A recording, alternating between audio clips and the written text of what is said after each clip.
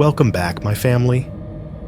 Before we dive into tonight's creepy little journey, make sure to like the video, subscribe to the channel, and share this with someone who loves a good scare before bed. I would love to know where you are watching from and what time it is for you right now. So drop it down in the comments and hype me up a little on YouTube. Now, get comfortable, dim the lights, and let us step into tonight's story.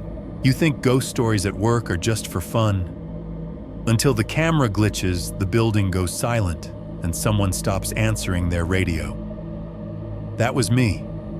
I was the one in the security office rolling my eyes at the old stories, sipping burned coffee at 2 a.m, telling myself that every weird noise in that building could be explained with bad wiring, old pipes, and tired imagination. I used to joke that the only thing haunting our retreat center was overdue maintenance and boomers who loved drama. Then one night, the jokes stopped lining up with what I was seeing on the screens. If you've never worked nights in an old building, you do not understand how loud silence can get.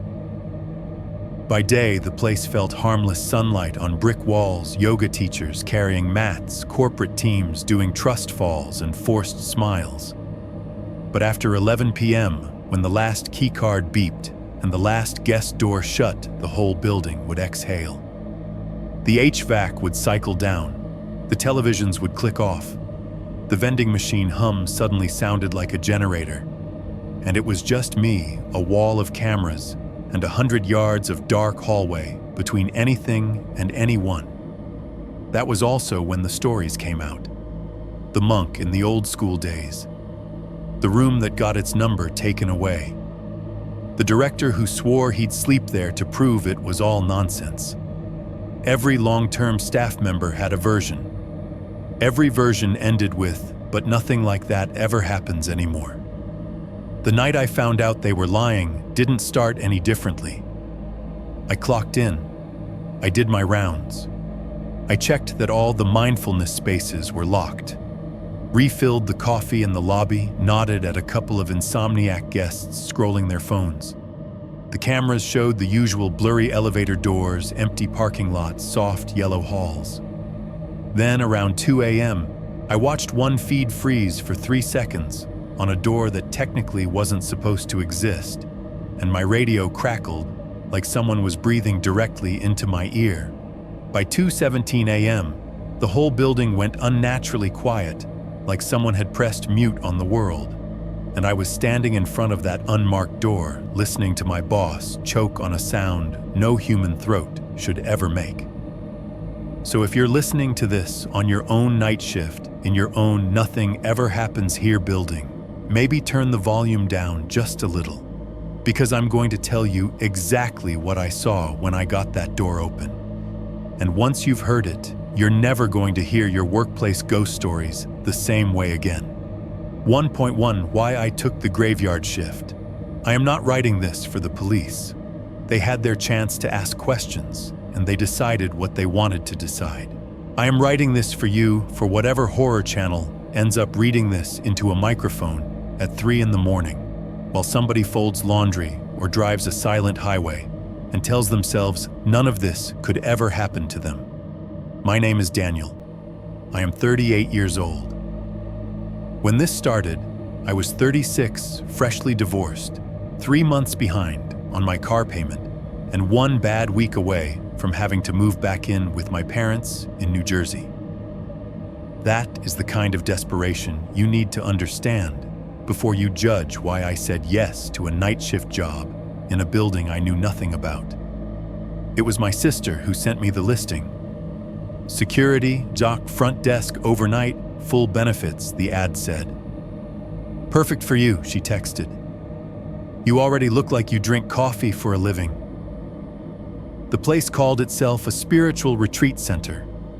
The website was all soft colors and stock photos of people in yoga pants smiling at trees.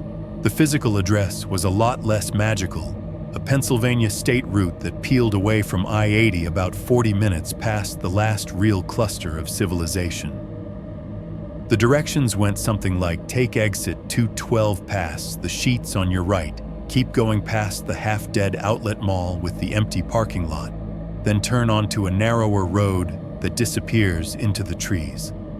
I drove out there for the interview on a gray Tuesday afternoon in late October. It was that time of year when the leaves are almost done and the hills look like a pile of wet rust. I remember watching the signs for the outlet mall slide by on my right, huge empty billboards, fading back into the sky, and wondering when exactly they had given up on this stretch of highway. The sheets was the last bright thing before the woods. I almost stopped thinking I would be early anyway, but my gas tank light was only just on, and I did not want to be the guy who shows up late to an interview because he got stuck behind a line of teenagers buying energy drinks. So I kept going. After the gas station, the road narrowed and the trees leaned in tall and bare, their branches scratching at the sky like antennae. My GPS showed a thin gray line and nothing else. Every few minutes, a pickup would roar past in the opposite direction, rattling the side of my car. Then even that stopped. The retreat sign appeared without warning in my headlights, half hidden by a sagging pine branch. White Hollow Retreat Center, a place for silence. The irony of that line does not make me laugh anymore. The sign itself was mounted on 2 stone pillars, the kind that used to feel permanent. Someone had tried to dress it up with a strip of blue neon around the edge, but half of it had burned out. In the early evening light, the remaining glow just made the dead half look darker, like a mouth with missing teeth. I turned in. The driveway wound up through the trees, a long curve of cracked asphalt patched and repatched in darker strips. At the top of the hill, the trees thinned, and the building came into view, 3 stories of red brick in the shape of a squared-off U facing a cracked parking lot, and beyond that, a smear of distant hills. It looked like a school because that is what it used to be. There was a small glass lobby tacked onto the center of the U, like someone had tried to graft a hotel entrance onto an old boarding school and hoped no one would notice the difference. I parked near the only other car in the lot, a salt-streaked Subaru with a faded co-exist sticker, took a deep breath and told myself it's just a job. It is just phones, doors, cameras. You have done worse. Inside the lobby smelled like lemon cleaner and something else under that. Something institutional and tired old carpet and older wood. A woman in her 50s with a lanyard and the kind of permanent squint you get from years of fluorescent lighting greeted me, shook my hand, and introduced herself as Mel, the operations manager. The interview was simple. She asked if I could stay awake. I told her I had worked inventory at a warehouse 12-hour graveyard shifts, so yes. She asked if I had any issues with being alone in big spaces. I thought it was a joke and laughed. She didn't. Guests usually asleep by 10, she said, flipping through my application. You'd be here 11 to 7. Some rounds, some paperwork, answering phones if something happens. We like consistency. You think you can do that? I can do that? I said, thinking about the collection letters in my glove compartment. She took me on a short tour, in daylight with people walking around and the smell of soup coming from the kitchen. The building seemed almost cozy. The hallways were wide-lined with framed photographs of forests and rivers. The guest rooms had white comforters and identical lamps. There were signs on the walls with phrases like mindfulness in action and embrace the quiet. It was only when we stepped into the break room that I got my first real sense of what the building felt like at night. The break room was a windowless rectangle wedged behind the front desk and the security office. Fluorescent tubes buzzed overhead with that faint electrical whine that gets into your teeth if you listen too hard. The fridge hummed loudly. Someone had burned popcorn in the microwave at some point, and the ghost of that smell lived in the vents. On the counter sat a commercial coffee maker, the kind with glass pots and a hot plate that never really turns off. One of the pots was half full of old coffee, the surface scummed over into an oily sheen. The smell wrapped around everything. Mel opened a door off the break room and motioned me inside. "This would be yours," she said. The security office was barely bigger than a walk-in closet, but the wall opposite the door was covered in monitors. 2 big ones in the middle, 6 smaller ones around them, all showing different angles of the building lobby, chapel stairwells, long strips of hallway, the parking lot. An ancient CRT monitor sat in the corner, apparently still running some old backup system, its screen bowed out like a fisheye. A logbook lay open on the desk, a cheap ballpoint pen balanced on top. Next to it, a half-empty bag of off-brand potato chips and an open can of energy drink slowly going flat. "The cameras run all night," she said. "You have to check them every half hour, walk the building every hour. There's a list on the clipboard. If anything looks off, you log it. If anything feels off..." She hesitated just for a second.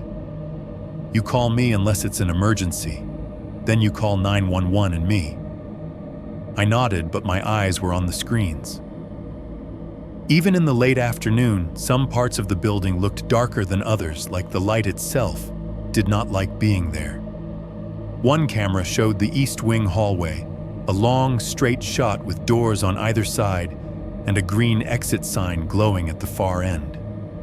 I watched the empty carpet, the stillness, and imagined it stretched out at 3 in the morning. The overhead lights dimmed to energy-saving mode, the motion sensors waiting for someone to walk into their cone. "What's the worst thing that's happened on nights?" I asked, still looking at the monitors. Mel shrugged. "Mostly nothing. False fire alarms. Guests wandering around looking for snacks. Once in a while, someone has a panic attack. People bring their whole life here and then try to dump it out in 3 days of yoga. Sometimes it spills over." She did not mention anyone dying. Not then. We went back to her office. She slid a packet of forms across the desk and a pen that had the retreat's logo on it. The logo was a circle broken by a single vertical line, like a door cracked open. "I should tell you," she said almost as an afterthought, "we're a little understaffed right now. Our last night person left kind of suddenly, so we're eager to fill the position." "That's fine by me," I said. "I need the hours." I did not think to ask why he left suddenly. I should have. There are a lot of things I should have asked. We talked pay just enough to keep my car from being repossessed, and maybe chip away at the credit card bill if I lived cheap. We talked about benefits. We talked about the expectation that I would be the face of the retreat after dark, which really meant I would be the one dealing with anyone who could not sleep, and anyone who thought spiritual enlightenment meant screaming at the front desk at 2 in the morning. By the time I walked back out to my car, the sun was low behind the trees. The building's windows glowed orange like rows of watchful eyes. The neon border around the front sign flickered on as I drove down the hill, half of it still dead, the blue light skipping and stuttering across the word, silence. On the way home, I stopped at that Sheets I had passed earlier. The inside was all bright lights and artificial colors, neon drink coolers, digital menu boards, people in line with armfuls of snacks. It felt like a different planet from the brick building on the hill. I grabbed a coffee and a breakfast sandwich even though it was evening. In line, staring at the rack of scratch-off tickets, I made the decision that I would take the job if they called. I told myself that it was just 8 hours of boredom in a strange building, that I had done worse, that the world was made of places like that, and somebody had to sit in them and watch the cameras. They called me the next day. Mel's voice was flat, but not unfriendly. "If you still want it, the job is yours," she said. "We'll start you next Monday, 11 to 7. You'll sign the final paperwork when you come in." I said yes before she finished the sentence. When I filled out the rest of the forms that first night, the tax documents, the emergency contact, the acknowledgement of their employee handbook. There was a page that listed certain areas of the building and what staff were allowed in them: kitchen, chapel, mechanical rooms, guest wings. At the bottom of the list was a line marked simply Upper East Storage, staff restricted maintenance only. There was no room number next to it, no explanation, no reason to pay it any more attention than I did. I initialed the bottom of the page where it said I understood and agreed to all restrictions. Back then I had never heard anyone say the words Room 217 out loud. 1.2. A building with a past nobody wanted to explain. On my second night there, before they trusted me alone with the keys, Mel handed me a faded trifold brochure from a drawer under the front desk. "You might as well know what we tell the guests," she said. The front of the brochure had a photo of the building in summer, all green leaves and soft light, like something out of a college catalog. Inside the copy was full of phrases about renewal, deep listening, and the gift of silence. There was a little history section tucked into the last panel. White Hollow, it said, had once been St. Bartholomew's Academy, a Catholic boarding school for boys. Built in the 1920s, expanded in the 1950s.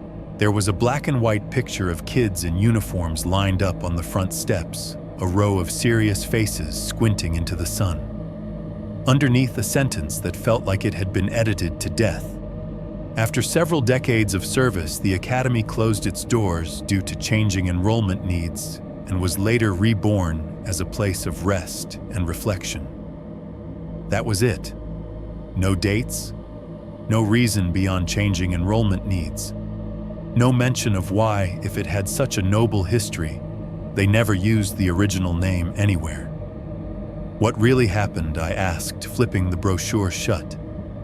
Mel leaned back in her chair, the plastic of her lanyard creaking against her neck.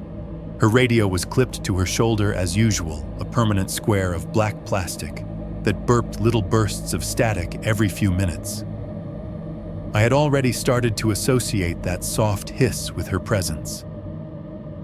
"Depends who you ask," she said. The diocese would say finances. The old staff would say enrollment. The kids who went here. She shrugged. They would probably tell you something different. She did not volunteer more, so I had to dig the way night shift people always do, sideways over cheap coffee between rounds, casual questions framed like jokes. There was an older housekeeper, Maria, who had been around since before the retreat days. She still called the building the school and the chapel, not the multi-faith reflection space like the newer staff did. One night, while she was wiping down the lobby furniture, and I was pretending to read the handbook, I asked her what it had been like back when there were kids instead of corporate burnouts. She snorted and shook her head. Louder, she said, even when they were supposed to be quiet. She told me in her slow, accented English that the brothers who ran the place had been strict. Lights out meant lights out, talking after curfew meant punishment. The East Wing had been staff quarters and some kind of faculty dorm. She still referred to it that way, even though now it was guest suites and a little conference room called Maple. And the story, I said, trying to sound casual. There's always a story with these old places. Maria hesitated, glancing toward the hallway that led to the East Wing, like even talking about it might wake something up. People say one of the brothers. She touched her own throat fingers, hovering at the hollow. After some trouble with a boy. Scandal. Maybe not true, maybe the usual rumors. But they say he did it upstairs, in his room, with a rope from the bell tower. The way she said rope made something cold unfurl in my stomach even then. Was it in the paper, I asked? She shook her head. Those days, they keep things quiet. They move people. They change names. She tapped the brochure where the line about changing enrollment needs sat like a Band-Aid over a wound. Then they sell the building. New paint. New name. But walls remember. She said it like a fact, not a superstition. When I tried to get more out of her, Maria shut down the way people do when they regret saying too much. Later, I asked Mel about it, half joking. So is our place of rest and reflection haunted, or what I said. Mel didn't smile. Her radio crackled softly, a little burst of static that filled the space between my question and her answer. Every old building has stories, she said. Ours just has more square footage to echo them in. What matters for you is this camera's logs, fire exits. The rest is noise.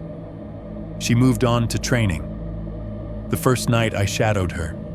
We walked the whole property in a slow loop. While she pointed things out, the emergency pull stations, the locations of the extinguishers, the stairwells that tended to prop themselves open if someone jammed a trash can under the door. Don't let guests wedge these, she said, nudging a heavy fire door with her foot. If the alarm panel screams in the middle of the night because some middle-aged finance bro decided he needed a breeze, you're the one who has to sprint down here and fix it. She showed me the camera angles which monitor covered which hallway, how to zoom in, how to scrub back through the last hour if someone reported seeing something weird. The feeds were all in muted colors, the night vision cameras turning everyone into gray ghosts when they moved through the frame. At some point between the chapel and the east wing, she tapped the radio on her shoulder. "This is your best friend," she said. "We keep it on channel 1. You call me, I call you. If I'm not here, whoever is in charge has one. If you hear something you don't like, if you see something you don't like, you call. You don't go playing hero alone." We reached the far end of the east wing, where a heavy fire door marked with a glowing exit sign led to a small concrete stairwell. She pushed the bar to show me how the alarm sensor light flickered green when the circuit was intact. Also, she added, letting the door swing shut, some doors are off limits. You don't open them unless maintenance or the director tells you directly. You'll have a list. If you're not sure, you call. She said it in the same tone she used for don't prop the fire doors and don't give out room numbers over the phone, but there was a thickness under the words, like she was packing more meaning into them than the script required. As if to underline her point, a gust of wind sucked at the fire door as it closed, and it slammed harder than either of us expected. The metal hit the frame with a deep, hollow bang that rolled down the hallway and made my shoulders jump. "Get used to that," she said. "The wind shifts the stairwell doors, throw a tantrum. Guests call the desk at 2 a.m, convinced someone just kicked their room in." We walked on. Overhead, the heater clicked and began to blow the first blast of hot air, rattling the ducts. Somewhere in the wall, pipes knocked in a staggered rhythm like someone rapping 3 times and waiting for an answer. "That's normal?" I asked. "Unfortunately," she said. We did the same loop again the next night, this time with me leading and Mel behind, watching how I moved, how long I took to check the stairwells and side doors. By then, it was later, closer to 11, and the building had started its slow slide into whatever it became after the last guest went to bed. It is hard to describe the way the place changed after that hour. By day, it had all the usual noise of a functioning building. Voices in the lobby, footsteps on tile kitchen clatterphones, ringing muffled music from someone's Bluetooth speaker in the courtyard. But once the clocks over the front desk crept toward 11, each of those sounds died out one by one like lights going off down a long corridor. We stood in the lobby for a moment, waiting for the automatic lights in the hallways to dim to their night setting. The big open space that had felt airy in the afternoon suddenly seemed too big, the ceiling too high. The glass front doors reflected our shapes back at us, 2 figures in matching polos trapped behind our own reflections. "After 11, you'll hear everything," Mel said quietly. "The fire doors, the plumbing, the people who thought they'd come here to relax and instead found out they don't like being alone with their thoughts. Don't take it personally." She led me down the west wing, And I noticed that our footsteps seemed louder now, the carpet not doing as much to soak up the sound. Every little noise, the buzz of an exit sign, the faint tick of a thermostat kicking on, stood out against a deeper quiet that felt less like the absence of sound and more like the building itself was holding its breath. By the time we circled back toward the east wing, the silence had thickened. The heater had cycled off again, leaving the air heavy and still. Even Mel's radio seemed to respect it, staying quiet on her shoulder. The farther we walked down that hallway, the more it felt like the walls were absorbing whatever we said, filing our voices away somewhere behind the plaster. I remember saying something stupid, a little joke about how at least there's no kids flushing things down the toilets anymore, but the words came out flat and dropped at my feet. Mel did not answer. We finished the tour. She checked a few last boxes on her clipboard, had me sign on the line that said I had been shown all the emergency exits and procedures, and then handed me my own radio. "You'll be fine," she said. "Most nights are boring. You'll have more trouble staying awake than anything else." She said it like she believed it. Maybe she did. Maybe she had to. I clipped the radio on, feeling the weight of it against my chest. Somewhere above us, something shifted in the old building's bones, a slow dragging sound I could not place. Mel glanced up once, reflexively, then away just as quickly, as if the ceiling was a person she did not want to make eye contact with. "They don't build them like this anymore," she said. "That's the good news, and the bad news." We went back to the break room. The fluorescent lights hummed, the coffee machine hissed, the fridge kicked on with a low growl. Normal sounds, mechanical sounds, human sounds layered over stone and timber that had been here long before either of us. It would be a while before I realized how much the building kept to itself. 1.3, the door with no number. My first real night alone, Mel handed me the clipboard, pointed at the clock, and said rounds at midnight, 2 and 4. Cameras every half hour. Radio on always. Then she left. The sound of the front door closing behind her was louder than it should have been. It echoed off the lobby tiles and hung there for a second, like the building was considering it. When it faded, the silence that rushed in behind it felt different from the quiet I'd heard on training nights. This wasn't waiting for the next instruction quiet. This was, "You're on your own now" quiet. I killed time the way everyone does on graveyard shifts, half working, half trying not to fall down the holes in my own head. I straightened the pamphlets on the front desk, restocked the tea station with individually wrapped bags that all smelled like lawn clippings, and pretended to read the employee handbook, while my eyes drifted again and again to the monitors. By 11:30, all the guests had disappeared into their rooms. The last pool of light in the courtyard winked out when someone closed their curtains. On the cameras, the hallways stretched empty and gray, the only color little bursts of green from the exit signs. At midnight, I clipped my flashlight to my belt, checked that my radio was on channel 1, and started my first solo round. The West Wing was easy. The motion sensors came on a second before I reached them, spilling warm light ahead of me like the building was trying to be polite. A late-night bathroom visit here, a door cracked for a second there. Someone's phone screen glowing under a comforter, it all felt like any hotel anywhere. The East Wing felt different from the moment I stepped through the fire door. For one thing, the motion sensor lights didn't come on right away. I walked 3-4 steps into the corridor before the first overhead fixture blinked to life with a flat white shutter throwing long shadows ahead of me. For a second, I could see my own outline stretched thin and distorted on the carpet head, 2 long shoulders pulled out. Then the next light woke up, and the next a delayed wave down the hallway, like the building was waking up one eye at a time. The carpet pattern didn't help. Someone at some point had chosen a design of overlapping oval shapes, blue and gray, like flat stones skipping across water. In the dimmed night lighting, they looked like scuffed footprints headed away from me and toward the far end of the hall. I caught myself stepping between them instead of on them, like a kid avoiding the cracks in the sidewalk, and forced my pace back to normal. A black dome camera hung from the ceiling at the halfway point, its mirrored surface reflecting a tiny, warped version of me as I passed under it. The lens inside tracked motion automatically.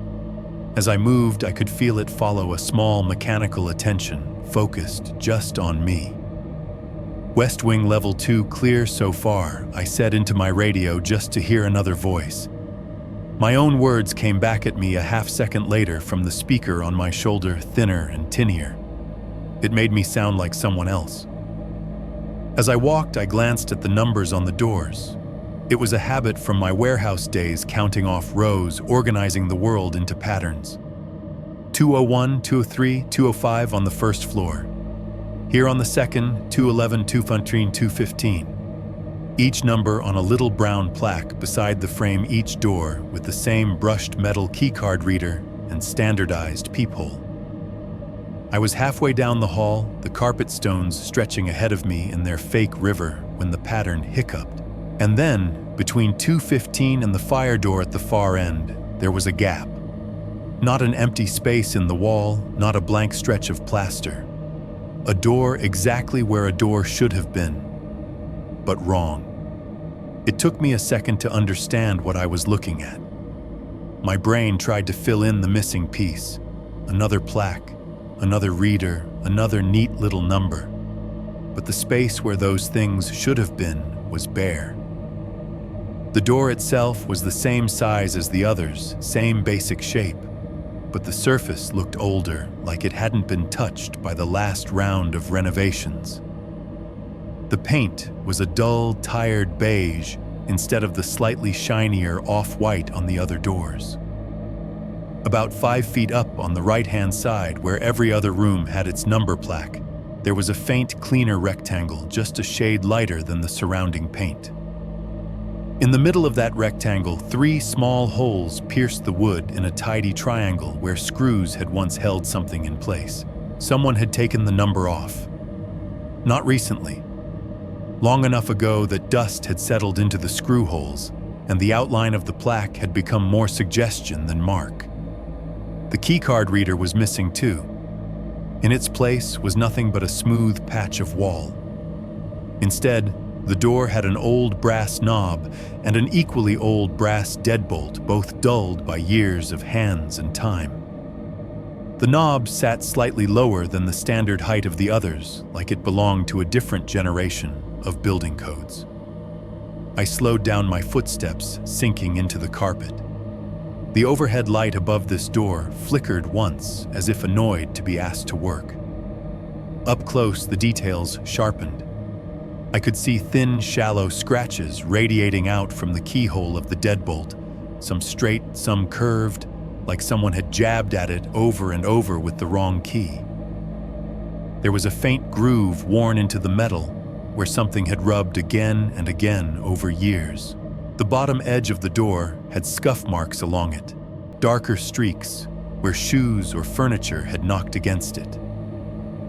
I put my hand out and hovered my fingers an inch from the brass knob, not quite touching it. The metal looked cold in the flat light, but when I finally forced myself to make contact, it felt oddly warm, like someone had just used it. A small chill walked up my spine for no good reason. I checked the list on my clipboard. The rooms on this floor were all numbered, 211 through 219 on the east side. There was no blank. No storage labeled between, no mention of a mystery door. Upper East storage, staff restricted maintenance only, the paper had said. I looked back up at the absent plaque. You must be storage, I muttered, because talking out loud felt better than standing there in silence letting my skin crawl. I tried the knob gently. It didn't turn. The deadbolt was firmly set, the flat side of the metal piece visible in the narrow gap between door and frame holding it shut. The gap itself was dark, a thin black line you could almost imagine air whispering through. As I stood there, the heater kicked on somewhere above the drop ceiling with a thump. The ducts shuddered. For a second, I thought I felt the slightest vibration run through the knob into my fingers, like someone on the other side had put their palm flat against it at the exact same time. I pulled my hand away. It was probably nothing. These places settle, shift, breathe. Old buildings are like old bodies. They make noises that sound worse than they are. That's what I told myself anyway, turning away, finishing my round, forcing my eyes to skim past the blank door every time I passed it on the monitors for the rest of the night. The next evening, when Mel came in to start her shift and relieve me, I mentioned it as casually as I could. "What's up with that room at the end of the East Hall?" I said, signing my name in the logbook. "The one without a plaque. Looks like it's from a different century." She was hanging her jacket on the back of her chair. At my question, she paused just long enough for her radio to slide off her shoulder and bump against her chest. She caught it, clipped it back on, and only then answered. "Storage," she said. One word flat. "I didn't see it on the list," I said. "The training sheet just said Upper East Storage. It looked more like I don't know. A regular room someone tried to make disappear. I tried to laugh to make it a joke. Bad Yelp review or something." Mel didn't laugh. She sat down, woke up, the computer clicked through the overnight reports with quick, precise movements. "We keep old furniture in there," she said. "Stuff we don't have room for.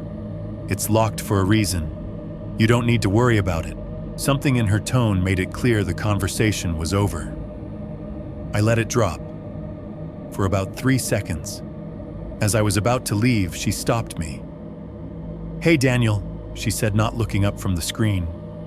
"One more thing?" "Yeah.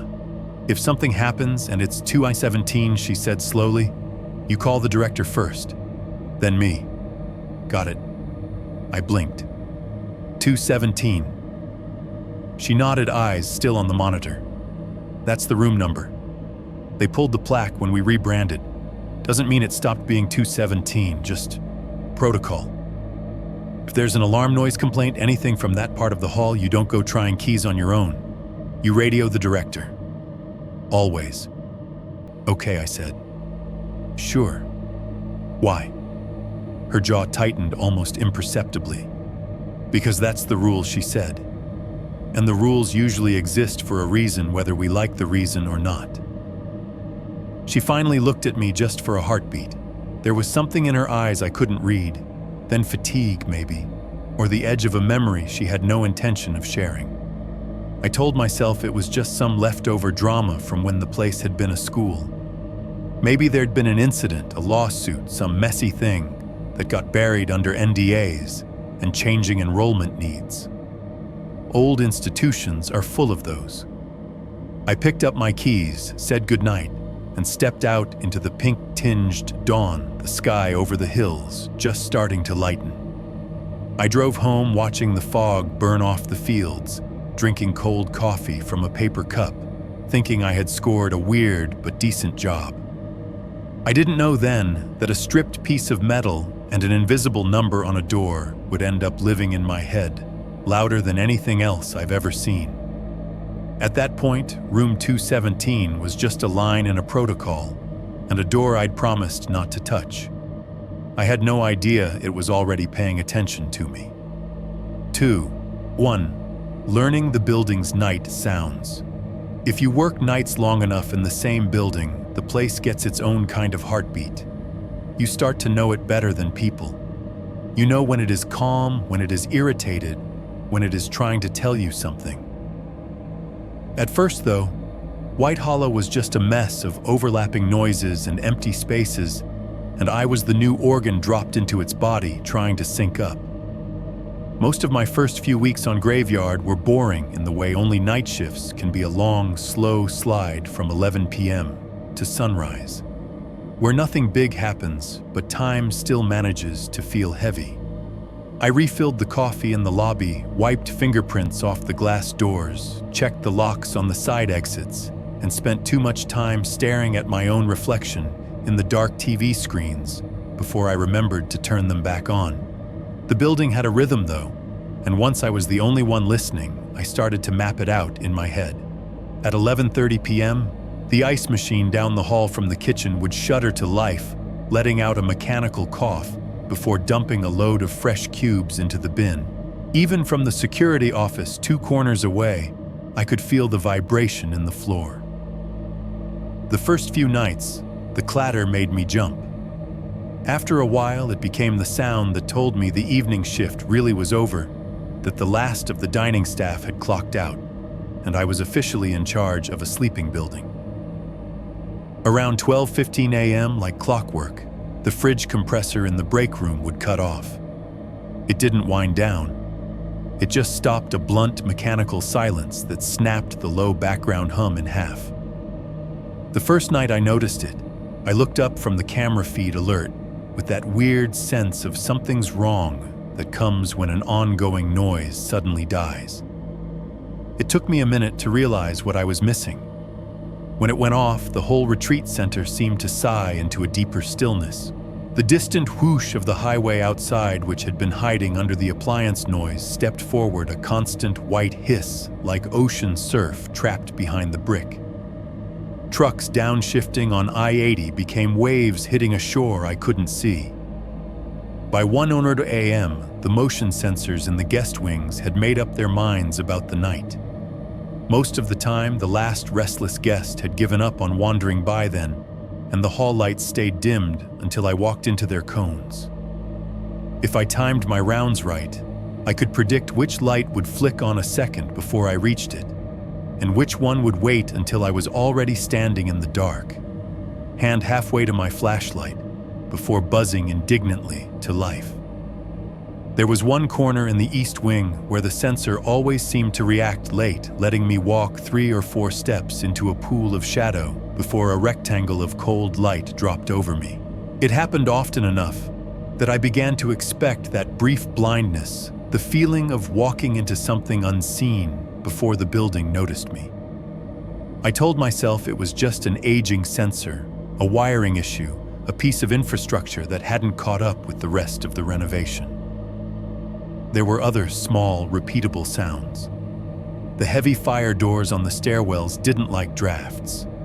Every time the outside wind shifted, one of them somewhere would thump in its frame, a sharp, hollow wham that rolled down whichever hall I happened to be nearest.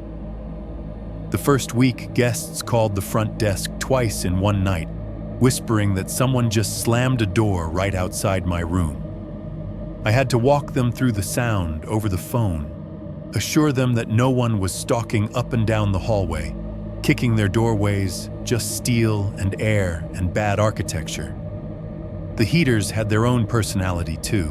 When the thermostat decided it was time, there would be a click from somewhere above the ceiling tiles, and then a rush of hot air through the ductwork that made the vents rattle for a few seconds. On particularly quiet nights, the pipes in the walls would knock when the hot water line shifted 3 fast taps, then silence like someone on the other side of the plaster had just rapped a code and was waiting for a response. The other staff liked to decorate those noises with stories. On my breaks, when I'd sit in the break room with my lukewarm coffee and the hum of the vending machine, someone from housekeeping or kitchen prep would wander in, grab a snack, and inevitably end up telling me some version of the weirdest thing they ever saw here. It was almost a requirement, like swapping scar stories in a locker room. There was a line cook who swore he had seen a boy in an old-fashioned school uniform standing at the back of the chapel one night after a meditation group had left. Just standing in the dark behind the rows of chairs, his face indistinct. "There's no camera in there," he said, crunching chips. "So I went to get different Dan, not you, the old night guy, to check it out on his walk." By the time we got back in, no kid. Front doors still locked, side doors still alarmed. Nothing on the log. He told me not to worry about it. Next week, he quit. Maria, the housekeeper, had her own favorite footsteps in the east stairwell when the camera for that stairwell showed nothing. Always at the same time, she said, wiping down the break room table in slow circles. Just after midnight. Light steps. Not heavy, not boots. Like shoes boys used to wear.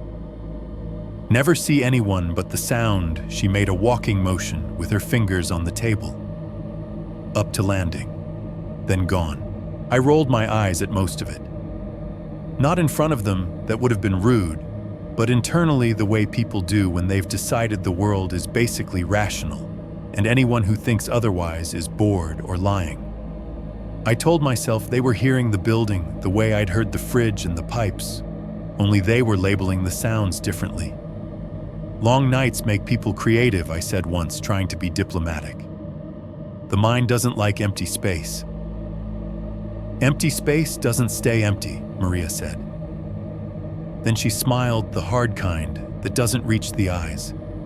Not here. Guests had their own reactions to the nights. Most were too tired or too medicated to notice. They came for their weekend of yoga and silent breakfast and went back to their real lives without ever seeing the place after 11. But a few noticed. There was a woman one Friday, late 40s, still wearing full makeup at midnight, who came down to the desk, clutching her cardigan like a robe. I could smell wine on her breath, even from behind the counter. Sorry, she said, swaying a little. I know it's late, I can't sleep.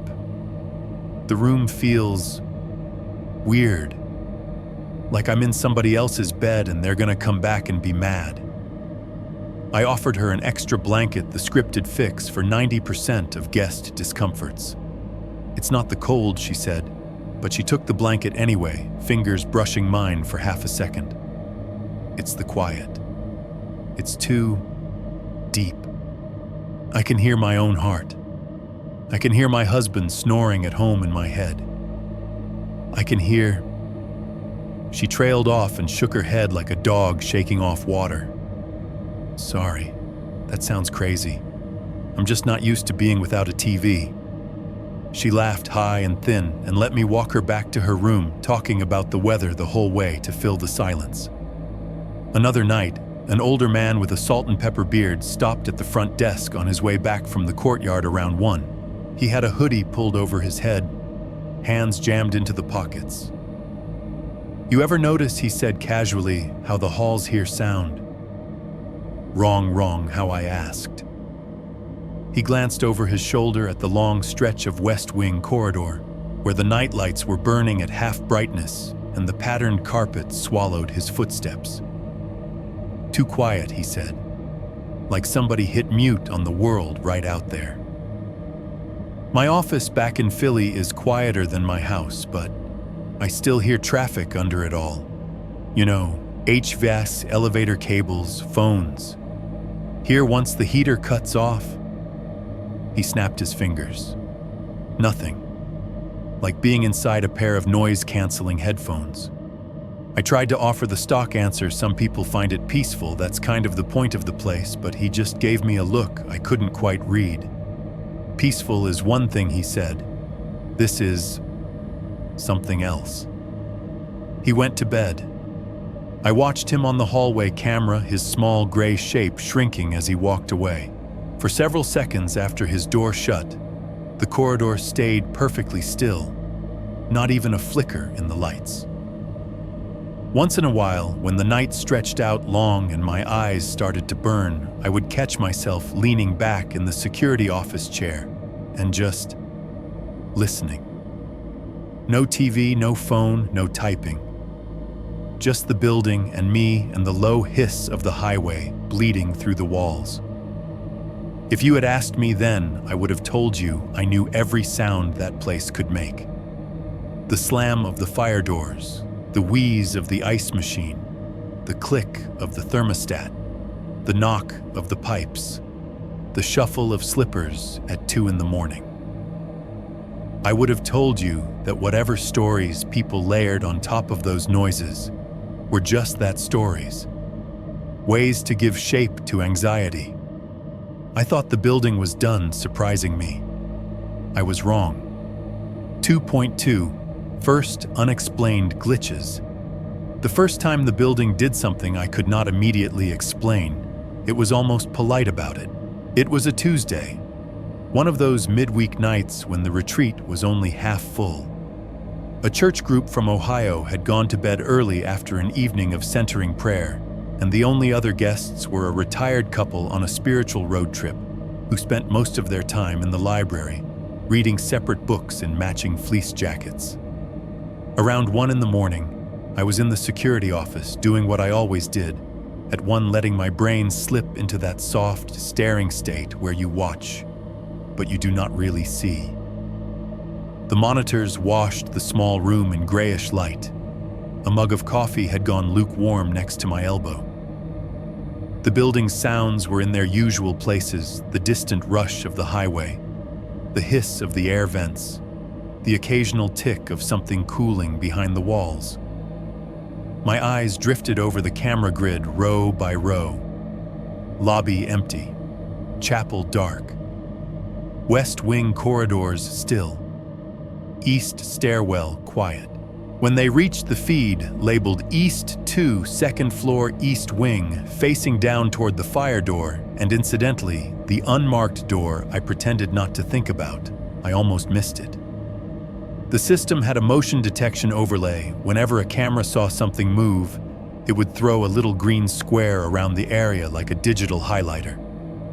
Most of the time, those squares flickered over obvious things, someone walking past a door, opening a staff member's cart, rattling by. This time, the square blinked into existence right next to the frame of the door with no number. Just for a second. A little green box hugging the strip of wall where 217's plaque should have been. Then gone. I straightened in my chair, the cheap casters squeaking. On screen, the hallway looked the way it always did at night, patterned carpet white walls, door after identical door. No figure, no shadow, no flicker in the lights. I scrubbed back the footage 10 seconds, then 20, watching the line of the hallway slide backward and forward. There it was again. At 01:07:13 a.m., the motion box snapped on, hugging that empty patch of wall like it was framing something that wasn't there. It stayed exactly 3 frames, then vanished. I zoomed in until the pixels blurred. Nothing. Just beige paint and a dead brass-colored knob catching the overhead light. Sometimes bugs or dust fooled the system. A tiny spider crawling across the lens could become a giant, blurry blob that triggered motion alerts. I told myself it was that. Spiders loved those corners. Still, I found myself leaning a little closer to the screen, unconsciously holding my breath, waiting to see if anything else would move. Nothing did. I wrote it off in the log as camera sensitivity spike, because that sounded technical enough to make it feel small. Then I went on my next round. The radio started acting up a few nights later. I was halfway down the East Wing again, doing the usual slow walk past closed doors and sleeping people, when the HVAC cut out mid-stride. 1 second, there was that constant low rushing sound of air sliding through miles of ductwork overhead, the kind of noise you forget you're hearing until it isn't there. The next second, it was simply gone. The absence hit my ears like a slap. It felt more than anything like someone had opened a valve somewhere and let all the pressure out of the building. The air didn't move, but it felt thinner, flatter. My own footsteps, which had been just another layer in the background, suddenly became sharp, distinct crashes on the carpet. The soft squeak of the soles of my shoes against the fibers sounded indecently loud, echoing weirdly off the walls. I stopped walking without meaning to my body reacting before my brain caught up. For a moment, the hallway was absolutely still. No hum, no creaks, no distant plumbing, just that distant, faint hiss from the highway outside, pushed far away like it belonged to another world. Then something on my shoulder hissed back. The radio on my chest crackled a sudden burst of static that made me flinch. I grabbed it, thumb going automatically to the talk button. "Mel," I said. "You there?" The only answer was more static, a low, sifting sound like someone crumpling paper right next to the mic. I turned slowly, scanning the length of the corridor behind me. The motion lights had already done their wave and settled. Every door I had passed was closed. No light under the thresholds, no shadows moving. I was standing about 10 feet from the blank door. Its old brass hardware stared back at me, dull and unrevealing. "White hollow front, go ahead." I tried again, even though I knew Mel was off, and I was the only staff on duty. This time, the radio went dead completely. The little orange transmit light flicked off. The static cut. The hallway swallowed the sound as quickly as it had spat it out. For those few seconds, I had the overwhelming sensation of being listened to through the plastic, a weird animal certainty that there was someone on the other end of the frequency, not talking, just breathing on the line. By the time I got back to the office, the HVAC had kicked in again. The fridge compressor hummed, the ice machine thunked in the distance. The radio behaved like nothing had happened, happily chirping when I tried a test call on the internal channel. I chalked it up to a dropout. Old buildings, thick walls, weird interference. Entirely explainable. Most things were until they weren't. A week later, a storm rolled in. It started in the early evening, low growls of thunder somewhere beyond the hills, and by midnight, it was right on top of us. Rain slapped hard against the windows in the lobby. The pines at the edge of the parking lot thrashed back and forth, their shadows bending and snapping on the asphalt in the parking lot camera feeds. The sky lit up every few minutes with sheet lightning, turning the exterior shots into overexposed negatives. Inside, the lights flickered, hesitated, then steadied. The emergency panel by the office door showed a brief forest of blinking LEDs before settling back into its usual pattern. I walked my rounds a little faster than usual, half from the adrenaline of the weather, half because the storm made the old hallways feel too alive with movement. When I got back to the front desk, the intercom system buzzed. It was a soft, low tone, the kind that usually meant someone had pressed the button from one of the wall units in a conference room to call the front. I glanced at the panel. No lights. All the zones were dark. The buzz came again, then cut off like someone had lifted their finger. I hit the general answer button out of habit. "Front desk," I said. "This is Daniel." Nothing. Just the faraway rumble of thunder. I frowned. The storm could have shorted something. A loose wire somewhere jittering with each flash of lightning. I was about to chalk it up to that and move on when I heard it, a sound so faint I almost missed it, riding the very edge of the line. Whispering. Not words, not clearly. Just the cadence of them. The rise and fall of a voice pitched low, as if someone was talking too close to the mic with their hand half over it. I leaned closer to the intercom box, heartbeat tapping in my throat. For a moment, the storm noise outside seemed to recede, leaving just that thread of sound coming from the tiny speaker. "Air. You. Here." The next lightning flash must have rattled something because the system let out a sharp pop, then went dead. All at once, the whisper, the hum, everything cut off. The panel lights stayed dark. When I checked the zones, none of them showed as active. I made a note for maintenance about a possible storm-related short in intercom because I had no other category to fit it into. What was I supposed to write? Building tried to talk to me. The words looked ridiculous even in my head. Still, I found myself listening harder after that. Listening for the dip in the HVAC, the soft ramps of the heater, the tiny electrical noises that came and went from the panels and the radios. For the first time, I started to wonder if the sounds I had labeled as normal actually were. Then the cameras started playing tricks. It was a small thing at first, easy to miss, unless you spent as many hours as I did staring at the same angles. I was doing a routine scan of the feed's eyes, flicking from screen to screen when I stopped on East 2.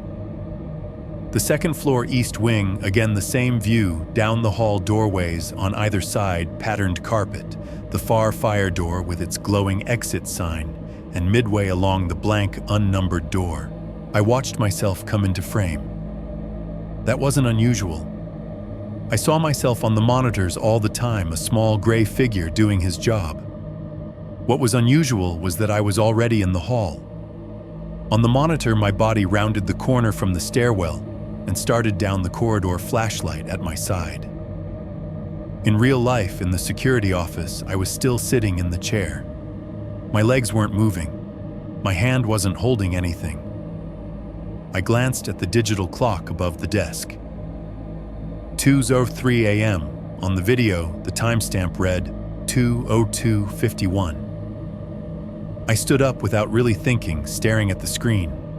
The version of me on East 2 walked past the first door, then the second head, turning slightly, as if listening for something.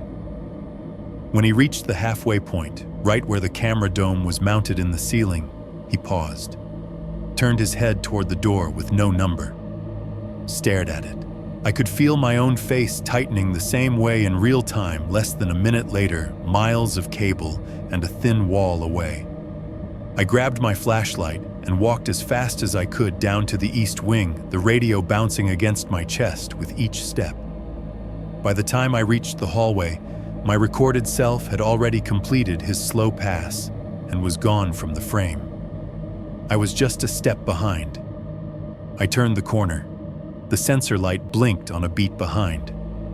The hallway looked exactly as it had on the monitor.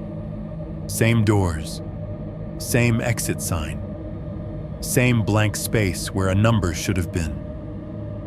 For a second, I could almost see a translucent version of myself walking a few feet ahead, lagging like bad reception on a call. The air felt warm, still carrying the faint, heated smell of the ducts. The HVAC hummed overhead, steady this time. My footsteps thudded on the carpet, overlapping in my head with the soft thumps I had just watched on the screen. Back in the office, when I scrubbed the footage again, the delay was still there. The East 2 feed was running maybe 20-30 seconds behind the time on the wall clock, while every other camera matched it exactly. I told myself it was a buffer issue, a lag, some quirk of the network. I even wrote an email to IT about camera latency, knowing I'd probably get a canned reply about bandwidth. But in the moment, standing in that hallway with the blank door to my left, and the knowledge that a version of me had just stood in that exact spot half a minute before I arrived, it felt like something else. Like the building was watching me, watching it just out of sync enough to keep me guessing. 2.3, the bolt that moved. The night it really crossed a line was one of the quiet ones. No big groups, no late check-ins, no one pacing the halls on their phone trying to catch a different time zone. Just a handful of scattered guests and a calendar that said Tuesday, as if that meant anything to the dark. By 2 a.m, I had already done one full loop and 2 lazy circuits through the camera feeds. The church group had checked out earlier that day. The retired couple had left a thank you note and half a box of cookies on the front desk before disappearing into the rain. The parking lot on the monitor was almost empty, just my car and a staff vehicle parked under the lone sodium vapor light that turned everything the color of old teeth. Inside the building felt hollowed out. Every room that wasn't occupied had its door propped open, bed-stripped windows cracked just enough to let in air. On the cameras, those doorways read as dark squares in a lighter wall, like missing teeth. Around 2:00 a.m., I grabbed my flashlight and the fire check clipboard and started my second full round. Protocol said check the panel, check the pulls, check the stairwells, and physically walk each floor to make sure nothing had caught fire or decided to explode while no one was looking. White Hollow wasn't old enough to be romantic, but it was old enough to be a hazard. The West Wing was uneventful. The lobby sat in a pool of dim light, the front doors reflecting mostly empty night, and the faint suggestion of my own shape moving behind the glass.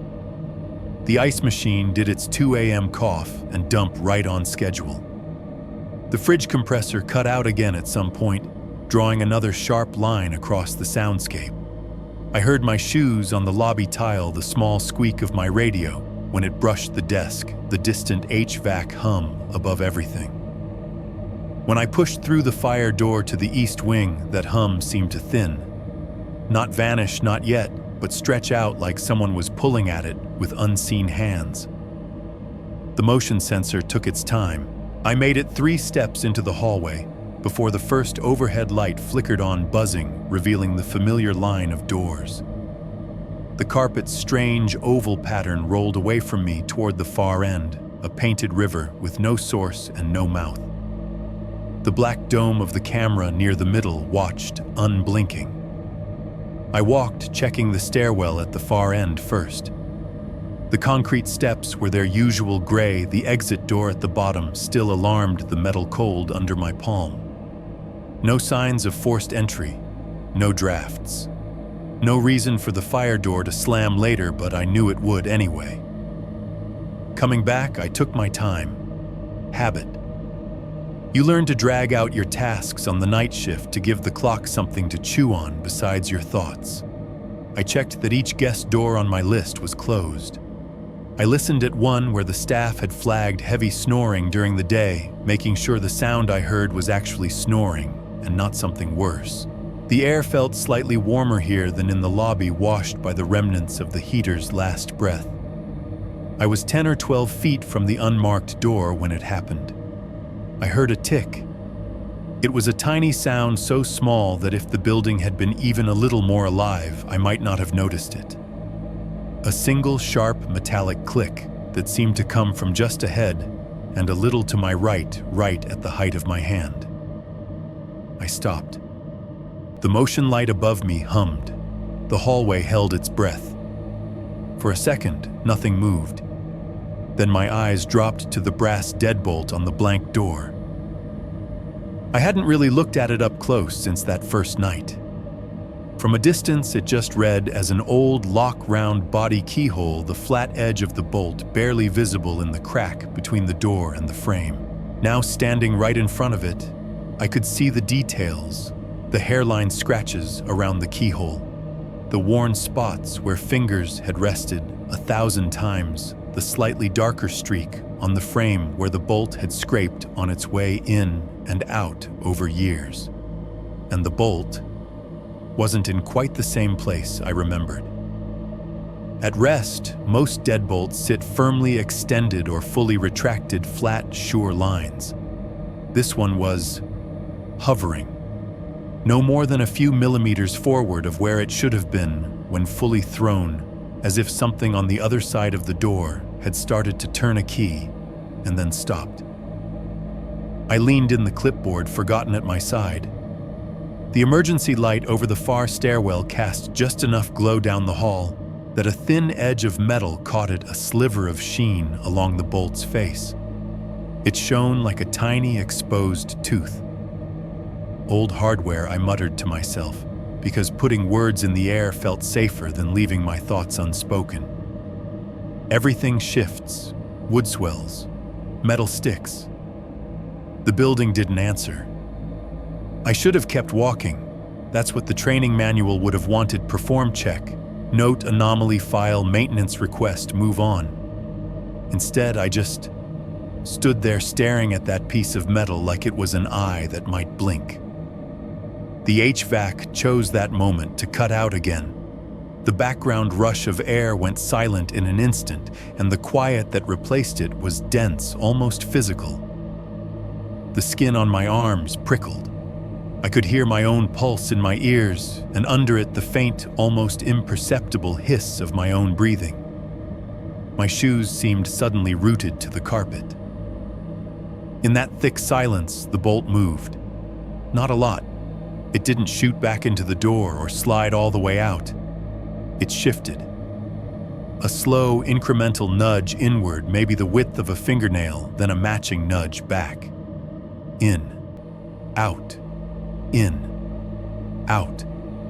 Each tiny motion made a faint scraping whisper, metal on metal, just at the edge of hearing. The sound made my teeth ache. It wasn't random the way a loose piece might rattle. It had a stuttering rhythm, a hesitant, almost indecisive quality to it, like someone on the other side of the door was turning a key very slowly, feeling for the right position, then backing off. Trying, stopping, trying again. I realized I was holding my breath. Half of my brain started flipping through plausible explanations. Expansion and contraction in the frame. Vibrations from some unseen piece of machinery. Leftover pressure in the lock from years of use. Old building, old problems. There had to be a list of terms for this, some engineer's vocabulary I didn't have, that would make what I was seeing fall back into place with everything else. The other half of my brain was standing somewhere deep in the past, thinking about what Maria had said, about brothers and rope and rooms upstairs, about the way she had touched her throat without seeming to realize it. "Hey," I said softly before I could stop myself. "Cut it out." Talking to a deadbolt like it was a misbehaving pet wasn't in the handbook either. The bolt paused as if listening. I waited, muscles locked, every sense straining. The rest of the hallway was unmoved. No doorknobs rattled. No lights flickered. The camera dome above me was a dark, blind eye. Then, in a single small movement, the bolt slid fully into place. Click. The sound was clean, decisive, the way it should have been from the start. It felt disproportionately loud in that narrow space, a punctuation mark at the end of a sentence I hadn't heard the beginning of. As soon as it landed, the HVAC kicked back on. Warm air rushed through the ducts, rattling the vents. The low hum filled up the silence like water flooding a dry basin. My footsteps, when I finally forced myself to move, sounded smaller again, normal, tucked back into the building's greater noise. I walked the rest of the hall without looking at the door. At least I tried not to. But my eyes kept flicking back to it, to that old brass hardware and the strip of wall where the plaque had once been, to the memory of motion in something that should not have had the capacity for it. Back in the security office, I checked the East 2 feed. The hallway stared back at me in grayscale doors lined up in a row, the unmarked one keeping its secrets. The motion detection overlay was empty. No phantom green boxes, no glitches. The timestamp ran in perfect sync with the clock on the wall. I sat there for a long time, my hand resting lightly on the radio, listening to the building breathe around me. The fridge compressor clicked on. The ice machine cycled. Somewhere a pipe knocked out its 3 short beats. Everything right on schedule. I didn't log the bolt in the incident report. I wrote all clear for the 2 a.m., round initialed it, and closed the book a little harder than necessary. What would I have put at approximately 2:03 a.m.? The deadbolt on a door that technically doesn't exist seemed to think for itself that night, though, lying in bed hours later with the lights off and the noise of my own apartment pressing in. I kept seeing it, that tiny sliver of metal, hesitating, shifting, as if waiting for a decision. It would be a while before I admitted it to myself, but it started there, right there in that quiet hallway at 2 in the morning. That was the first time I felt like there was a decision being made on the other side of that door, and I was not the one making it. 3-1 Evan, the rebrand guy. If Mel was the bones of White Hollow, Evan Mitchell was the new skin someone tried to stretch over it. He showed up about 4 months into my time there on a Monday morning I almost slept through. I remember shuffling out of the building at 7 a.m., eyes sandpapered from a rough night, and seeing a shiny black SUV parked in the spot where the old maintenance van usually sat. The SUV still had temporary tags. The man leaning against the hood had a tablet under one arm and an iced coffee in the other, even though it was barely above freezing. Morning, he said, like he already owned the place. His smile was bright in that way people learn from sales trainings perfectly calibrated for LinkedIn headshots and meet the team pages. I mumbled something back and kept walking. I figured he was a consultant or a donor or some guest who had gotten lost. It wasn't until I came in that night and saw him again, his picture in an email Mel printed and taped to the staff bulletin board, that I realized he was our new director.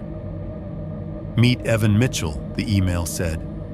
He's here to help White Hollow reach the next generation of seekers. In person, Evan looked like every next generation I'd ever seen on a tech company website. Late 20s, maybe 30 at most. Short, neat beard, hair product doing something architectural, skinny tie, slim navy suit that never seemed to wrinkle no matter how many times he walked the property. Button-downs in colors that looked expensive, like someone had paid extra to name the shade. He moved through the building like he already had a mental floor plan tapping on his tablet, AirPods tucked into his ears, sometimes nodding along to music or a podcast only he could hear. He was rarely without a plastic cup of iced coffee in one hand, condensation ring marking whatever surface he set it down on the front desk, the edge of the chapel stage, the corner of my logbook one afternoon. He wasn't around at night, at least not at first. His hours were flexible, which mostly meant he came in around 9, left around 5, and sent emails at weird times from somewhere else. Everything about him felt remote and wireless, as if he was only partially present in the building. The rest of him stored in some cloud drive full of branding decks and projected growth charts. One of the first things he did was schedule a vision meeting with the staff. We gathered in the small conference room off the lobby, me coming in early, Mel looking like she'd rather be anywhere else. Housekeeping in their polo shirts, a couple of part-time yoga instructors perched on the edges of their chairs. Evan plugged his laptop into the wall-mounted TV and clicked through a slideshow full of words like experience, story, and authenticity. Stock photos of smiling people in flannel blankets around fire pits. Somebody had put a lot of time into choosing fonts. People are hungry for meaning, he said. But they're also content savvy. They're not just coming here to sit cross-legged and breathe anymore. They want something they can post about. Something that feels edgy. He clicked to the next slide. Halloween at White Hollow, a new tradition. Underneath was a mock-up of a flyer, a night shot of the building, one window glowing the tagline in red spirits of the retreat. We sit on an incredible asset, he said, gesturing at the graphic. This place has history, story. There are already rumors. I've read the old news clippings, the alumni Facebook threads. People like to whisper that the old school is haunted. We would be crazy not to leverage that. Maria shifted in her chair. Mel's jaw ticked once. Leverage, Mel repeated. Evan smiled at her, a little patronizing tilt to it. I don't mean we make stuff up, he said. We don't have to. Buildings like this accumulate energy, right? That's practically on brand for us. We offer a Halloween package, midweek retreats with optional night tours. Hear the real stories. The walls don't want you to know. That kind of thing. We don't call it a haunted house, we call it an immersive historical experience. He looked pleased with himself for that phrase. You want people walking around at night on purpose, I asked. In the dark, in the wings, we usually keep quiet. It came out sharper than I intended. I was picturing drunk corporate clients stumbling down the east wing, banging on doors, jamming things into the fire exits. I was also picturing the bolt on 217 sliding in and out like a tongue testing a tooth. "We'll have guidelines," Evan said, "and staff. We'd build it out properly. This isn't a jump scare corn maze. It's curated. We invite people into the story, we don't just throw them in it. Some stories aren't ours to sell," Maria said quietly, mostly to the table. Evan either didn't hear her or pretended not to. He clicked to another slide, social media comments from other spooky hotels, people tagging friends, talking about bucket lists and anniversary trips. "Look at this engagement," he said.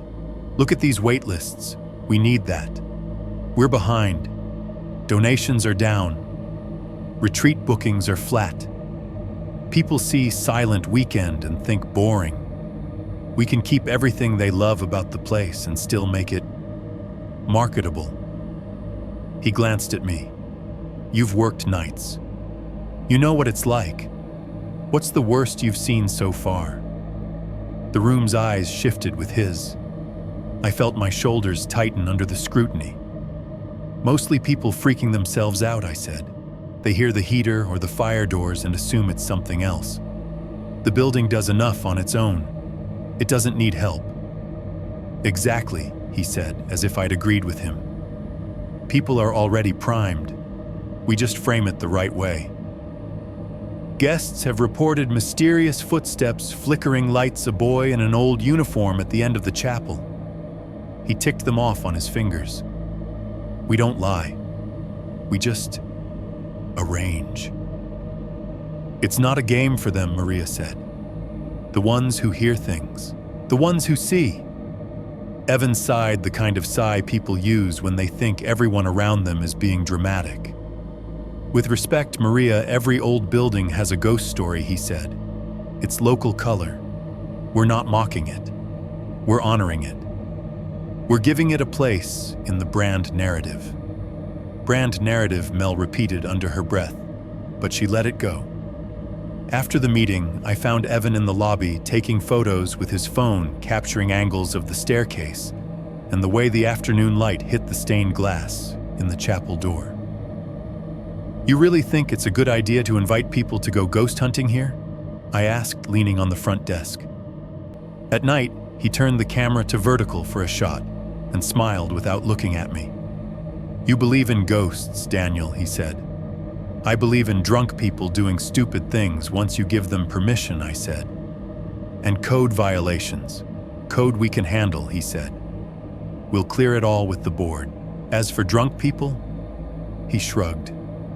"We serve tea and infused cucumber water, not shots. And it's not ghost hunting. It's storytelling. People want to feel like they've brushed up against something beyond themselves, but they still want clean sheets and breakfast in the morning. We give them both. Everybody wins." He finally looked over, eyes bright in that caffeinated way of his. "Besides, if there really is something here, don't you think it wants to be noticed? Ignored things get cranky." He said it as a joke, but something in his tone made the hairs on my arms stir. "Mel said some doors are off limits," I reminded him. "If you're going to send groups around at night, they need to stay away from certain places. Upper East, for example." Evan flicked his wrist like he was batting away a fly. "We're not taking people into storage closets," he said. "Relax. We'll walk the safe routes. Lobby, chapel, bottom level. Maybe a peek down a hallway with the lights dimmed. Enough to make them clutch their partners. Not enough to get us sued." He took another picture, tilting his head. "You'd be great on those tours, by the way. You've got the voice for it. Calm, serious, people trust that. We'd script a few beats. You tell them about things staff have heard on the radios. The real spooky stuff. They eat that up." "I'm not a ride operator," I said. "I'm here to make sure nothing actually bad happens." "That's the beauty of it," he said. "Nothing bad will happen." "Not really. Just controlled adrenaline in a safe container, like a roller coaster, but with candles." He left it there, walking away to frame another shot of the courtyard, his iced coffee sweating on the lobby table. He never asked if I wanted to be the guy talking about real spooky stuff. He just assumed the answer would eventually be yes. Over the next few weeks, his ideas multiplied. He ordered a fog machine for the chapel for atmosphere. He talked about limited run merch, white hollow hoodies, with "I survived the silent night" on the back. He drafted copy for the website about legends dating back to the academy days, crowdsourced from alumni comments and staff rumors. Whenever someone hinted that maybe this was not the kind of energy the place needed, he had a ready phrase. "People are going to tell the stories anyway," he'd say. "We can either guide the narrative or let it spin out on its own. Would you rather have 100 unverified ghost threads online, or one official version we can stand behind?" He dropped little jokes in meetings too. "If I hear chanting in the halls after hours," he said once, "I just tell myself it's the sound of revenue." He thought he was funny. Some of the younger staff laughed. Maria didn't. Mel's face just got more closed. If there was one thing that stuck out about Evan apart from his endless iced coffees and his curated optimism, it was how carefully he avoided being in the building after dark. On paper, directors are always on, but practically he treated 5 p.m. like a finish line. He'd do a last walk through the lobby, trade a few warm phrases with whoever was on front desk, then head out with his laptop bag slung over his shoulder, car key fob already in his hand. If a meeting ran long, he'd stand by the glass doors and check his watch eyes flicking to the sky like he was racing the sunset. One night, a donor dinner went late, and he lingered until almost 9:30. I clocked in at 11 and found an email time-stamped 9:47 p.m. sent from his phone. "Great energy in the building tonight. This place comes alive after dark." He had written that from a safe distance somewhere between the hill and his driveway, long after the last of that energy had started to shift into something else. For all his talk about honoring the stories, Evan only ever met the building in daylight with other people around, and the coffee machines humming and the Wi-Fi solid. He played with the idea of ghosts. The way some people play with tarot decks, intrigued enough to shuffle the cards, but not enough to sit with whatever they had to say. I used to think that made him harmless. I kept forgetting that the people who laugh the loudest at things they don't believe in are usually the first ones to lean closer when those things start to answer back. 3.2 Corporate Retreat, Alcohol, and Dares. The group that finally pushed Evan over the edge came in on a Thursday afternoon in late October, right when the trees around the property had gone from pretty to skeletal. They were from a company in Philadelphia, some kind of tech-adjacent HR and management combo, the kind of people who talk in acronyms like they are a second language. You could pick them out from the moment they climbed out of the charter bus, Patagonia vests over crisp button-downs, logo-branded water bottles clipped to backpacks, Allbirds, and clean white sneakers that had never seen actual dirt. Even their casual clothes looked like they'd been algorithm-picked for relaxed but successful. They were here for a Leadership in Silence weekend, which translated to trust exercises, catered vegetarian meals, and carefully curated discomfort. I watched them from the front desk as they checked in one after another with their printed name tags and nervous jokes. Their phones went into a big wicker basket by the lobby wall per the retreat rules. Several of them hesitated before dropping theirs in fingers lingering on the screens like they were saying goodbye to a friend headed to war. During the day, the building filled up with their energy. You could hear them in the courtyard, forced laughter cracking the cool air as they did trust falls off small wooden platforms into each other's arms. In the chapel, a facilitator in loose linen pants had them sit in a circle with hand drums coaxing them to find a shared rhythm while they stole glances at each other across the candles. I watched some of it on the cameras between my own sleep and shift. From the security office, the overhead angles made everything look like a rehearsal for something. People in neat lines, people in arranged circles, People lying on yoga mats in the maple room, eyes closed, while a woman at the front talked about releasing outcomes and embracing not knowing. That last part, at least, the building seemed determined to help with. At night after dinner, their schedule said unstructured social time. In practice, that meant the lobby turned into a kind of makeshift bar.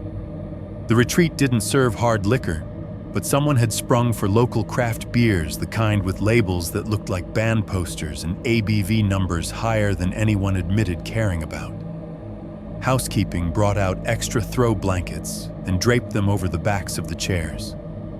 Someone dimmed the overheads, leaving most of the light to come from the lamps and the big underlit art piece on the far wall that was supposed to represent a river.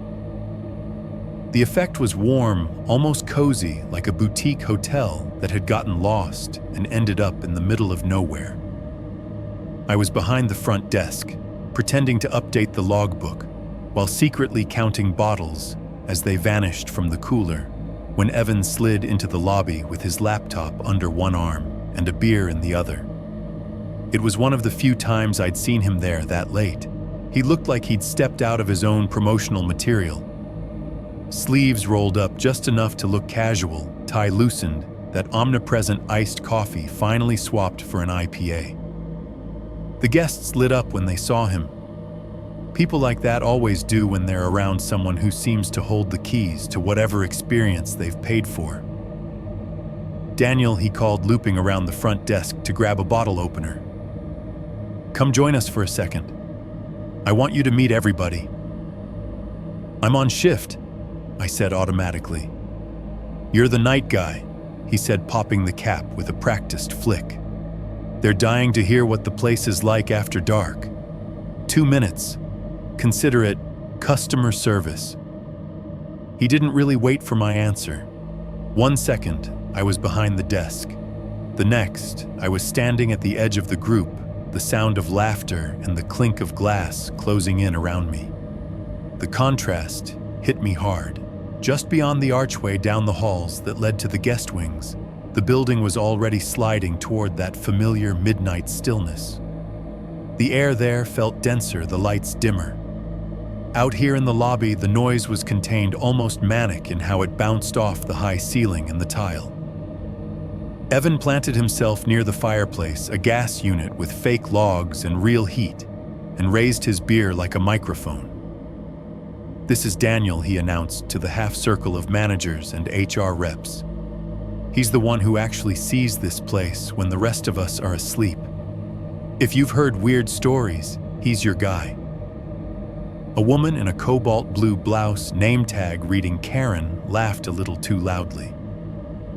"You mean the ghost stories," she said. "Because the guy leading our afternoon session mentioned something about residual energies from the academy days, and naturally, we all want the tea." There was a chorus of agreement, half teasing, half genuinely eager. I caught Maria's eye as she passed the lobby with a cart headed toward the service elevator. She shook her head once, almost imperceptibly, and kept moving. Evan turned to me with a grin that said, "Be good. Tell them about the monk," he said. He said it lightly, but I saw a few heads tilt. The word monk lands differently in a place like that, all that old Catholic school brick still humming under the New Age paint. I thought about saying no. I thought about telling them the building's heartbeats, the way I knew them, the ice machine, the pipes, the sudden gulfs of silence.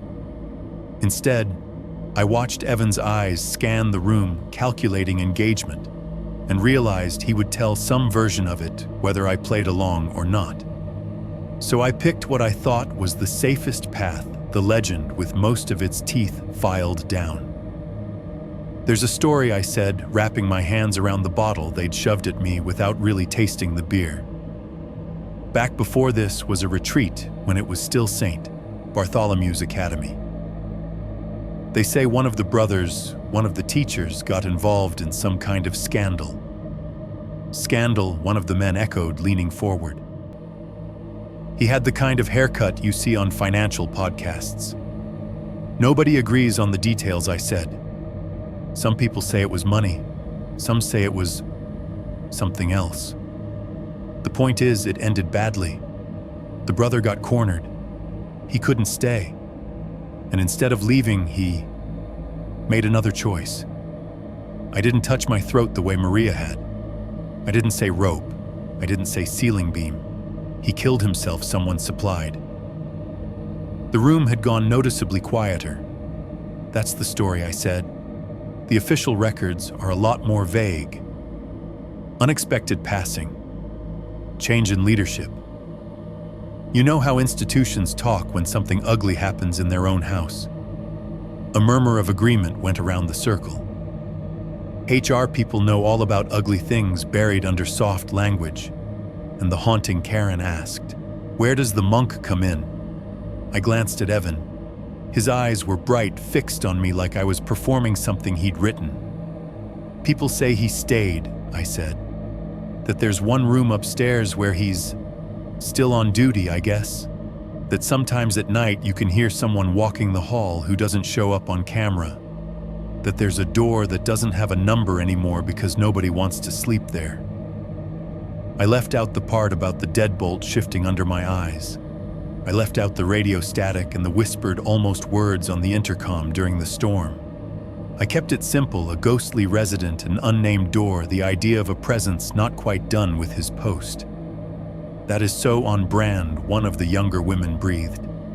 "Like this is literally the perfect place for that story." A guy in a gray vest barked out a laugh. "Let me guess," he said. "Room 666. A few people chuckled. Someone else said "wrong religion" under their breath. Evan held up a placating hand. "Relax," he said. "We're not making you sleep in there. The room's offline. It's where we keep old stuff now.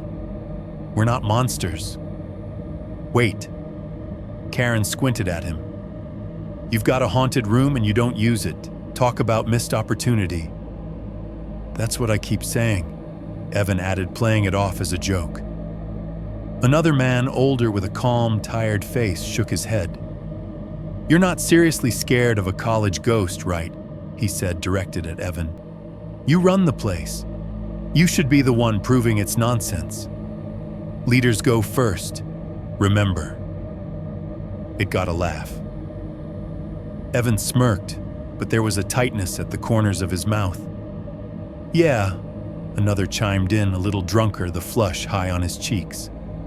"You own the place and you've never slept in the spookiest room. Come on, man. That's bad optics." "It's a structural issue," Evan protested, still grinning. "The bed frame in there is ancient. We'd probably get more lawsuits from people throwing out their backs than from ghosts." "You're dodging," Karen said, poking the air at him with the neck of her bottle. "You know that, right? Classic avoidance. If you really think it's all just local color, put your money where your mouth is." The circle tightened around him. You could feel the mood shift, that subtle, predatory energy groups get when they smell a dare, the chance to pull someone higher than them, a little closer to their level. The fire hissed behind Evan, fake logs glowing orange. From the hallway speakers where they piped in soft ambient music during the evenings, a low synth note stretched and faded. Just beyond the lobby's warm circle of light, the corridor to the east wing yawned open, a darker rectangle leading into quieter territory. The sound of bottles clinking and chairs scraping masked for a moment the building's own breathing. My radio clipped to my belt, crackled with a mild burst of static, and then stilled, as if it too were leaning in to hear what he would say next. Three. The bet that should never have happened. There is a point at every work event where the alcohol stops softening edges and starts sharpening them. We were right at that point. The lobby had shifted from networking energy to something looser and meaner. The beer cooler was noticeably lighter. Laughter came half a second too loud, hanging in the rafters before dropping. People were leaning in closer when they talked. Cheeks flushed, ties loosened or off altogether. The ice in the glass water dispenser had melted down to sad little half-moons clinking against the sides. Out past the front doors, the parking lot cameras showed a different world. Dark asphalt, one cone of yellow sodium vapor light, a moth banging itself stupid against the fixture. The highway noise was a distant hush behind the triple-pane glass. Inside, the only things keeping the dark from taking the room back were the lamps, the gas fireplace, and half a dozen very confident middle managers. Evan stood at the center of it, beer bottle dangling loose from his fingers. The director suddenly just another guy in a circle of people who'd been told they were important all day and were finally allowed to act like it. "You're dodging," Karen said again, sing-song, leaning back in her armchair. Her heels dangled off her toes, one shoe half on.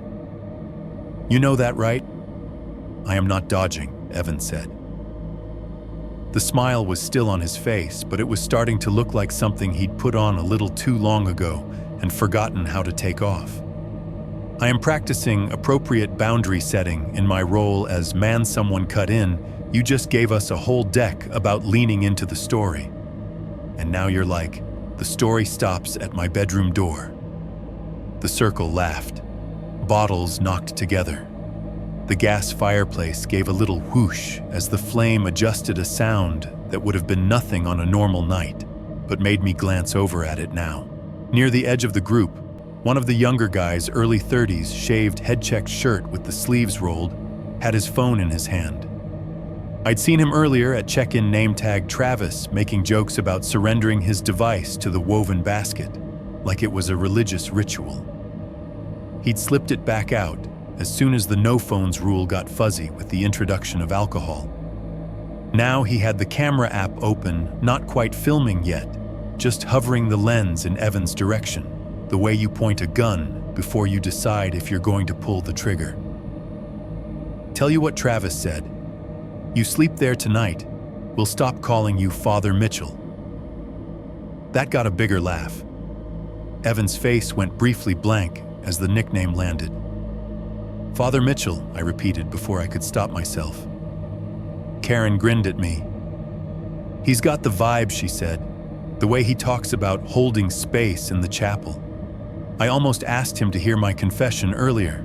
Bless me, director, for I have over-leveraged," Travis added, and the joke rolled around the circle again. Evan bowed his head slightly in mock humility, hand to his heart. "Forgive you all your KPI sins," he said. "Now drink your craft beer and stop trying to turn me into your camp counselor." He was doing his best to ride it out to keep the room in that safe zone between playful and mutiny. But the problem with groups like that is once they smell a crack, they keep prodding. "Come on, man," the guy with the finance podcast haircut said. "You've been selling us on fear all day. Lean into discomfort, do the hard thing, confront what you avoid." Those were your words. What are you actually afraid of? "A story some old janitor told you." He gestured toward me without even looking. Apparently, I'd been downgraded from night operations to old janitor within an hour. "You know it's nonsense," Karen said. "You literally called it local color in the session. We heard you, so prove it. Go sleep in your haunted broom closet." Evan took a long pull from his bottle, turning it slowly in his hand as he swallowed. The ice in the water dispenser cracked softly as it shifted. Somewhere deeper in the building, a door closed, one of the guest rooms maybe, or the kitchen staff locking up. The sound reached us a second later, dull through the walls. "I have a spine," he said a little more sharply than before. "Contrary to popular belief." "Then use it," Travis said. He lifted the phone a little higher, thumb hovering above the red record button. "Give the people what they want." "Peer pressure is a hell of a drug," one of the HR women said, but she was smiling when she said it. I glanced at my radio. It was quiet, the little green light on. I could hear the building's usual background now under the human noise, the steady whoosh of the vents, the low thrum of something running in the mechanical room. The hall to the east wing lay in its own pool of darkness, the motion sensors asleep. Evan Mell said from the edge of the lobby, I hadn't even seen her come out of the back office, but there she was, arms folded, expression flat. We don't make safety decisions by committee, especially not with guests. The room shifted their attention, tilting toward her like a compass needle. "It's fine," Evan said, holding up a hand. His voice had that false calm you hear in people who are tired of being told what to do. "We're not talking about dragging everyone up there for a slumber party. It's just me, in a room, in my building." "Offline room," Mel corrected. "Restricted. Protocol exists for a reason. Protocols can be updated," he said lightly, but his eyes didn't quite meet hers. He was stuck now. If he backed down, he'd look like a hypocrite in front of a dozen people whose whole weekend had been a sermon about vulnerability and courage. If he went through with it, he'd be breaking a rule he'd reminded me of more than once in writing. Those are the kinds of choices that make people do their dumbest stunts. Travis shifted his weight, framing the shot. In the phone screen, I could see a smaller, brighter version of the lobby, the orbit of faces around the hearth, the glossy sheen of the polished floor, Evan in the center, like the subject of an interview. "Look," Evan said, "I get it. You want a story to take home?" Our silent retreat had a haunted room, and the director was too scared to go in. "That's great dinner conversation, but it's terrible PR." More laughter, though. This time there were a few murmurs under it, people already mentally drafting that story for their spouses. He turned to me suddenly. "Back me up here, Daniel," he said. "You've been on nights for months. You ever see anything in there that isn't explainable?" The lobby's attention swiveled to me. The air felt thicker for a moment, all that expectation pressing against my skin. I could have lied. I could have told them I'd never heard a single odd thing, never watched a bolt twitch, never seen a camera lag, only on that hallway. It would have been easy to flatten everything into old pipes and bad Wi-Fi. Instead, for reasons I still don't fully understand, I dodged in a different direction. "I don't go in there," I said. It came out quiet, but somehow the room heard it. A little hush fell in the second after I spoke. Evan's eyebrows went up. "Because Mel told you not to," he said. It wasn't a question. "Because Mel told me not to," I agreed. "You're all hearing this, right?" Karen said. "Your own night guy won't step foot in there. That's either the best marketing I've ever seen or a pretty strong testimonial." "Exactly," Travis said, grin widening. "And you're gonna let him win the scary contest. You're the one with director on your badge." I could feel the knot tightening around him. Beer exhaustion, the weird intimacy of being on a retreat, where everyone has already cried in front of each other, at least once, it all braided together into something that didn't care about policy. Evan laughed a short bark that didn't match his smile. He looked around the circle, counting faces, weighing something I couldn't see. "Okay," he said finally. "Okay, enough. You want a story? I'll give you a story." He stood up the chair, scraping loudly against the tile. The sound cut through the other noises in the room, like someone had dragged a knife across the music. For a moment, even the low, ambient track on the lobby speakers seemed to drop in volume. Evan raised his beer bottle in the air like a toast. "Fine," he said. "I'll spend the night in 217. I'll prove there's no monk, no curse, just a dusty old room."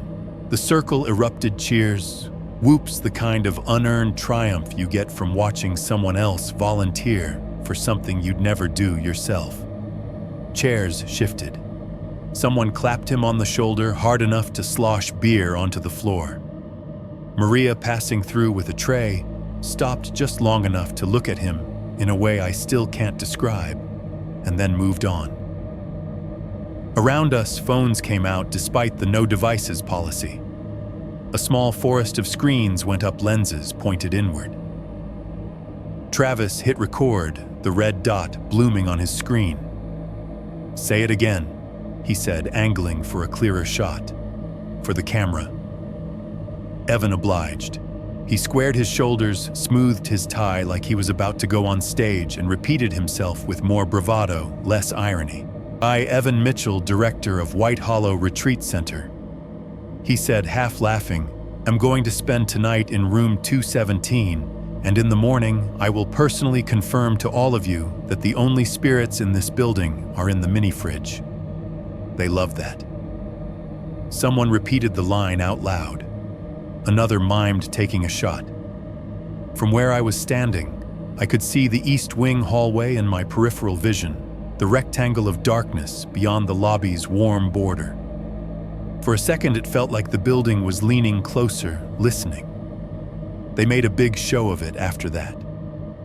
Evan pretending to be dragged toward the stairs, Travis narrating into his phone like a reality host, a couple of them following along as far as the base of the second-floor landing, before Mel stepped in, drawing a hard line and sending the guests back down with a tone that didn't invite argument.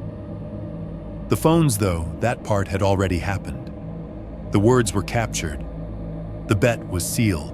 Later, when it was just me and the cameras in the hallways again, I thought about the way he'd said it, how confident he'd sounded, how final. That sentence is still floating somewhere on a dozen iCloud accounts. For some reason, nobody ever sent me the clip. 4.1. The march down the East Wing. We started up the stairs a little before 1 in the morning. If you looked at it on the cameras later, if anyone had ever pulled the footage, you would have seen 4 shapes, Evan in front, 2 of the Philly guys behind him, and me bringing up the rear like a chaperone who should have said no but hadn't. In real time, it felt like I was walking behind a dare I already knew was a bad idea. The lobby still buzzed when we left it. The HR group had settled into clusters, some peeling off toward their rooms, others sprawled in the lounge chairs with blankets and empty bottles, voices low and frayed. The gas fireplace hissed steadily. Someone had put on soft music again, a wordless piano loop that tried very hard to sound calming. At the base of the main staircase, Evan stopped just long enough to perform for the nearest phone. "You heard it here first," he said, pointing up toward the second floor with the neck of his beer. "Director spends the night in the haunted room, confirms it's just bad marketing and old plaster." Travis tilted his camera up to catch the shot, laughing. "If you don't make it out, I'm taking your job," he said. "You can have my emails." Evan shot back then, turned and started up the steps. The first flight felt normal enough. Polished wood under our feet, framed photos along the wall, the low murmur of retreat guests drifting up from below. My radio bounced lightly against my chest, with each step the antenna tapping out a dull rhythm. Halfway up, the noise from the lobby started to thin. By the time we reached the second-floor landing, it was just background texture, a distant, muffled wash of sound that might have been a TV through a hotel wall. The building up here had a different atmosphere, one that didn't care about corporate icebreakers and leadership in silence agendas. We turned toward the East Wing. I walk that hallway every night. I know how the air changes when you cross from the central spine into that long, straight shot of carpet and doors. But I usually do it alone with my flashlight at my hip, and my thoughts pressed down into something flat and manageable. With 3 half-drunk people in front of me, the transition felt worse. The second we left the open area at the top of the stairs, the office noises dropped away. The lobby's background hum, the murmur of voices, the clink of glassware, the gentle whoosh of the automatic front doors opening and closing, cut off at the corner, like someone had shut a door on them. Up ahead, the East Wing stretched out empty and waiting. The motion sensor lagged like it always did. Evan walked 3 full strides into the darkness before the first overhead light blinked on, with a sterile bizazeta pouring pale light over his suit and the 2 guys trailing him. dude, Travis said, spinning in a half circle as the bulbs came alive one by one in a wave down the hall. That is creepy as hell. You did that on purpose, right, old sensors? I said automatically. We've put in a request. Nobody was listening. The carpet's weird oval pattern glowed under the fluorescence blue-gray stones rolling away from us toward the far fire door. Our footsteps thudded into it, the sound swallowed quickly, leaving just a hint of echo that seemed to come back from farther away than it should have. Behind the walls, the HVAC hummed at a distance like a plane far overhead. I could hear it more than feel it. The emergency lights over the stairwells buzzed with their own thin electrical whine, a sound I've never been able to unhear once I noticed it. Evan's dress shoes clicked softly. The other guys wore soft-soled sneakers, their footsteps a dull, rubbery slap. My own work shoes made the quietest sound of all, but somehow I was more aware of them than anything else, like the building was amplifying my presence back at me. Travis had his phone out again, camera pointed forward. "We're going to the haunted room, man," he said, his voice pitched for the imaginary audience on the other end. "White Hollow Floor 2. Leadership and silence, my ass." "Turn that off," Mel had said downstairs. "No live streams." But Mel wasn't on this floor now, and rules soften in direct proportion to distance from authority and amount of alcohol consumed. "I thought you guys had some rule about this door," the other guest, Mark, I think his name was, said. He wobbled a little as he walked, one hand brushing the wall like he needed it, to remind him where his body ended and the building began. "Like maintenance only, or whatever. Protocols are flexible," Evan said, not looking back. "It's one night." I watched his shoulders as he said it. The line of them was straighter than usual, like he was holding himself on strings. One hand still held the beer bottle. The other swung empty at his side, fingers flexing once in a while like he was reminding them to move. We passed 211, 213, 215. Each door had its little plaque, its brushed metal keycard reader, its peephole staring back. Some had the faintest strip of light under the threshold. Most were completely dark. From behind one, I heard the muted sound of someone turning over in bed, the tiny creak transmitted through wall and air. At the halfway point, the dome camera hung from the ceiling, its black convex surface reflecting us in miniature 4 squashed figures walking toward a vanishing point. The lens inside tracked motion. I could feel it shift as we passed underneath, following Evan, then the others, then me. On the East 2 feed downstairs, there would be that slight lag again, that almost delay between where we were and when the camera thought we were there. "Say hi to the internet ghost," Travis said, pointing his phone at the dome for a second. "This is how you haunt people now, right? Wi-Fi only." The joke bounced off the narrow walls and died. Farther down past the numbered rooms, the hallway seemed to narrow. It didn't, not physically, the dimensions stayed the same, but perspective did something to it. The exit sign over the far fire door glowed a tired green, casting a smear of color on the adjacent wall. The hum of the emergency light near it grew sharper the closer we got, a tight, insistent buzz that set my teeth on edge.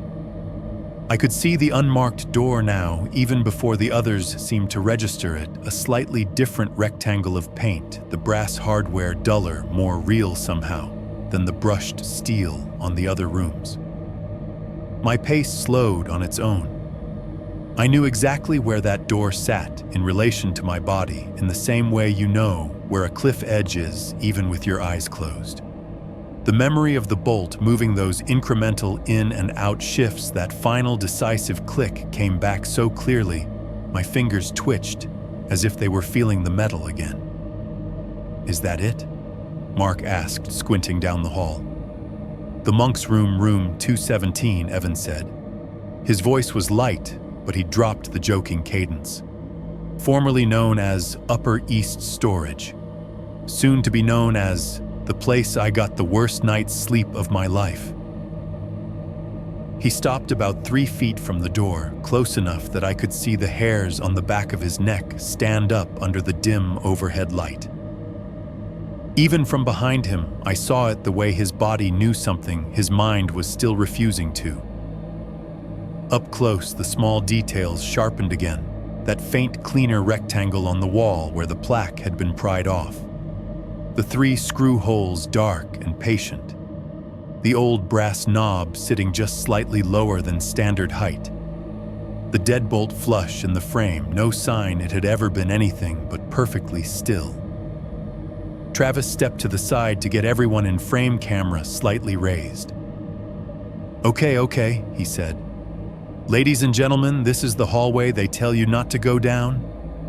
That he zoomed in on the bare patch of wall is the door they denumbered because supposedly some sad monk decided to stay after his shift. Our fearless leader here is about to go inside. He swung the camera back to Evan's face. The lens made his features look a little too bright, his pupils a little too dark. How you feeling, Father Mitchell? Travis asked. Like I'm about to do the easiest thing I've done all year and it's going to haunt you more than me, Evan said. He smiled for the camera. For a second, it looked real. Behind them, at the far end of the corridor, the exit sign hummed. The HVAC dropped half a decibel, a barely perceptible shift that my body picked up before my brain did. The air pressed closer to my skin. My radio hanging from my belt gave a soft, inexplicable crackle, and then went still again, like it had thought about speaking up and changed its mind. I stood a step back from the others, watching the 3 of them cluster around the door, watching Travis's phone capture this little scene from an angle I would never see. From somewhere deep in the walls, a pipe knocked 3 times and stopped. I've walked drunk people away from fights out of the street, off of ledges they didn't realize were ledges. I know the feeling of being the only sober person in a knot of bad decisions. It sat heavy in my chest now. I was the one with the keys. I was the one who had signed the logs, who knew the protocols, who had been told in plain language, you don't open this door unless the director tells you directly. Now the director was looking at me, his hand already reaching for the knob. For a second, all I could think was how backwards it felt. I had spent months avoiding this door out of a mix of respect and unease, never crossing that last invisible line between observing and inviting. Now I was about to watch 3 people I barely knew walk straight into the space I'd been circling like a skittish animal since my first week.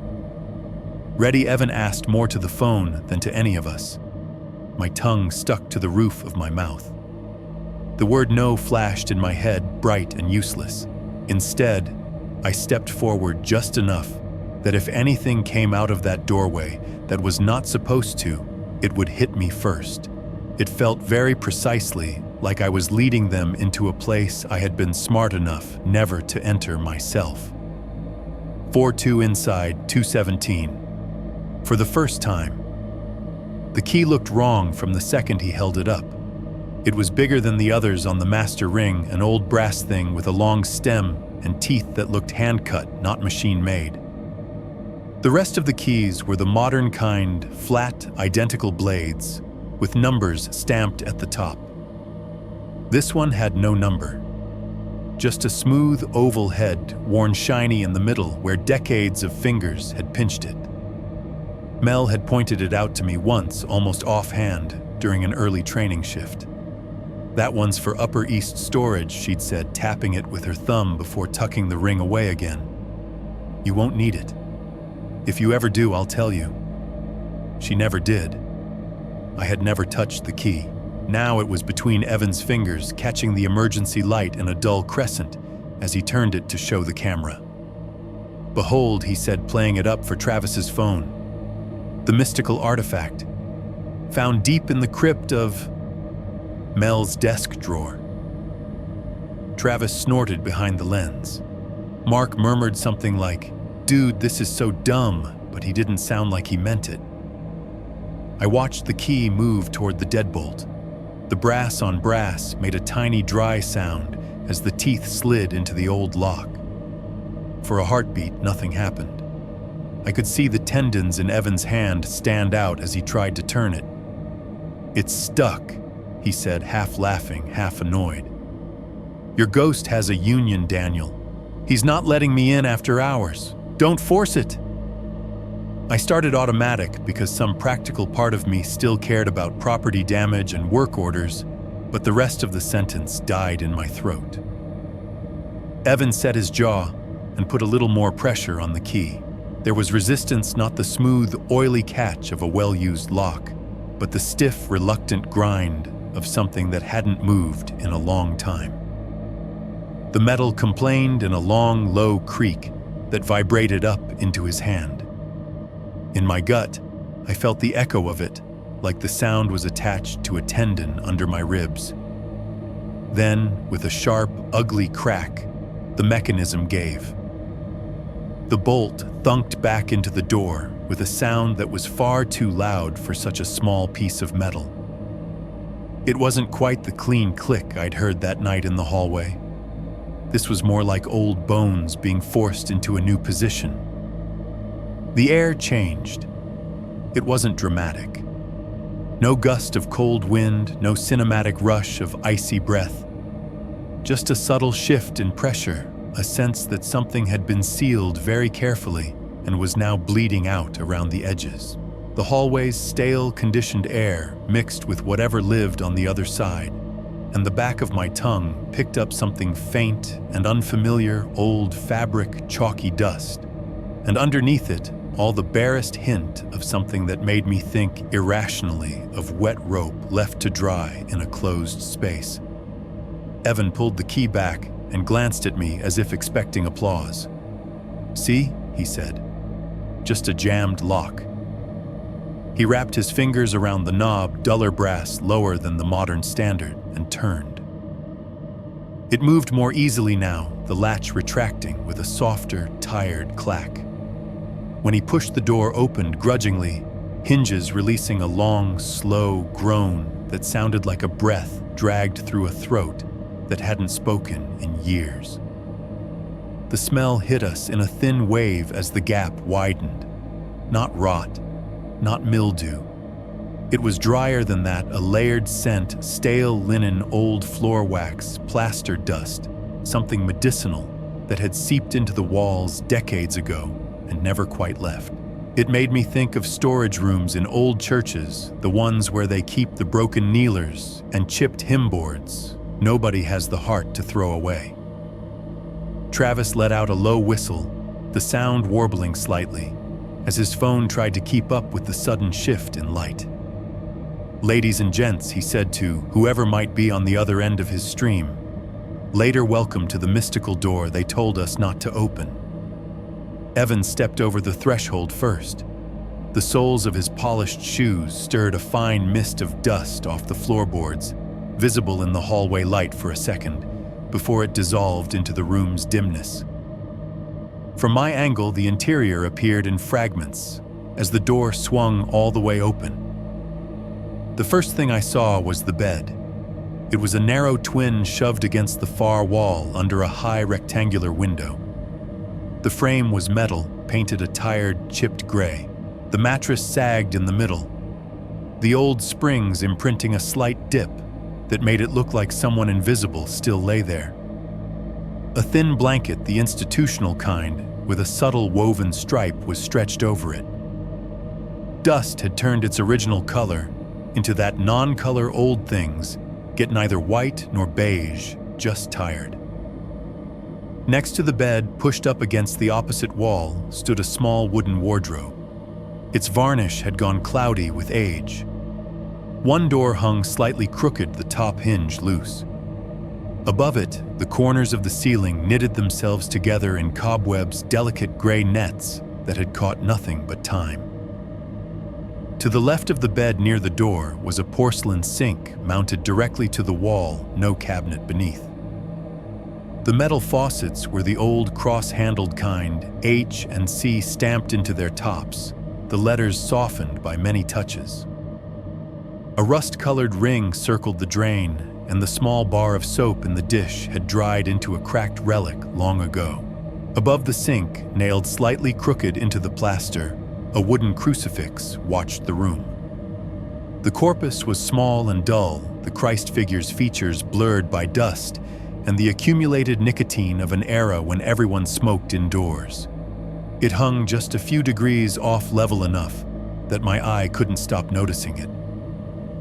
The walls were painted the same institutional beige as the hallway, but bore the subtle ghosts of old arrangements, lighter rectangles where pictures had once hung. Faint scuffs at mid-wall height, where chairs had bumped again and again. A pale vertical stripe near the wardrobe where the bed must have pushed up once upon a time in a different configuration. The floor was old hardwood, the planks creaking in protest as Evan took another step in. I heard each complaint clearly, the sound of wood on joist transmitted through the soles of his shoes and out into the hallway. He paused near the middle of the room, glancing back at us like he was checking his audience before hitting his mark. "Well," he said, "would you look at that? No chains, no blood, no ectoplasm?" "Give it a minute," Travis muttered, but he was smiling eyes on his screen. I stayed in the doorway, one hand on the frame without realizing it, thumb pressed into the groove where the old striker plate had rubbed the paint raw. The air inside felt thicker than the hallway, like the room had a higher humidity only my lungs could tell. Each breath seemed to move slower, going in and out, the scent of old everything coating the back of my throat. Mark stepped past me, hesitated, then shuffled in to stand closer to Evan. His sneakers made softer noises, but the floor complained anyway, little pops and sighs as weight shifted onto long, neglected boards. The light in the room came from two sources, the single overhead fixture, a glass dome yellowed with age, and the emergency light spill from the hallway. The overhead was on a pull chain. Evan reached up fingers, brushing the thin metal link, and gave it a tug. The bulb flickered once, twice, then steadied into a weak, jaundiced glow. It didn't seem to fill the room so much as collect in the center and fade toward the edges, leaving the corners in a soft, dirty half-shadow. "Cozy," Evan said. Travis's phone made a series of little artificial shutter sounds ch-ch-ch as he took stills. Each flash blasted the room in white for a fraction of a second, flattening everything: bed, wardrobe, sink, crucifix, the three men inside. Then the light died again, and the dimness folded back over them like nothing had happened. The flashes scraped against my nerves. Every time the room went bright, my eyes grabbed for some detail they hadn't noticed, yet some seam in reality that would show up under harsher light. Every time it went dark again, my brain filled in the missing pieces with things I didn't want to see. "Okay," Travis said. "Do the thing. You gotta sit on the haunted bed. Internet demands it." Evan rolled his eyes but obliged. He crossed the last few steps and dropped onto the mattress with more confidence than the springs seemed ready for. The old coils groaned under his weight, a drawn-out metallic sigh that ended in a tiny, high-pitched squeak. He bounced once, testing it. "Solid," he said. "I've slept on worse in airport hotels." He held up two fingers and traced a sloppy cross over his chest. "Bless me, monk, for I am about to snore," he intoned in a bad, fake, solemn voice. Travis swung around in front of him, flipped the camera to selfie mode. On the screen, I saw a warped little version of the room, Evan on the bed, the crooked crucifix over his shoulder, Mark half visible at the edge.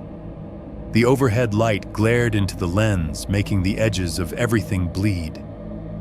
"Say hi to your followers from 217, Travis said. Final words before the curse kicks in. Evan leaned in toward the phone, his face closer to the lens than I would have liked. "Breaking news," he said. "We've confirmed that the scariest thing in this room is the mattress. If any ghosts show up, I'll have them fill out a comment card." The phone made another fake shutter sound as Travis snapped the shot. In that brief flash, The dust motes in the air turned into a blizzard, each tiny particle caught mid-fall. When the light died, they were invisible again, just something you breathed. I realized distantly that my hand still rested on the doorframe knuckles, white. My feet remained planted in the hallway toes, just shy of the threshold. It wasn't a conscious decision. My body had simply drawn a line and refused to cross it. From where I stood, the room looked like any forgotten staff quarters in any old institutional building that had been repurposed enough times to forget its first name. If you squinted, you could almost believe the stories were just stories, the kind you piled onto a place to make it feel interesting. Almost. What I could not shake even then was the sensation that the air on the far side of the door was interacting with us, not just existing. It felt aware the way a closed closet feels different when you know someone is standing inside it, holding their breath. Behind me, the hallway waited. The motion lights hummed gently. The exit sign at the far end buzzed. The building's night sounds went on, doing what they always did. Inside 217, for the first time in who knew how long, there were footsteps. Voices, the creak of a mattress, the artificial chirp of a phone camera capturing everything. I told myself it was just dust and old air making my skin crawl. I told myself that the room had been sealed up for years, that any thickness I felt was nothing more than forgotten stale breath finally mixing with the rest of the building. I told myself a lot of things standing there with 1 foot in and 1 foot out. The room listened. 4.3, a stain on the ceiling and a line. I didn't listen to it. Was Travis who decided the room needed one more test. "Hang on," he said, sweeping his camera slowly across the walls. "If this was a boarding school, you know they wired up weird stuff. I want to see if there's like a secret camera or something. Or some old sprinkler. Or, I don't know, monk peephole." He laughed at his own joke and switched from video to photo. The little interface noise felt weirdly loud in the close air. Then he thumbed on the flash. "Look up," he told Evan. "We'll do a before shot in case the ceiling collapses on you tonight." Evan obligingly tilted his head back, arms spread like he was embracing whatever might fall. I was still in the doorway, which gave me a clean angle bed. Evan crucifix, that pale expanse of ceiling above it all. Travis lifted the phone, aimed straight up, and tapped the shutter. For a fraction of a second, the room was blasted into hard, surgical white. It was like seeing it for the first time again, every crack in the plaster, every cobweb strand, every dusty edge thrown into unnaturally sharp focus. My eyes jumped automatically to the brightest thing, the overhead bulb blown out into a big blank halo. Then, because I knew I should, I forced them higher, tracing the line from the head of the bed up to the ceiling directly above it. That was when I saw the stain. It sat almost perfectly centered over the pillow end of the mattress, a faint circular mark in the plaster no bigger than a dinner plate. Not a regular water stain, not one of those irregular brown shapes that spread out like continents when a pipe leaks. This was more precise, like something had rubbed there in one smooth arc over and over until the paint had given up and absorbed the motion. The edges were darker than the middle, a thin ring of discoloration, with a paler center like a rope had once run through that exact circle pressed hard against the ceiling, sawing back and forth under strain. The texture looked rubbed, polished in a way plaster shouldn't be. There wasn't time for my brain to fully articulate that thought. The flash died almost as soon as it came, plunging everything back into the jaundiced overhead glow and the weak spill from the hallway. For a second, I couldn't see anything. The after image burned into my retinas, a negative of the room floating in front of the real one. "Nice, Travis," said, checking his screen. "Super creepy. We're gonna sell so many fake monk stories with this. Send it to me," Evan said.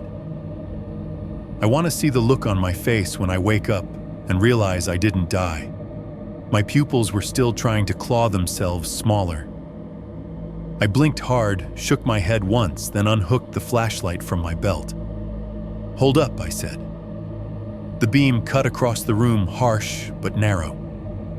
I swept it up the wall, across the crucifix, over the blank stretch of paint, and aimed it at the ceiling above the bed.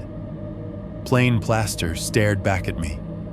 Same hairline cracks, same small discolorations near the corners. But where that ring had been, where I could still see it perfectly in the ghost of the flash in my mind, there was nothing. No circular mark, no darker edge. Just a slightly uneven patch of off-white that matched everything around it. I moved the beam side to side, then back, slow and deliberate. My heart was beating hard enough that I could feel it in my gums. The light picked up dust on the ceiling, turned it into drifting constellations, but the shape I had seen was gone. "Looking for mold?" Evan asked. He sounded amused, but there was a line of tension under it. "Thought I saw a leak mark," I said. My mouth felt dry. Must have been the flash glare. I knew it wasn't glare. Water doesn't stain ceilings in perfect circles right over beds in rooms where a teacher supposedly decided not to leave. Water follows its own rules. This looked like a memory of something else entirely. I killed the flashlight, letting the weak overhead light reassert itself. The stain did not come back. "Anyway," Evan said, pushing up off the mattress with a creak of old springs, "our friend here has rounds to do. And I need my beauty sleep if I'm going to lead a processing circle on embracing vulnerability tomorrow." The joke landed a little flat. The room wasn't helping. He set his beer bottle on the narrow nightstand beside the bed, next to a dusty ceramic lamp that was not plugged into anything. Then he unclipped his radio from his belt and put it down beside the bottle. "Channel 1, he said, patting it. "I'll leave it on. If your monk decides to give me a sermon at 3 a.m., I'll call you for backup." "You should keep it on your shoulder," I said. "Closer is better. If I start sleepwalking and wander into the hallway, you'll see me on camera before you hear me," he said, cutting me off with a grin. "Relax, Daniel. It's a room, with a bed, and a very judgy crucifix. I'll be fine." He was trying to make it easy for me to back away, to be the reasonable one and let him be the showman. It almost worked. Travis panned his phone one last time, catching the bed, Evan the sink, the crooked cross. "Say goodnight to your disciples," he said. "Good night, disciples," Evan said. "If I don't make it out, please remember to like and subscribe to my memorial fund." The fake shutter clicked again. The flash went off, and for a split second I thought I saw the ring on the ceiling flare back into existence, darker this time. But it was just the afterimage of my own fear. When the light died, I refused to check again. "All right," I said. "Show's over. Guests are supposed to be in rooms by 1. That includes you." Mark didn't argue. The adrenaline was wearing off, and you could see the hangover of tomorrow forming behind his eyes. Travis lingered, sweeping his phone around the room like he hoped something obvious would crawl out of a corner just to prove it was all worth it, then finally trudged to the door. From the hallway, as they stepped past me, the difference in the air hit me again, inside versus out. It was subtle, but it felt like walking away from a room where someone had been crying. Even once the door was open, the atmosphere clung to the threshold, reluctant to mix with the rest of the building. "You sure about this?" I asked Evan quietly, keeping my voice low enough that it wouldn't carry down the hall. "You don't have to prove anything. We can say we opened it. You took a look, you survived. That's enough story for them." He looked at me for a moment longer than felt comfortable. Without the guests in full view, some of the performance dropped out of his face. "I can't spend 3 days telling people to lean into discomfort and then bail on a room," he said. "They'd feel it. They're like wolves. It's one night." He picked up the key from where he'd left it on the dresser, weighed it in his palm, then pressed it into my hand. "You keep this," he said. "If I freak out, I'll call you. You can come rescue me from my own branding exercise." The metal felt warm from his skin. He closed my fingers around it like he was sealing the deal. "Doors lock from the inside too," I said. "Exactly," he replied. "Which means nobody can prank me, and you can't chicken out and drag me back to my nice, safe director's suite." He stepped past me into the hallway just long enough to pull the door toward him. The hinges gave another long, complaining groan. Travis and Mark were already halfway down the corridor, their voices dropping as the emergency lights hummed above them. Night Father Mitchell Travis called over his shoulder. "Bless you, my children," Evan answered. Then he stepped back into the room, pulling the door shut. I heard the latch catch. Then through the wood, faint but unmistakable, the deadbolt turning from the inside. Click. That sound landed in my chest like a stone. I stood there for a second, with my hand still on the outer handle, feeling the warmth from his fingers fading off the key in my fist. The hallway behind me stretched out, numbered doors, patterned carpet, exit sign at the far end. The building's noises slowly crept back into focus, the distant whoosh of the vents, the faint knock of a pipe somewhere below. From inside 217, another sound bled through.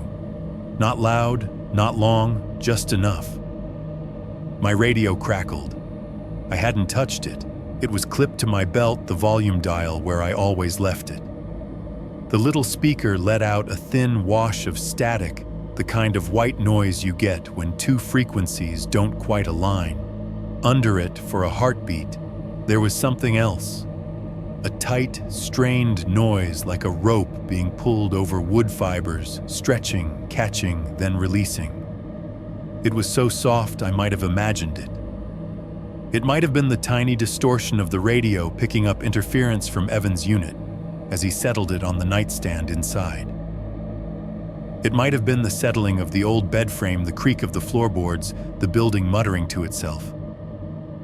I told myself that's all it was. It's just feedback, I said out loud to nobody because saying it made it feel more plausible. Two radios, bad angle. The static faded. The radio went quiet. Behind the door, I could hear nothing now. No footsteps, no bed springs, no jokes. Just the soft, steady hum of the overhead light leaking through the cracks. I slipped the old key onto my own ring, feeling how wrong it looked among the newer ones, and walked the other two back down the east wing. Their voices grew louder again as we got closer to the stairs, the safety of numbers and normal doors wrapping back around them. By the time I returned to the lobby, the fireplace had been turned down low. Most of the group had drifted off to their rooms. Someone had left 2 empty bottles on the coffee table, their labels peeled halfway off. I sat in the security office, watched the East 2 feed show a closed door at the end of the hall, and listened to the building breathe every sound suddenly suspect. If I had listened to what the building was already trying to tell me, the rest of this story might have been shorter. It definitely would have been less fatal. 5.1. The quiet before. By the time I got back to the front desk, the night had shrunk down to its smallest possible size. The lobby had deflated. The HR people from Philly were gone from sight, their voices replaced by the soft humming. Nothing that happens after a long day has finally burned itself out. A couple of half-empty bottles sat abandoned on the coffee table, label edges curled where nervous fingers had peeled them. 2 throw blankets draped over the backs of chairs like collapsed shoulders. The gas fireplace flickered on low, the flame turned down to a thin line threading through the ceramic logs. Every so often, it gave a tiny tick as the metal inside adjusted to the heat. If you didn't know better, you could have mistaken it for a muted clock. Out in the West Wing, the last of the corporate crowd had given up pretending they were processing and gone to sleep. The West 1 and West 2 feeds showed nothing but empty hallways, the patterned carpet running straight between rows of closed doors, the green exit signs glowing like tired eyes, the motion lights holding steady at their night setting. No stray shadows, no restless bodies. In the kitchen, the lights were off. The stainless steel prep tables were bare wiped until they reflected what little emergency light slipped in from the hallway. The only movement on the kitchen camera was the occasional flicker inside the glass door of the freezer when its compressor kicked on. That sound made it through the wall to me as a low, irregular rumble, like a big animal turning over in its sleep. The chapel sat in darkness, except for the tiny red dot of the exit sign over the side door. Chapel's feed showed the rows of folding chairs exactly as the facilitator had left them neat arcs around the low stage. The meditation cushions were stacked in a corner, the edges of their rounded shapes barely visible.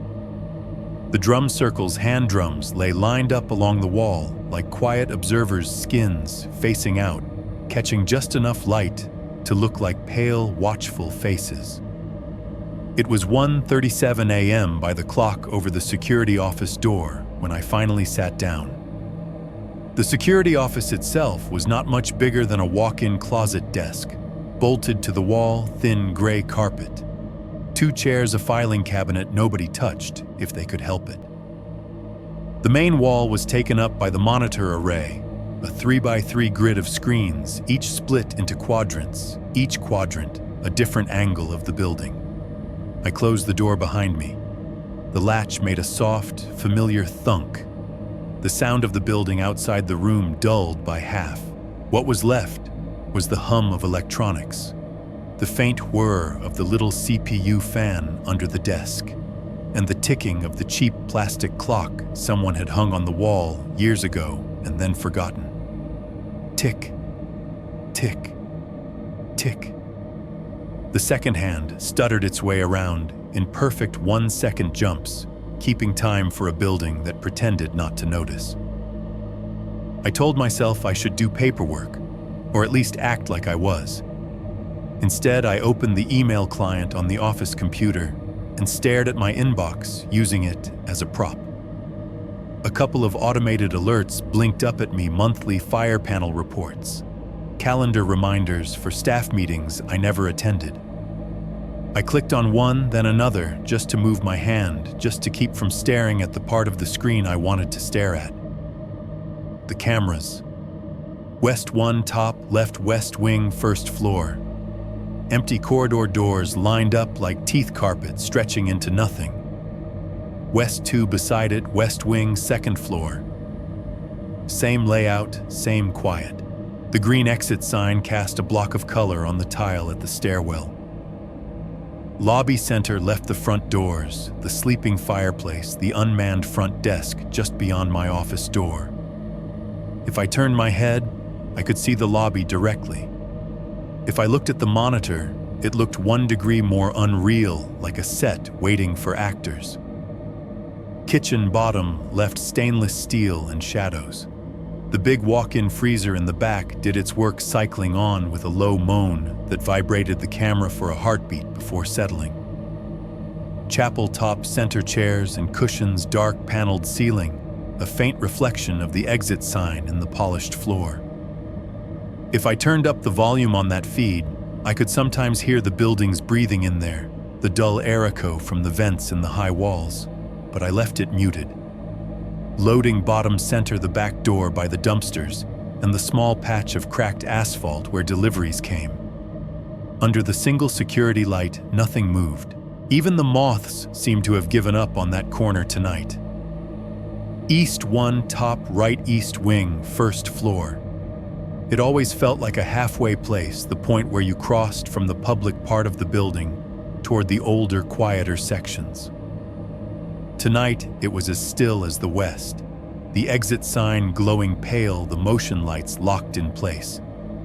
And then, East 2. Second floor, east wing. The camera angle looked straight down the hallway, just off center, so you saw the line of doors on both sides narrowing toward the far fire door. At the very end of that narrowing line, just before the wall, was a slightly different door. No plaque. Old brass hardware. If you knew where to look, you could see the hint of it, a rectangle of nothing special that currently contained one sleeping man and a story that hadn't finished writing itself yet. From the office, the East 2 feed looked harmless. The motion detection overlay sat in the corner, inactive, no green boxes floating to life. The timestamp in the corner matched the clock above my head, down to the second. The hallway itself was perfectly still. Lights at their night-level carpet, unmarred doorways, silent. My radio sat clipped to my belt, its weight familiar against my hip. The matching unit Evans was on the nightstand next to his bed in 217. I pictured it there, lying on its side beside the half-drunk bottle of beer antennas, pointing at nothing channel knob set to 1. An invisible line connected them, a thin thread of possibility stretched through walls and floors and air. If he pressed his talk button, my speaker would crackle, and his voice would jump out of the quiet, carrying whatever he'd decided this night meant to him. He hadn't. At 1:42 a.m., I did a full scan of the feeds again, partly out of habit, partly to give my hands something to do, besides worrying the old brass key that now lived in my pocket. Every screen told the same story, nothing happening. No one moving, the world temporarily paused. The building made its usual night noises around that stillness. The freezer compressor cycled. Somewhere in the plumbing, deep in the core, a pipe knocked 3 times. The vents exhaled warm air at regular intervals, the sound sliding into the office as a faint, constant sigh. The clock ticked. My own breathing kept trying to match it. I tried to tell myself that this was the best-case scenario. The director had done his stupid dare, claimed his haunted bed, and gone to sleep. The guests were in their rooms dreaming about trust falls and quarterly goals. Nothing was burning. Nothing was broken. The worst I would have to deal with would be a complaint in the morning about creepy vibes and that weird smell in the hallway. In the silence, those thoughts didn't feel convincing. I clicked away from the cameras for a minute. Opened a blank incident log entry just to stare at the empty lines. The cursor blinked on and off, keeping its own time. Under my right palm, the desk's laminate felt overly smooth, as if hundreds of other anxious hands had already worn it down. When my eyes drifted back up, they landed, of course, on East 2. Nothing had changed. The hallway stared back at me in grayscale. The unmarked door sat where it always sat.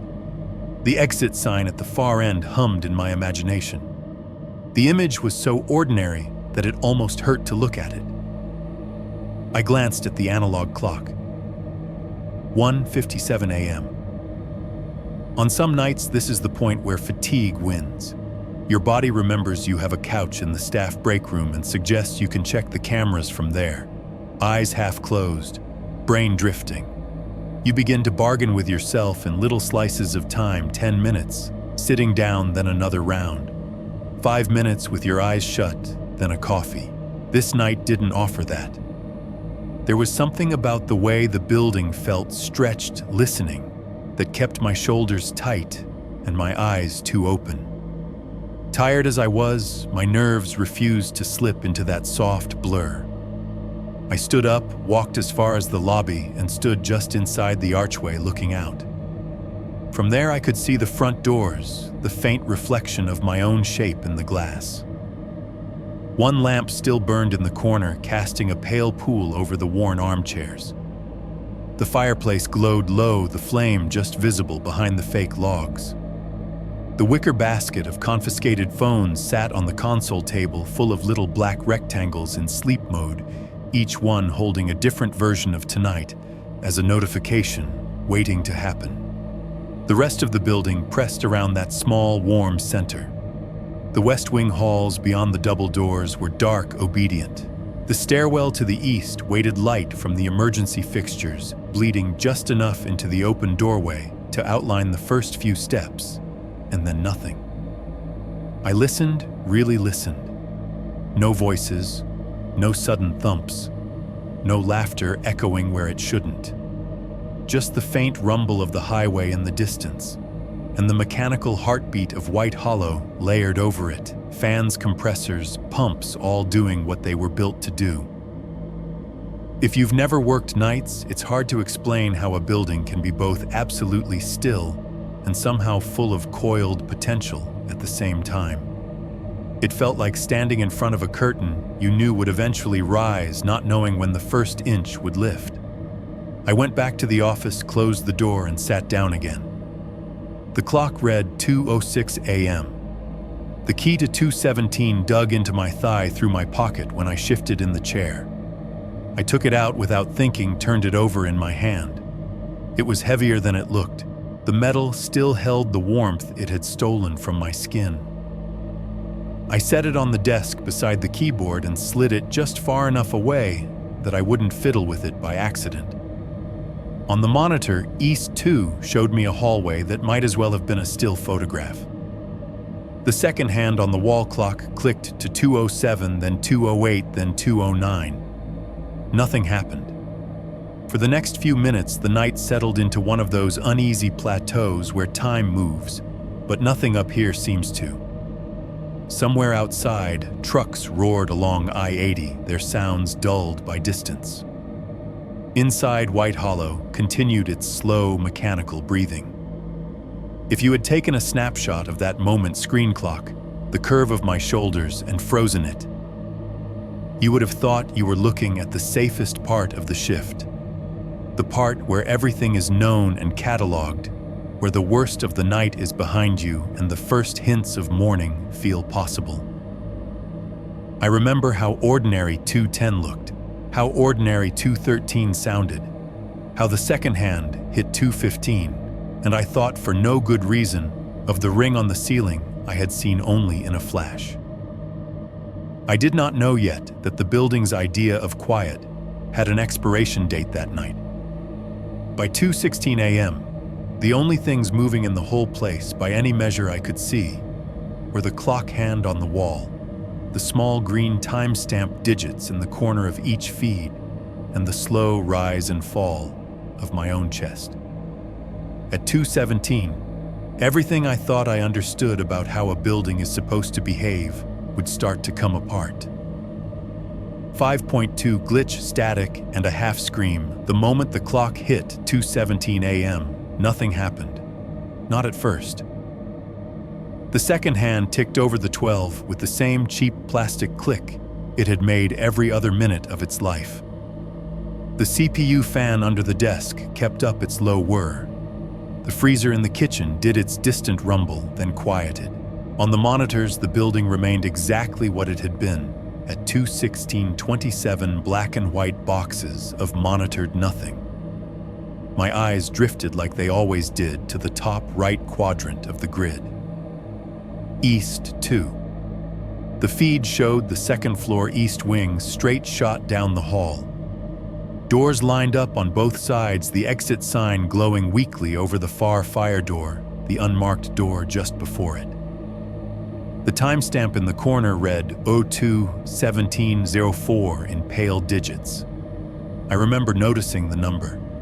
I remember thinking stupidly, if he's going to wake up freaked out, it'll probably be around 3, not now.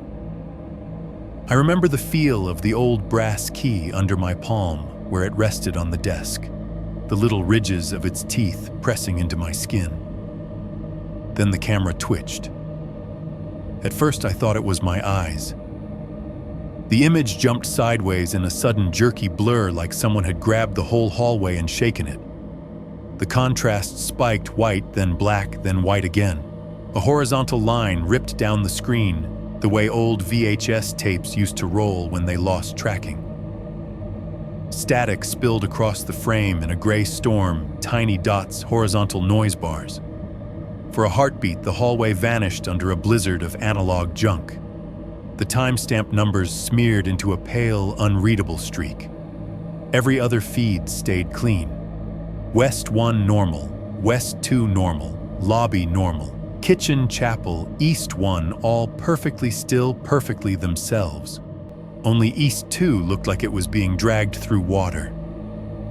What the? I started leaning in. The glitch snapped off as abruptly as it had started. The picture froze, no flicker, no slow restabilizing of the frame.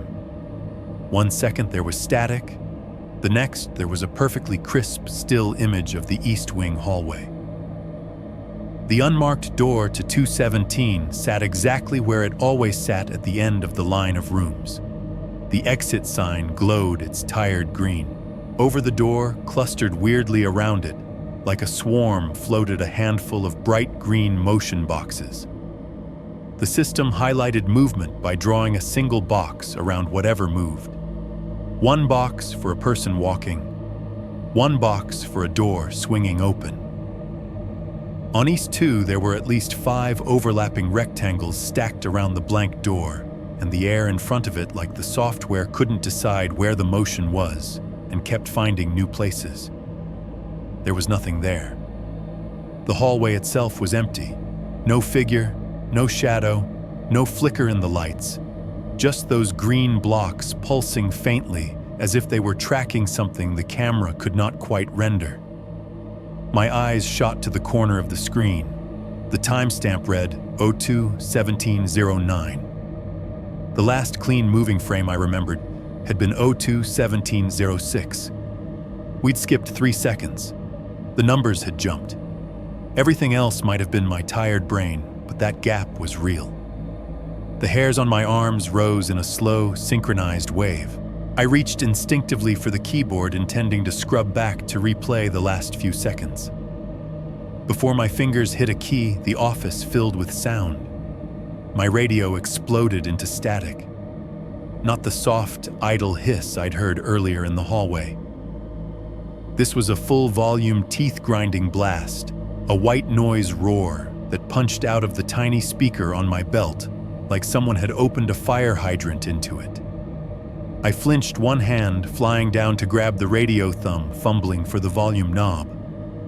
Before I could adjust it, the static broke, fractured, splintered, and something pushed up through it. Breathing. It was close, too close, as if the mic were half an inch from someone's mouth. Not the slow, steady sound of sleep, but short, ragged inhalations dragging themselves through a blocked throat. Each breath scraped on the way in, hitched on the way out. Front, a voice rasped. Just that one syllable, half-spoken, torn off in the middle. It was enough. I knew the cadence of Evan's voice, the way he hit the R in front when he was calling the desk. "Evan," I snapped. "Say again, I copy." "What's going on?" Whatever he'd been about to say didn't come. Instead, there was another sound riding under the heavy, broken breaths, a high, tight whine of tension fibers under strain. It sounded exactly like a rope pulled too hard around something solid wood, maybe stretching, catching, tightening. The breath turned into a choking noise, a wet, cut-off gurgle that died on itself. Then nothing. No thud. No crash. The static swallowed it all in one blunt gulp and then fell quiet. The radio went dead in my hand. "Evan, this is front desk," I said, forcing my voice to stay level. "If you can hear me, key up and tap the mic twice. Twice if you're okay, once if silence." I twisted the volume knob up and down in case it had blown out. The little power LED stayed lit steady green. The channel display still read 1. I flipped to channel 2, then back to 1, listening for anything interference, a stray word, even background noise. Nothing. I hit the talk button myself. "Evan, respond," I said. "You're on channel 1. Respond." No reply. On the monitor wall, East 2 remained frozen, no movement. No flicker, the timestamp stuck at 02-1709. The cluster of green motion boxes still hovered around 217's door like a digital fungus. A cold, clean clarity cut through the fear. Slow burn was over. Whatever this was, it wasn't going to resolve itself through another hour of staring at screens. I grabbed my flashlight from the desk with one hand and the keyring with the other. The brass of 217's key slid under my fingers without my eyes even looking for it, like my body knew its shape by memory now. It was still where I'd left it, out of sight, but not far enough. The chair rolled back hard enough to bump the wall behind me as I stood. The plastic clock over the door ticked once, twice, marking the moment, as if it had been waiting for something to break routine. In the lobby beyond the office door, the building's sounds hit me in a rush. Vent, hum, refrigerator, whir, the faint buzz of the exit signs. All of it suddenly felt louder and less comforting, like I was listening to a heart racing instead of a steady pulse. The front desk sat empty, guest sign-in book closed, the basket of phones dark and quiet. Out of habit, I scanned the lobby feed as I passed. No movement. No one stumbling out at the exact wrong time to ask for an extra blanket. Evan, radio check. I tried again. As I walked, the words clipped the talk button, digging into my thumb. "You still up there with us, man?" The only answer was the soft hiss of open channel, and then after a second, the automated beep that marked time out. On East 1, the first floor east hallway wrapped itself in stillness. The exit sign by the stairwell cast its usual weak glow. I pushed through the fire door, the bar giving under my hand with a heavy thunk, and took the stairs 2 at a time. The air on the second floor landing felt different already. Cooler maybe, or maybe that was just my own blood temperature spiking. The motion light lagged half a second before blinking on. My flashlight beam cut ahead of me anyway, making the hallway look even more unreal under double illumination. "Evan, if this is some kind of bit." "You picked the wrong time," I said into the radio, breath already a little short from the run. "Talk to me." Nothing. Down the hall, past the regular numbered rooms, the unmarked door waited at the end of the perspective line, a darker rectangle in a row of sameness. I started toward it, the key ring biting into my palm, the flashlight heavy in my other hand. Behind me, on the other side of the building, in the little office full of ticking and humming, East 2's image remained stuck on Euro 2-1709 motion boxes, glowing around a door that should never have been opened. 5.3, what I saw on the bed. The East Wing looked different at 2:18 a.m. I have walked that hallway at every hour the clock can display, but that night, in that particular minute, it felt like it had grown longer somehow. The exit sign at the far end cast its usual sickly green, but the light seemed to fall short, dying a few inches sooner than it should have, like the darkness had decided it was done making concessions. The motion lights were already on from the first steps I took off the stairwell, but the air still felt colder here than downstairs.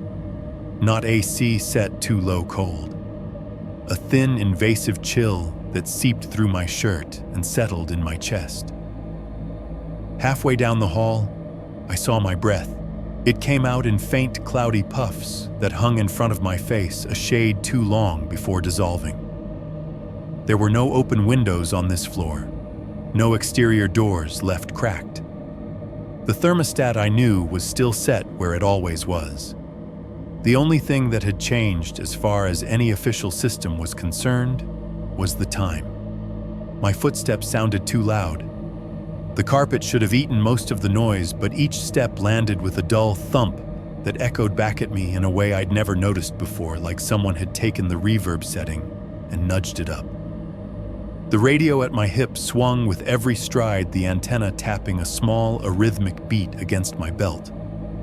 Keys in my fist chimed softly, the old brass one heavier than the rest.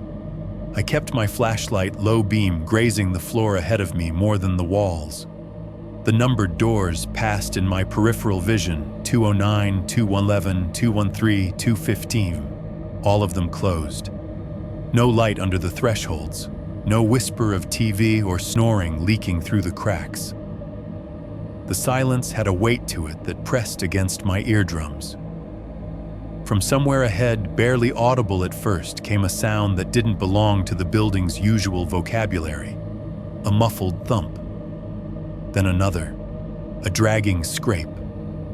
The high, stuttering squeal of old bed springs compressing under too much weight, stretched out longer than any normal shift of a sleeping body.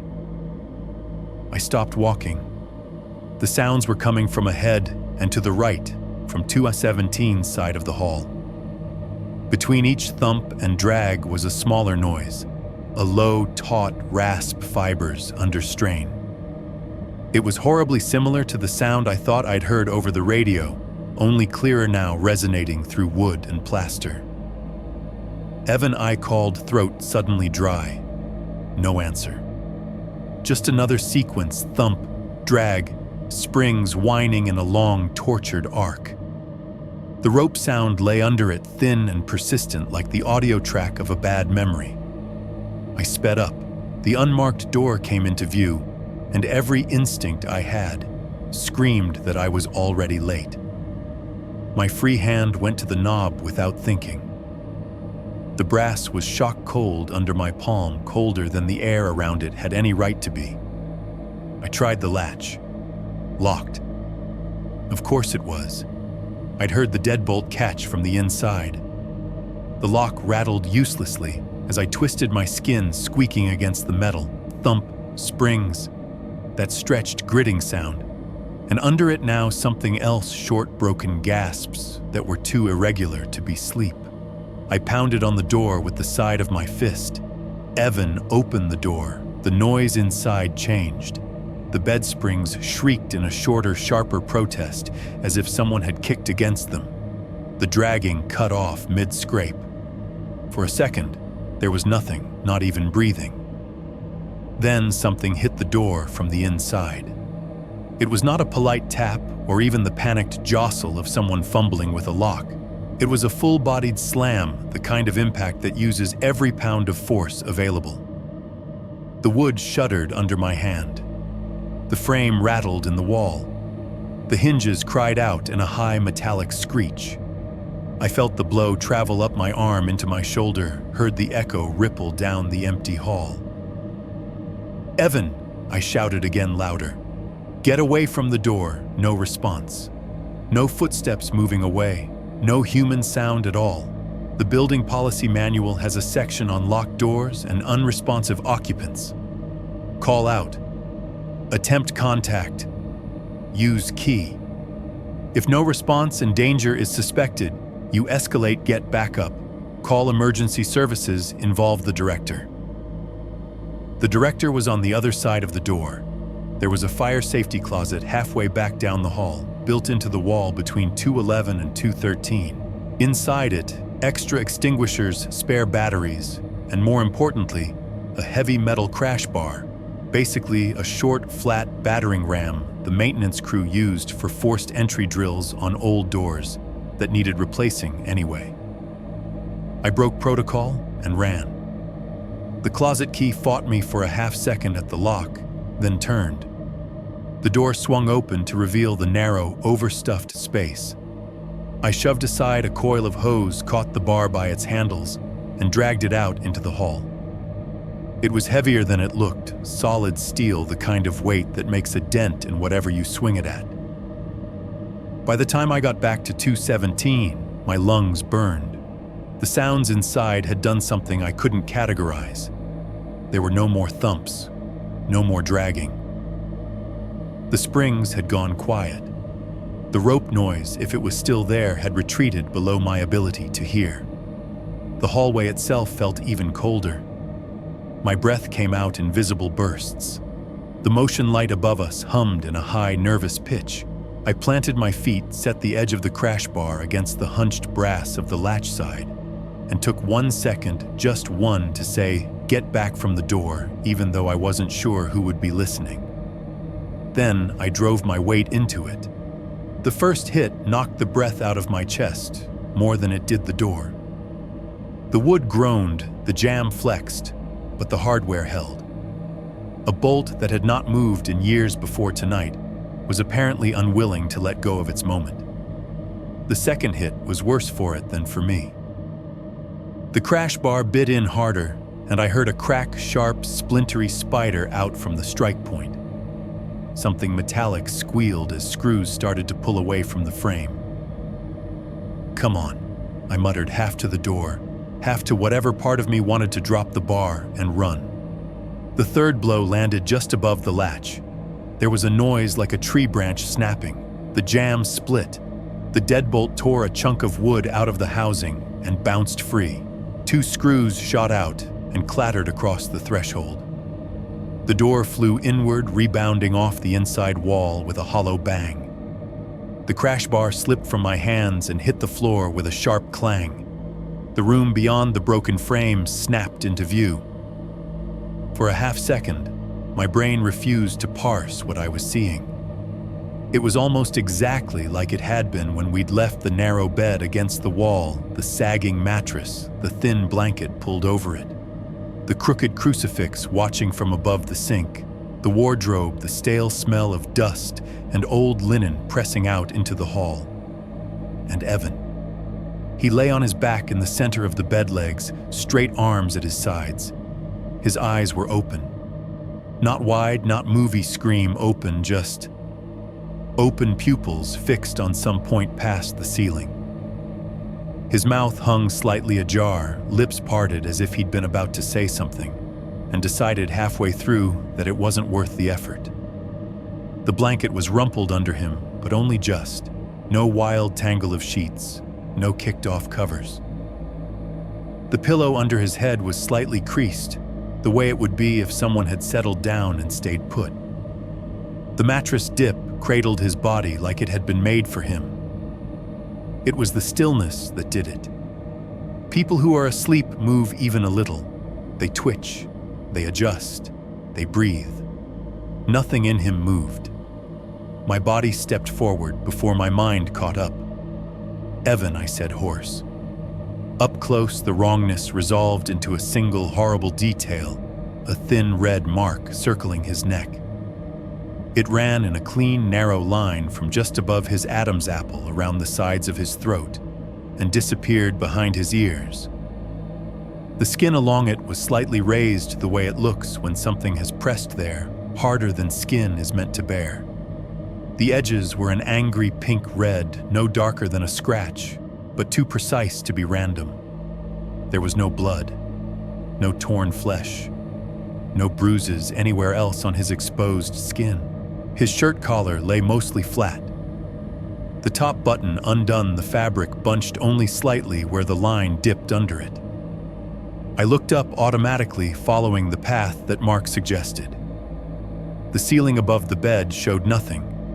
No hook, no beam, no exposed pipe. Just the same expanse of off-white plaster hairline cracks snaking out from old stress points, dust clinging to the corners.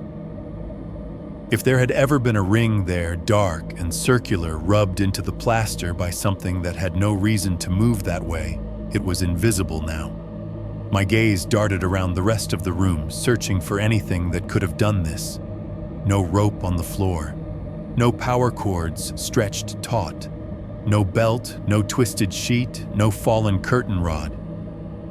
The only things on the bed with him were the blanket and the pillow, both undisturbed except for the weight they supported. A part of my brain kept trying to insist that this could still be something explainable, a collapse, a seizure, some weird allergic reaction, but that thin, exact line around his neck refused to play along. "Evan," I said again, uselessly. His chest did not rise. Training finally elbowed its way through the panic. I moved to the side of the bed, pressed 2 fingers to the inside of his wrist. The skin was cooling, not yet cold, but wrong in a way I could feel all the way up my arm. I leaned closer, ear near his mouth, listening for breath I already knew I wasn't going to find. Nothing. The radio lay on the floor. It must have fallen from the nightstand at some point, either knocked by his hand or pulled by the cord. It lay on its side, plastic casing scuffed, the antenna bent at a slightly new angle. The tiny power LED blinked in a slow, steady rhythm the way it did when a transmission had failed to complete. I picked it up with shaking fingers. The speaker was silent. The channel display still read 1. Whatever he'd tried to send at 2:17 had made it through just enough for me to hear him not finish. God, I whispered, not because I expected an answer. I backed away from the bed legs, trembling. The room felt smaller now, the air thicker, as if it resented this many living people having been in it in such a short time. The broken door hung off its twisted hinges, edges splintered, deadbolt jutting out like a tooth knocked loose. I left the crash bar where it had fallen and moved into the hallway. Out there, the building's sounds rushed back in vent's exit sign, buzzed the far-off rumble of a freezer. They felt obscene somehow, like background music that hadn't realized the scene had changed. My hands shook hard enough that I almost dropped the radio trying to clip it back to my belt. I didn't trust it. I wanted a direct line, a human voice on the other end who wasn't being filtered through bad wiring and old ghosts. The landline at the front desk suddenly felt like the only real thing in the entire property. I ran. By the time I hit the stairwell, my lungs were burning. At the bottom, the lobby felt like a different building lamp glow, dormant fireplace, the silent basket of phones watching me as I grabbed the receiver and punched 911 with fingers that would barely cooperate. The dispatcher's voice came through calm, professional, too loud in my ear. 911, what is your emergency? This is White Hollow Retreat Center on Old Quarry Road, I said. My voice sounded wrong to me, thin, high, not like the one I use for the living. We have an unresponsive male, director. Possible strangulation. He's not breathing. No weapon. No rope. Just send someone, please. She started asking the questions they have to ask. Is he conscious? Is he breathing? How old is he? And I did my best to answer, but part of me was already turning back toward the security office. I couldn't not look. The monitors greeted me like they always did, a wall of flickering eyes. West 1, West 2, lobby, kitchen, chapel, East 1, and East 2 in its top right corner finally moving again. The frozen frame was gone. The motion boxes had vanished. The timestamp ticked along in real time, now reading 02-1932. On the screen, I saw myself. Small and gray in the corner of the feed, standing in the doorway of 2713 like a cutout figure, one hand on the frame head, turned toward the bed I knew was just off screen. The hallway behind me stretched back toward the camera-numbered doors, on either side patterned carpet exit sign glow. Completely empty. No other shape. No flicker. No distortion in the air. Whatever had made the noises I'd heard, whatever had left that thin red ring on Evan's neck, whatever had slammed against the inside of the door hard enough to shake the frame, it wasn't anywhere in the frame now. It wasn't on any feed. The building, as far as the cameras were concerned, was quiet. 6.1 sirens reports, and a very clean story. I do not remember hanging up the phone. I remember the dispatcher's voice saying units are en route, and then the receiver was back in its cradle, my hand hovering stupidly over it, like I was waiting for it to ring again and tell me none of this had happened. Then the night stretched, and sound came back in pieces. First, it was the faint wail of sirens somewhere beyond the trees, a high-rising note that barely made it through the insulated walls.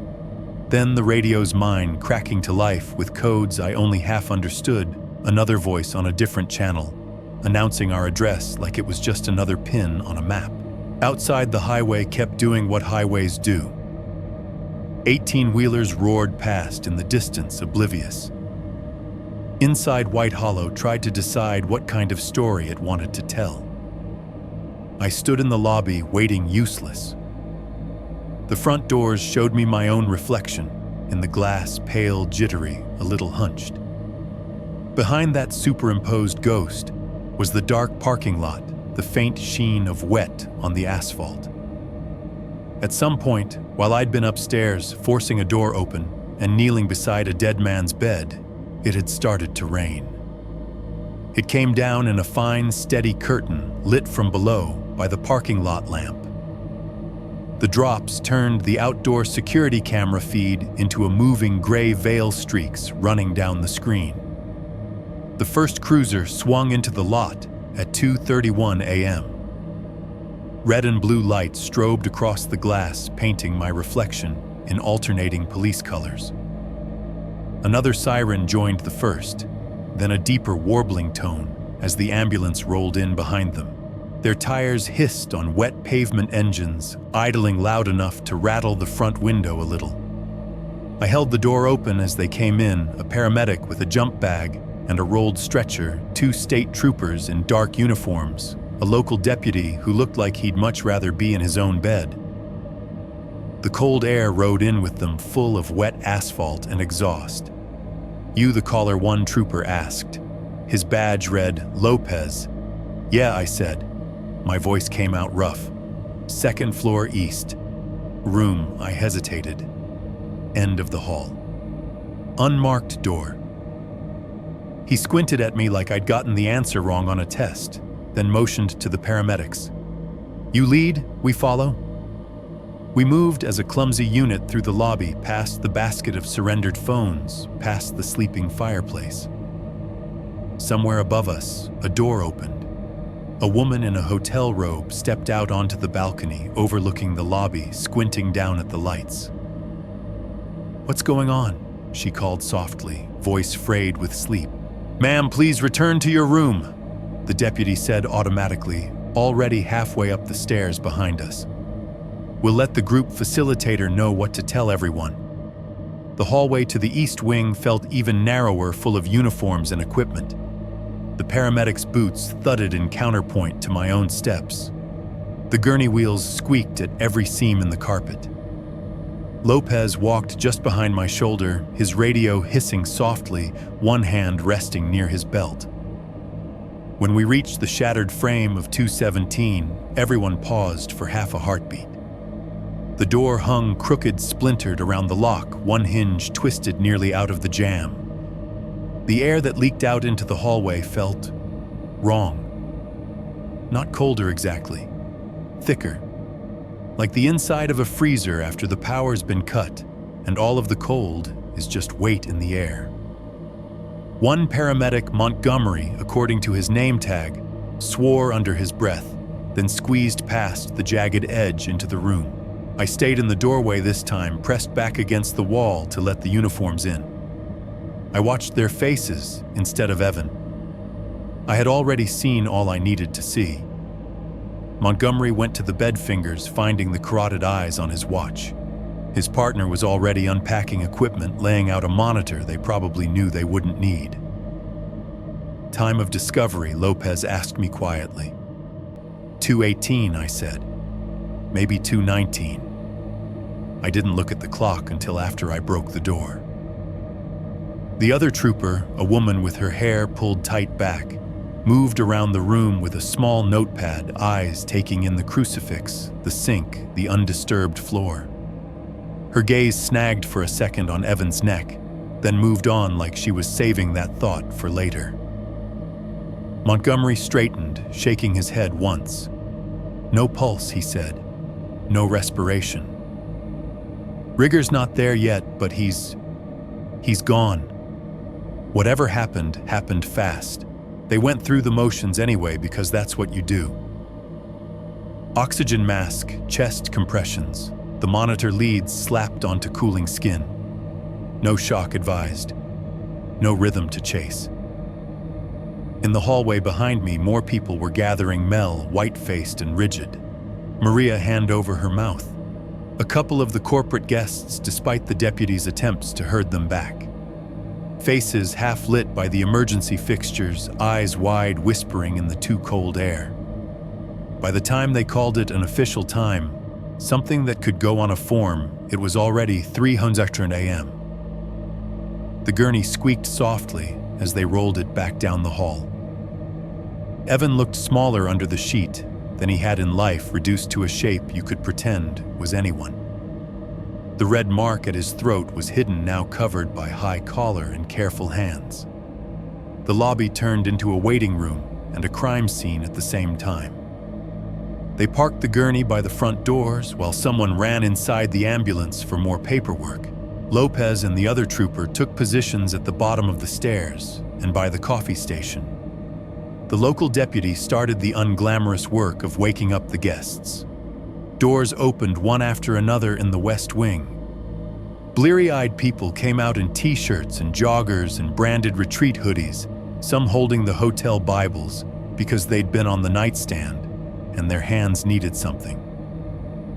They clustered in the lobby, voices low and uncertain. The facilitator from Philly, a woman named Trina, tried to impose ritual on it. She guided everyone into a loose circle of chairs and tried to lead a collective breathing exercise. No one's breath stayed even. When it was my turn to be interviewed, the lobby had acquired a second layer of authority. The regional manager showed up sometime around dawn. He came in through the staff entrance, hair flattened on one side tie, crooked face, set in a kind of permanent neutral that said he'd learned a long time ago not to let disasters surprise him. He introduced himself to the police, and then to me, shaking my hand like we were at a networking event. "Daniel Wright, I'm Chris," he said. "RMs for this district. I know this is a lot. We're going to get through it." Behind him was another man I'd never seen before, in a dark overcoat that looked like it cost more than my car. No name tag, no attempt at small talk.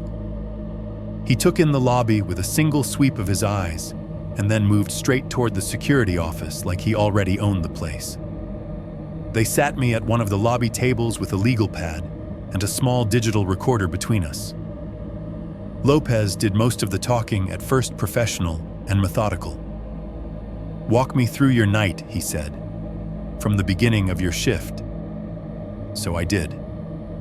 Or I tried to. I told them about the arrival of the corporate group, the beers in the lobby, the ghost story dares. I told them about Evan deciding to sleep in the unlisted room. I told them about the ring of the phone at 2:17, about the glitch on the East Wing camera, about the radio burst and the half-formed front that had cut off into something that still made my skin crawl. Lopez took notes, occasionally glancing up to ask for a timestamp or a name. When I got to the part about breaking the door, my voice wobbled. When I described the mark on Evan's throat, the female trooper's eyes flicked up sharp. "Describe the injury again," she said. "A thin line," I said. My fingers unconsciously traced my own neck, red, all the way around. Here. Like something had been wrapped tight. "Did you see any object that could have caused it?" Lopez asked. "Cord wire sheet, anything like that?" "No," I said. "Nothing." That's what I'm trying to tell you. There was nothing on him, nothing above him. The ceiling was clean. He scribbled something down that I couldn't see. The regional manager, Chris, sat through all of this with his hands folded, eyes hooded. Every so often he'd nod, but he didn't interrupt. The man in the expensive coat hovered at the edge of the scene, moving between the lobby and the office, talking in low tones to someone on his phone. At some point, it started to rain harder. The sound of it on the lobby windows rose from a whisper to a constant, soft roar. It gave the whole room a weird sense of being underwater. The printer at the front desk spit out forms in rhythmic bursts, incident reports, guest lists, whatever the corporate guy had decided needed documenting. The keyboard in the office clattered sporadically as someone typed, stopped, deleted, typed again. By mid-morning, the official narrative had begun to crystallize. I heard it happen in pieces. A phrase repeated here, a correction there. Director suffered a medical event in his sleep. the man in the overcoat said into his phone, pacing near the fireplace. Yes, tragic but peaceful. Cardiac most likely, Chris said quietly to Trina, the facilitator, when she asked what she should tell her people. He'd been under a lot of stress. New role, big responsibilities. These things, they happen. Somebody asked about the room. You're telling me he just happened to be in the haunted one? Another guest whispered, not quietly enough. We don't use that language, Chris said, smooth as if he'd practiced the sentence. It's an offline staff room that wasn't ready for guests. He made a poor choice. That's on us. We take responsibility for the policy breach. But the cause of death, he spread his hands, is a medical matter. The story ends there. No one mentioned 2 and 17 by number. On every form, it was Staff Quarters East. On every printed incident sheet, the line for room number was left blank or filled with a dash. The troopers did their job. They went upstairs, took photos, bagged the bent radio, measured the height of the ceiling. One of them spent a long time looking at the place where the door jamb had splintered under my crash bar, then made a note without comment. They talked quietly with the paramedics about lividity and time of death. I caught fragments, no bruising elsewhere, lines too clean for a fall, but no ligature present. The word strangulation floated up once, twice, then sank again under more paperwork. By noon, the guests had been given their script. An accident, a tragedy, a heart just stopping. They ate a quiet, free breakfast in the dining room and whispered their own versions to each other anyway. When my second interview rolled around, this time with Chris sitting closer and the man in the overcoat actually taking a seat at the table, the questions were more careful. Let's stick to what you can personally verify, the man in the coat said. His voice had the kind of calm that comes from winning arguments for a living. You heard a noise on the radio. You found him unresponsive. Anything else goes into the feelings category, and we both know those don't hold up well in reports. I thought about the green motion boxes swarming a door the system said was empty. I thought about the rope sound eating Evan's last word. I thought about the ring on the ceiling that only existed when light was too bright to see anything else. I heard him say, "Front," I said slowly. Then I heard, "Distortion." Then I went up. "Exactly," he said, smiling faintly like I'd just solved his puzzle. "Radio malfunction. Possibly interference from the storm. That's what we'll note." "And the mark on his neck," I said. "We will wait for the medical examiner," he replied. "And in the meantime, we will not speculate." Speculating was all my head wanted to do. Speculating and replaying that moment at 2:17 over and over, frame by missing frame, while the printers chattered, the keyboards clacked, and the rain washed the outside world into a gray blur behind the lobby glass. They were building a very clean story. It fit neatly into forms, into press releases, into the kind of condolence emails corporate sends out when someone important dies unexpectedly. It had no room for unnumbered doors or rope-burn rings that disappeared, or a building that seemed to skip its own time code for 3 crucial seconds. If I had tried to wedge those things in, I think the story would have just spat them back out. 6.2, the mark on his neck and the ER doctor. It would have been easy to let their version settle in. People want endings that line up. Director under stress. Long hours.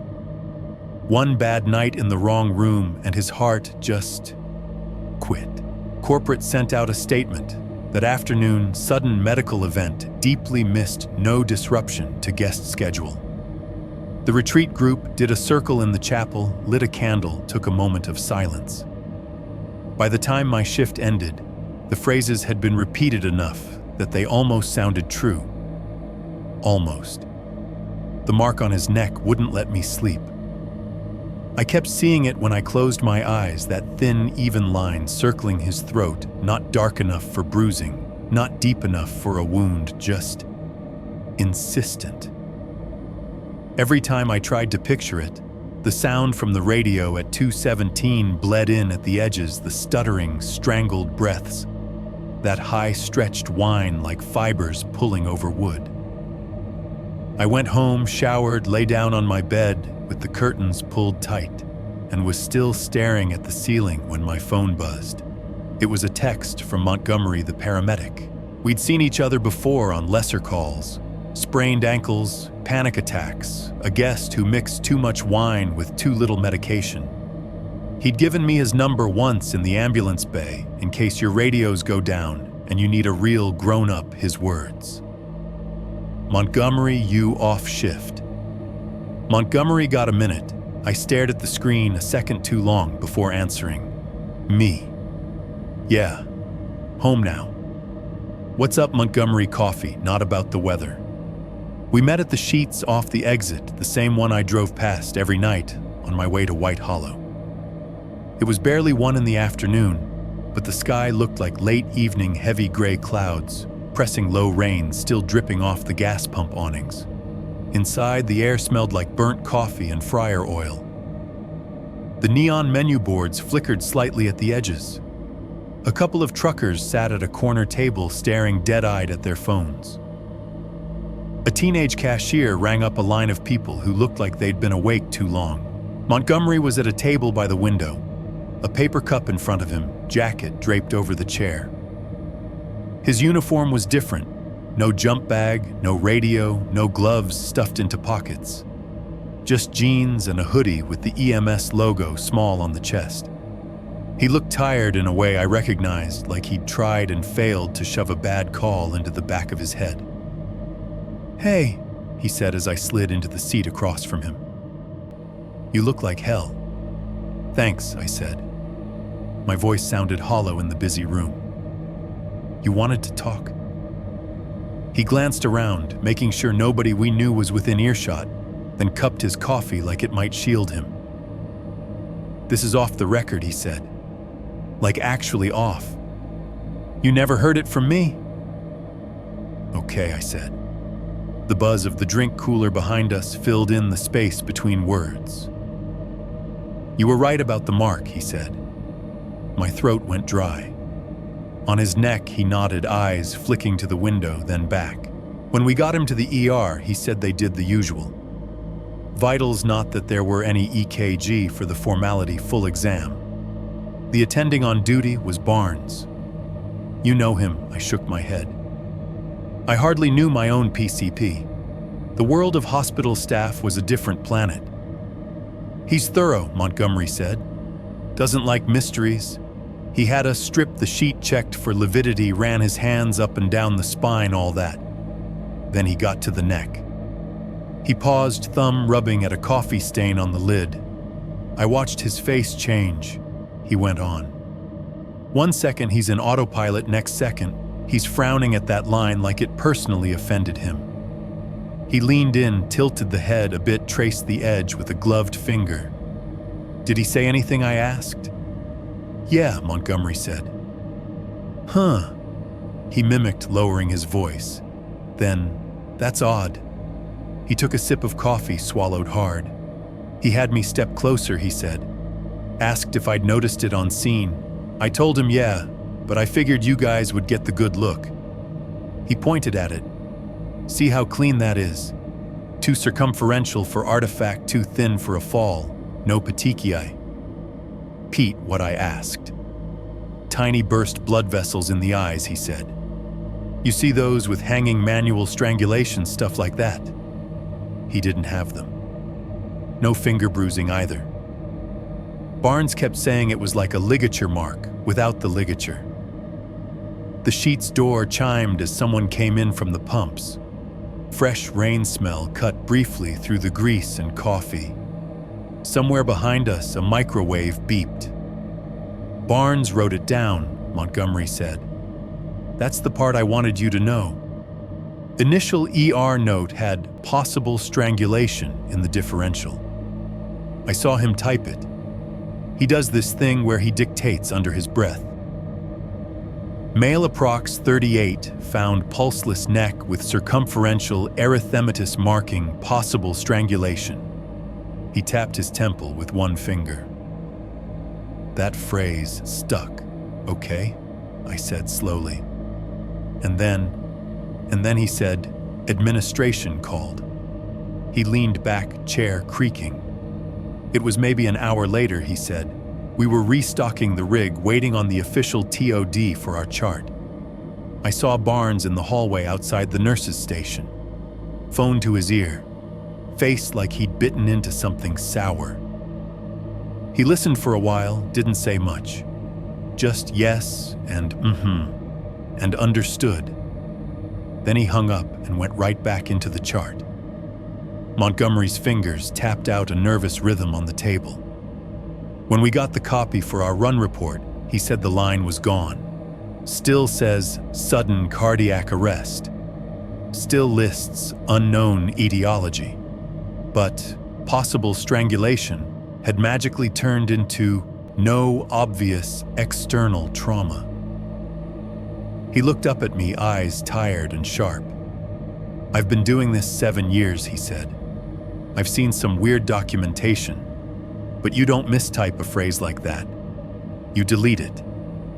A truck engine revved outside. The sound came through the glass as a low vibration under our feet. You think corporate called? I asked. I think someone who doesn't want a lawsuit involving the words retreat center and strangulation in the same sentence made a phone call, he said.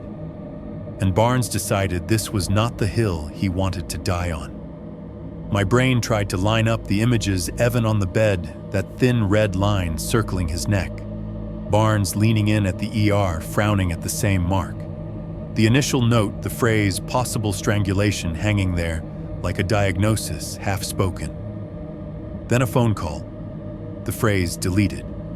The story smoothed back down to heart just stopped. Did Barnes say anything to you? I asked. Like off to the side, Montgomery hesitated. Took another sip of coffee he clearly didn't want. When we were wheeling Evan back out for transport to the ME, he said Barnes walked with us to the elevator. He looked at me and said, sometimes people choke themselves in their sleep collars, jewelry, that kind of thing. He met my eyes. Then he said, shame he wasn't wearing anything. The back of my neck prickled. After the call, he stuck to cardiac event, Montgomery went on. Every time anyone asked.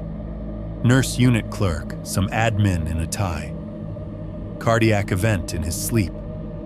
Like he'd been handed a script.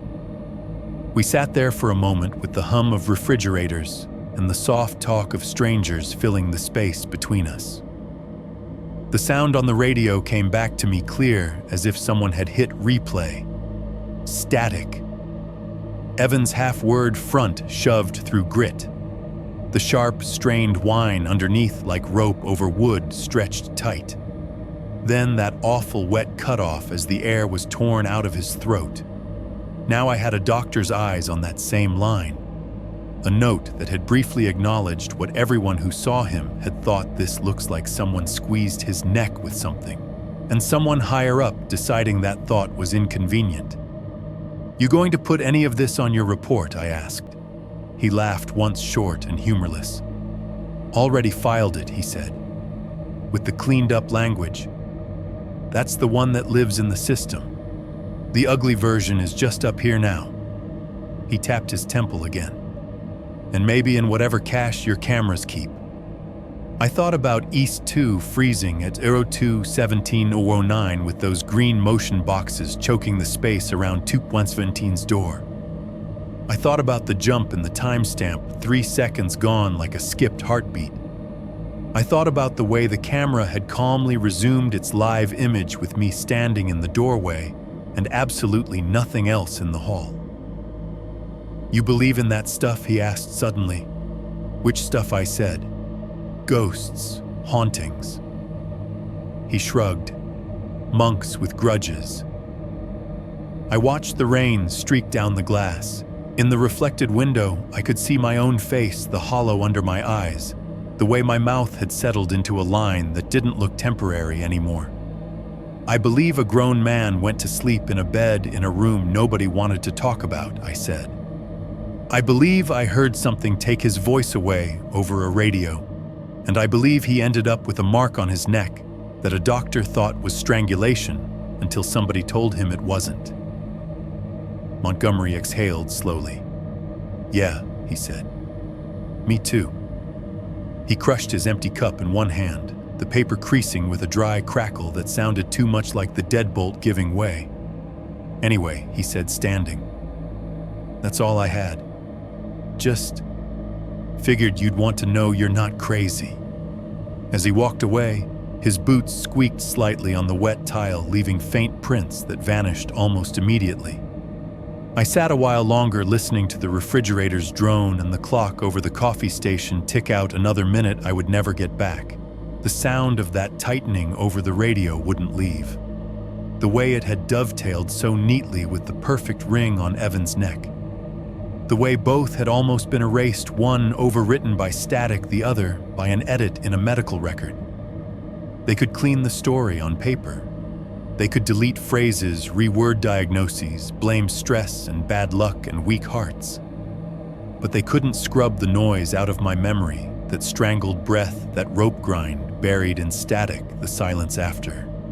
Somewhere between the sound and the mark, something had happened that didn't fit into any of their narratives, and I was starting to understand that I was the only one who was going to keep remembering it on purpose. 6:3 erasing 2. 17 a.m. The first thing I tried to save was the thing everybody agreed did not exist.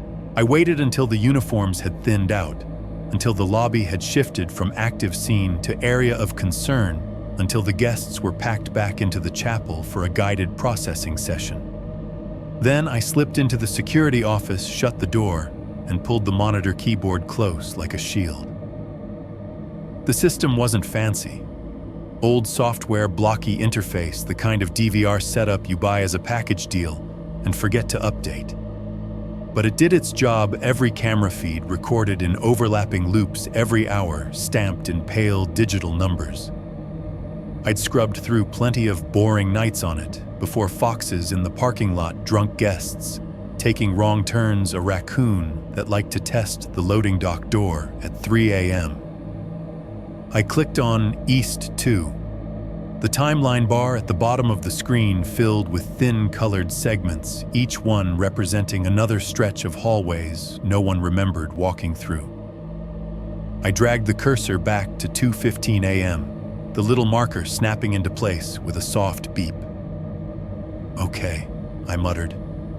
"Show me." The footage rolled. At 02:15:12, the hallway was a hallway. Empty, carpet, doors, exit sign glow, no motion boxes, no distortion. I tapped the fast-forward icon, upping the speed to Force X. The timestamp numbers spun, 02:15:02:16, approaching 02:17, like a train station coming into view. My chest tightened. Nothing happened. No twitch, no horizontal roll, no burst of static tearing across the frame. The image did not freeze at 02:17:06. The timestamp did not jump. It tracked smoothly, 2:17:01, 02:17:02, 02:17:03. At 02:17:09, the frame looked exactly like it had at 02:17:08. No cluster of green motion boxes strangling the space around 217's door. No visual hiccup. The motion detection overlay stayed dormant, no little rectangles waking up to chase something the camera couldn't catch. I sat there, hand frozen on the mouse, letting the feed run out toward 8:02:20. Nothing, nothing, nothing. Just a quiet hall and the digital equivalent of a straight face. I rewound and watched it again and again. I toggled motion overlay on and off, pulled up the event log, searched for any flag signal loss, video anomaly, data gap. The database gave me a clean sheet for that entire block of time. No errors, no alerts. On the wall above my head, the cheap analog clock ticked past 11 a.m. like it was mocking me. The trooper Lopez knocked once on the door frame before leaning in. "You got that clip for me?" he asked. My mouth went dry. "I'm working on it," I said. It glitched when it was live. "The recording looks different." "How different?" he asked. "It doesn't glitch," I said. "Timeline's smooth." He stepped inside, one hand resting on the back of my chair, eyes on the screen. I scrubbed again from 2:16 to 2:18, hoping some artifact would reveal itself if someone else was watching. Nothing. We both stared at an empty hallway that never misbehaved. Lopez made a small noise in his throat. Not quite disbelief, not quite sympathy. "DVRs drop frames sometimes," he said. "Storm like last night, power fluctuations. Wouldn't be the first time I've seen a system hiccup live and save clean." He shrugged. "If there's no recorded anomaly, there's nothing I can put in my report." "What about the motion boxes?" I asked. I sounded more desperate than I meant to. "I saw them. Around the door. They shouldn't fire if nothing's moving." He watched the feed another few seconds, then straightened. "Maybe your eyes were tired," he said. "You'd been up a while. A lot happening." That was the line that made it into the casual conversations later. It repeated it almost word for word. The next day, a guy from the company's IT contractor logged into the system remotely to make sure everything's stable. His voice came from the speakerphone on Mel's desk, distorted and cheerful. "We did a full packet check on your DVR from midnight to 3, he said. "No anomalies logged, no drops, no corruption. If there was glitching, it was visual only. Maybe you were just under a lot of stress, man." He laughed a little at the end, like that made it softer. "Can you pull a backup of that slice anyway?" I asked, leaning toward the phone. 2:15 to 2:20 on East 2. "We've already archived the whole night," he said. "Corporate requested it. From our end, it's clean." The word clean stuck in my head like a splinter. Clean footage, clean ER notes, clean narrative. It took me another night to admit how much that bothered me. The shift after Evan died, the building felt wrong in ways that had nothing to do with grieving. The corporate group had checked out. A new set of guests hadn't arrived yet. White Hollow sat in this weird in-between state beds made lights on nobody home. Every sound seemed amplified by the vacancy. At 1:45 a.m., after my rounds, I went back into the office and shut the door. The monitors watched me. The clock ticked. The radio on my belt crackled once with weather updates, and then went quiet again. We didn't record audio officially. The camera system didn't have mics, but the radio base did an automatic logging system that buffered the last few seconds of any transmission in case of emergencies.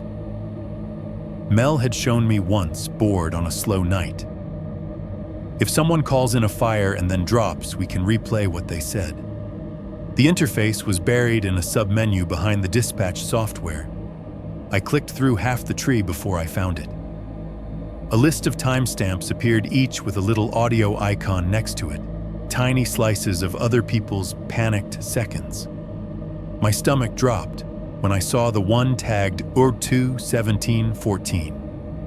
I hesitated anyway. Then I put on the headset hanging by the monitor thumb, hovering over the play button like I was about to light a fuse.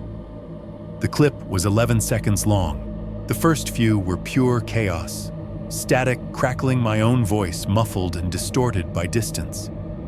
You could hear the echo of my fists hitting the door in 2:17, the hollow boom traveling through wood and radio, followed by my shout, "Evan, open the door."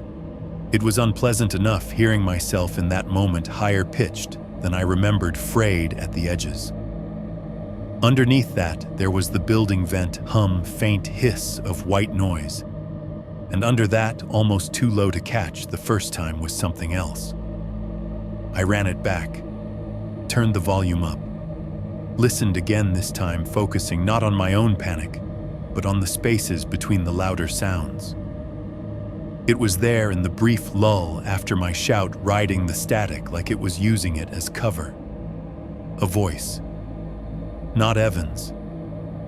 This one was lower, flatter, compressed in a way that made it hard to guess at an age. The syllables were stretched and warped by the radio like someone speaking through cloth underwater. 3, maybe 4 words. The more I replayed it, the less sure I was of the exact phrasing.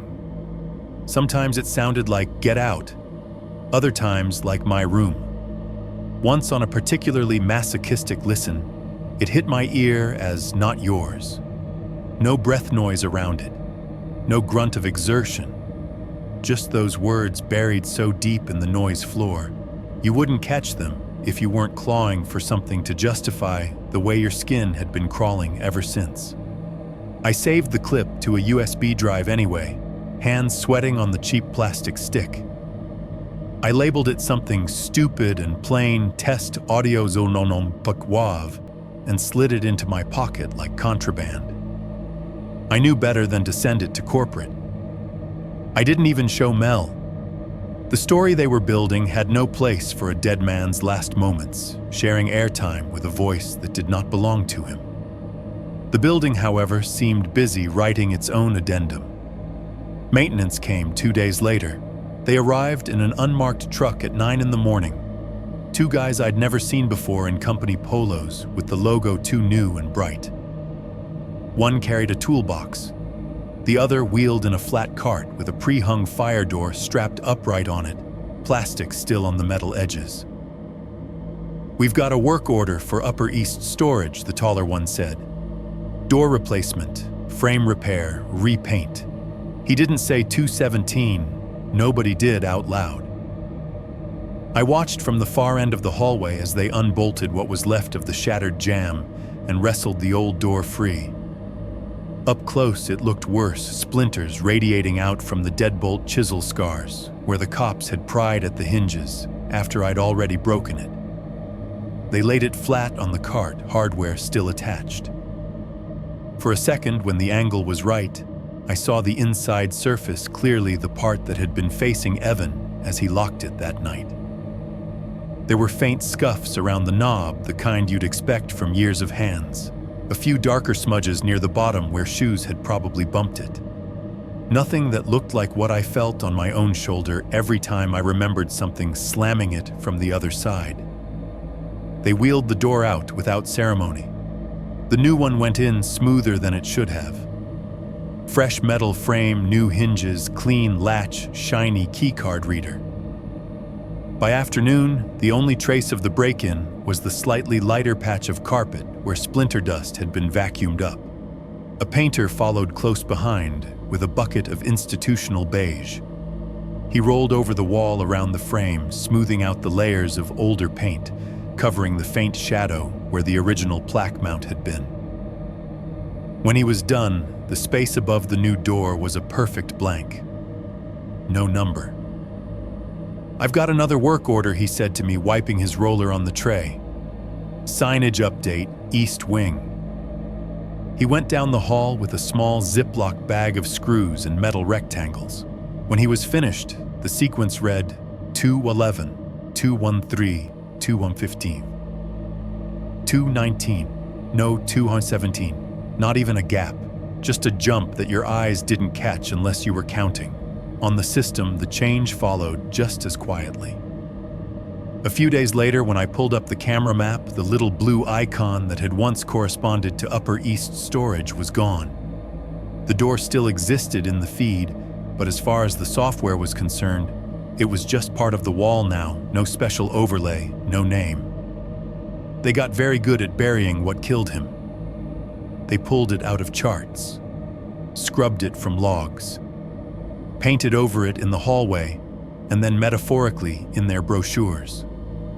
Director Dies Peacefully in His Sleep played a lot better than something we don't have a word for, yet wrapped itself around his throat in a room we told you not to ask about. The problem is, nobody bothered to ask if it would stay buried. 7. 1. The last shift. I gave notice 2 weeks after Evan died and spent the next month pretending I might change my mind. That was the line I fed myself anyway. The truth was simpler and uglier. I was not sleeping. Not really. On the nights I wasn't at White Hollow, I would lie in my own bed staring at my own ceiling and wait for the sound of a deadbolt easing in and out of its housing. Some nights I heard the click so clearly I would get up and check my apartment door 3 times, hand on the chain palm pressed to the wood, listening for breath on the other side. The nightmares, when they did come, were boring in their consistency.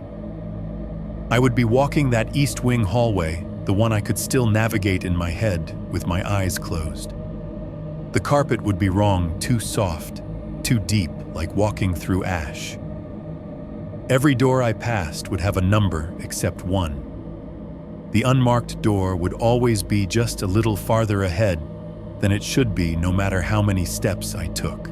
Somewhere in the dream, the sound would start that grinding tension of rope over wood, the scrape drawn out longer and longer until it just became a single, endless note.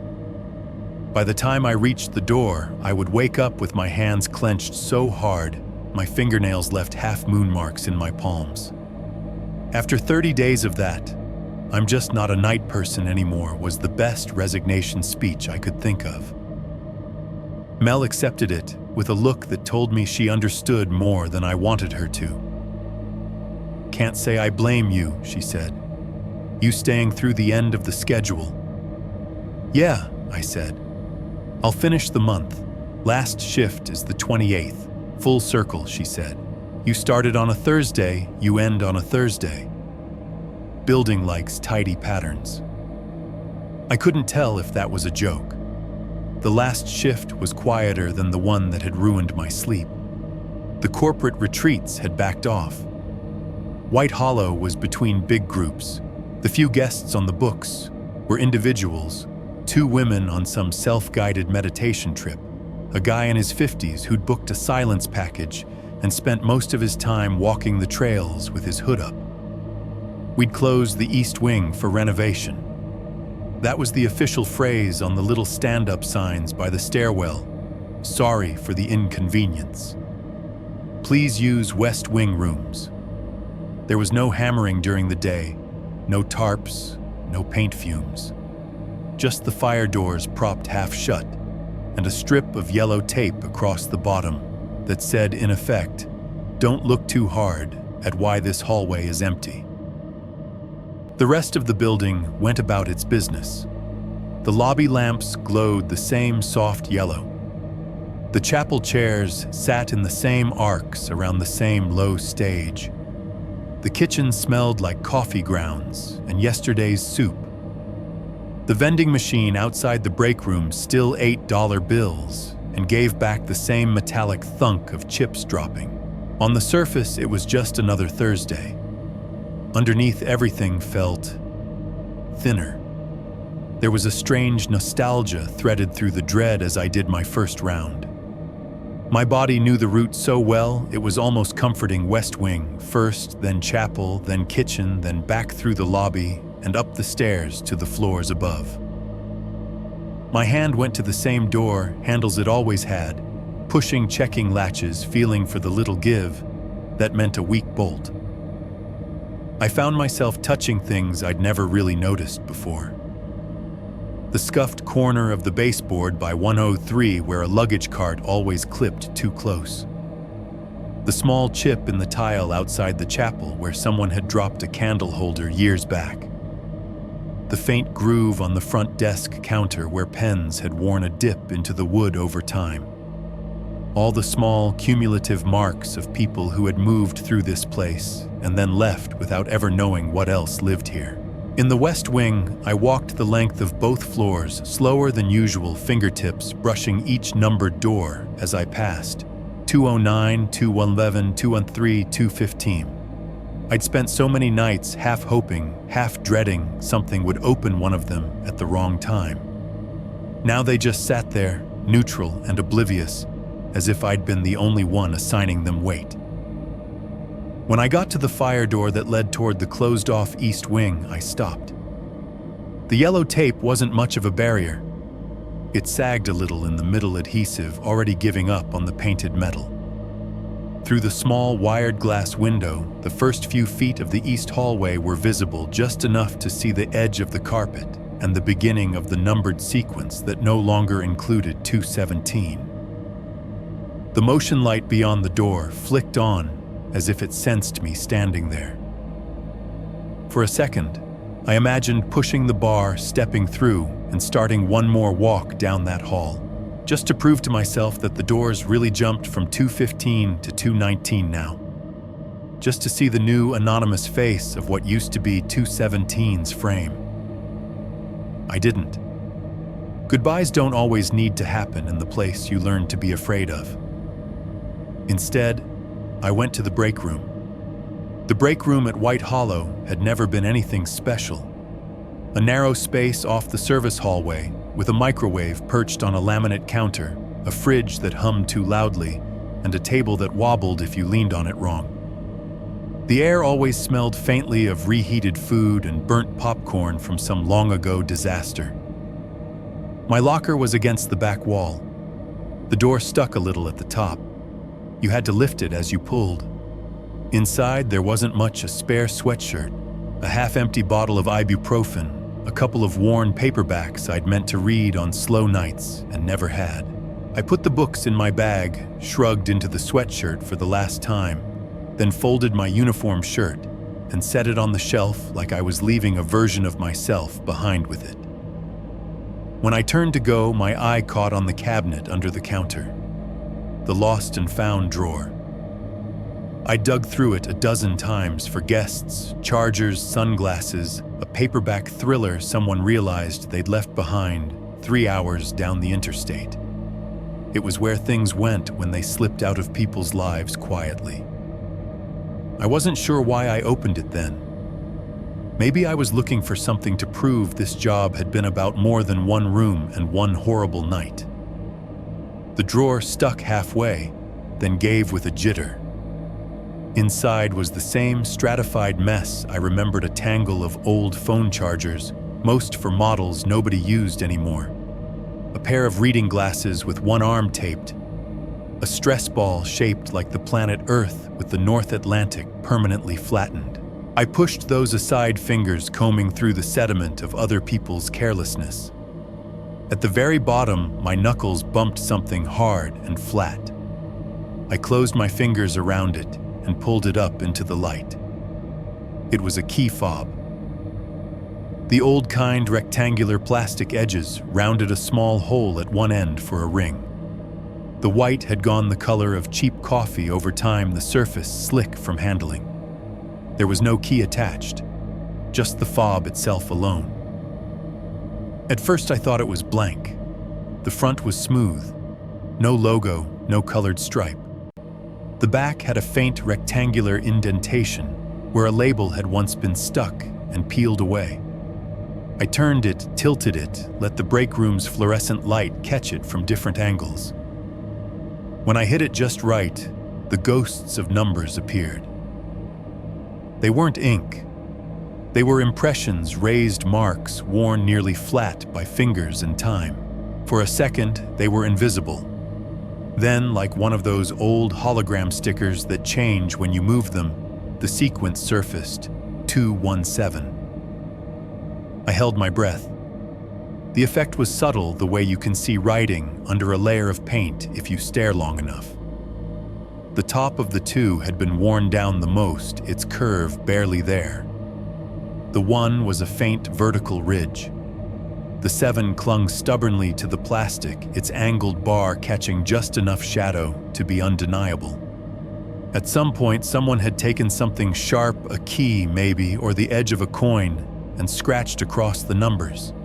Not deep, not gouging, but enough to abrade them. Enough to make them seem blank under casual light. They hadn't done a good enough job. I turned it over again.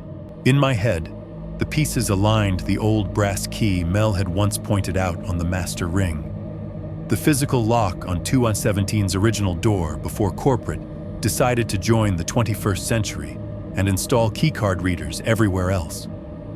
The way the new door had an electronic slot and a number that no longer existed.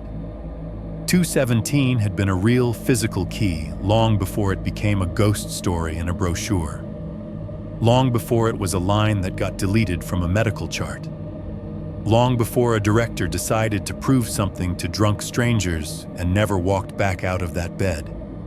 Someone somewhere along that timeline had decided not only to stop using the number, but to erase the object that tied it to the building. And when they didn't quite succeed, the fob had found its way into the drawer where all inconvenient things go buried under old chargers and forgotten until someone like me couldn't stop digging. I stood there in the hum of the break room fluorescent light, buzzing fridge motor cycling on and off, holding the small plastic rectangle like it was something radioactive. On the other side of the wall, the building breathed in its familiar patterns. Pipes expanded, vents exhaled. Somewhere down the west wing, a guest closed a bathroom door.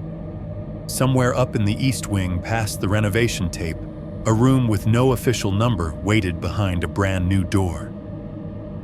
I slipped the fob into my pocket. For the first time since I'd handed in my notice, I understood that whatever story White Hollow thought it had finished with Evan's death and the new paint job, it was older than all of us. And somebody had been trying to sand its name off the plastic long before I ever walked in asking for a night shift. 7.2, one more sound from the other side. After I put the key fob in my pocket, the building felt like it had started paying attention again. It was a small shift, nothing I could point at. Just the sense that each step I took had picked up a witness. The hum in the walls seemed fractionally higher, the lights a little too bright, like White Hollow had lifted its head from whatever it had been pretending to sleep through, and was watching to see what I would do with what I'd found. I tried to finish my rounds like any other night. From the break room, I went back through the service hallway and out into the main corridor. The lobby sat quiet and overlit, the last of the guests tucked away in their rooms. The fireplace was off for the night, glass dark logs cold. The basket of surrendered phones on the console table looked heavier than it should have, like it knew how many things in this building had happened without anyone being able to record them. I didn't plan on going anywhere near the East Wing. There was no reason to. It was closed for renovation, which translated to, "Don't tell the guests, this hallway makes us nervous." But my feet pulled me that way anyway, like muscle memory had more authority than common sense. The sign stood in the same spot as earlier. One of those portable plastic A-frames legs splayed a laminated sheet clipped in the middle. Renovation in progress. No guest access. Someone had added a smiley face in blue pen next to the last word, as if tone would help. Behind it, the fire door to the east wing was shut. A strip of yellow tape ran along the bottom, more for show than function. The wired glass window at eye level gave me a narrow slice of the hallway beyond a few feet of carpet, a wall the first edge of a door that now read 219. I stopped a couple of feet from the sign. I wasn't touching anything. I wasn't even making a sound.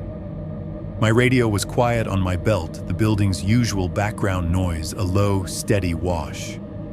Then I heard it. Click, not the snap of the fire door latch, not the dull shift of settling frame. It was smaller and sharper, a precise mechanical sound. I knew in my bones the full, decisive bite of an old deadbolt slipping into place. It came from somewhere past the door. Not right behind it, not in the first few feet of hallway the window showed, but farther down in the middle distance. Exactly where a door with no number used to sit. My hand went to the bar out of habit. I stopped myself before I actually touched it. The metal was cool enough that I could feel the chill radiating off it. There was no reason for anything in that hallway to be making that sound. The new doors had keycard locks with quiet little latches, no bolts, no heavy brass sliding home. Renovation, I reminded myself under my breath like it was a spell. Probably maintenance, something. Tools. The words felt flimsy leaving my mouth. I backed away from the sign. It didn't feel like retreat, so much as getting out from under a low ceiling. The further I got from the fire door, the less it felt like the air was pressing on my shoulders. By the time I made it back to the security office, I had half convinced myself I'd imagined it. Long shift. Last shift. Brain cross-wiring sounds it already knew too well. It didn't explain why the hair on my arms was still up. I shut the office door more from habit than fear and sat down in the chair that had molded itself to me over the past year. The monitors glowed their familiar grid, mostly empty hallways, the lobby from above the dark chapel, the quiet kitchen. East 2 showed the closed fire door at the start of the wing and nothing beyond. Renovation status looked very clean in grayscale. The key fob in my pocket felt like a pebble with its own temperature. I pulled open the drawer where I'd stashed the USB drive with the radio clip. It had been living there for days, tucked under incident forms, and an old stapler waiting for me to decide whether I was going to pretend it didn't exist. I plugged it into the side of the monitor. Earlier, I'd listened to that 11-second recording on the cheapest headset we had, thin plastic, one ear broken. All I'd gotten out of it was my own panic and the sense of another voice under the noise. If I was going to do this one more time, I wanted to hear everything I could. I had brought my own headphones from home for the last shift. Decent ones. Over-ear, cushioned, the kind you use to drown out your neighbors. I slid them on, now their weight a small, isolating pressure. The world narrowed to the soft cup over each ear and the faint hiss of the line before I hit play. File test sounds audios 01 to wavelength 011. My finger hovered over the space bar for a beat longer than felt reasonable. Then I pressed it. The clip opened with the slam of my fist against wood. Through good headphones, the sound was worse, hollow, sharp, the vibrations traveling up through my arm again like a memory with teeth. Evan opened the door, my own voice yelled too loud in my ears. Under it was static swirling like wind in a microphone, and under that the building, a low, constant hum, a faint whine from somewhere deep in the wiring. I could hear my own breathing, harsh and close, bouncing off the door. I focused past all of that, the way Montgomery had taught me to listen for subtle changes in a recording. Let the loud things slide to the background. Wait for the quiet thing to step forward. It came right after my shout in the space where I'd always thought there was just noise. A voice, lower than mine. Compressed like it had been squeezed through too small a channel. "Get out," it said. This time, with the headphones sealing me off from everything else, the words were clear enough to make the muscles in my jaw lock. I replayed the fragment, dragging the cursor back half a second, listening again. "Get out. This is my room." The last three words blurred slightly at the edges, syllables gritted through static, but the rhythm was unmistakable. There was no breath before or after, no strain in the throat. Just that flat, possessive sentence dropped into the middle of my panic like a stone into a shallow pool.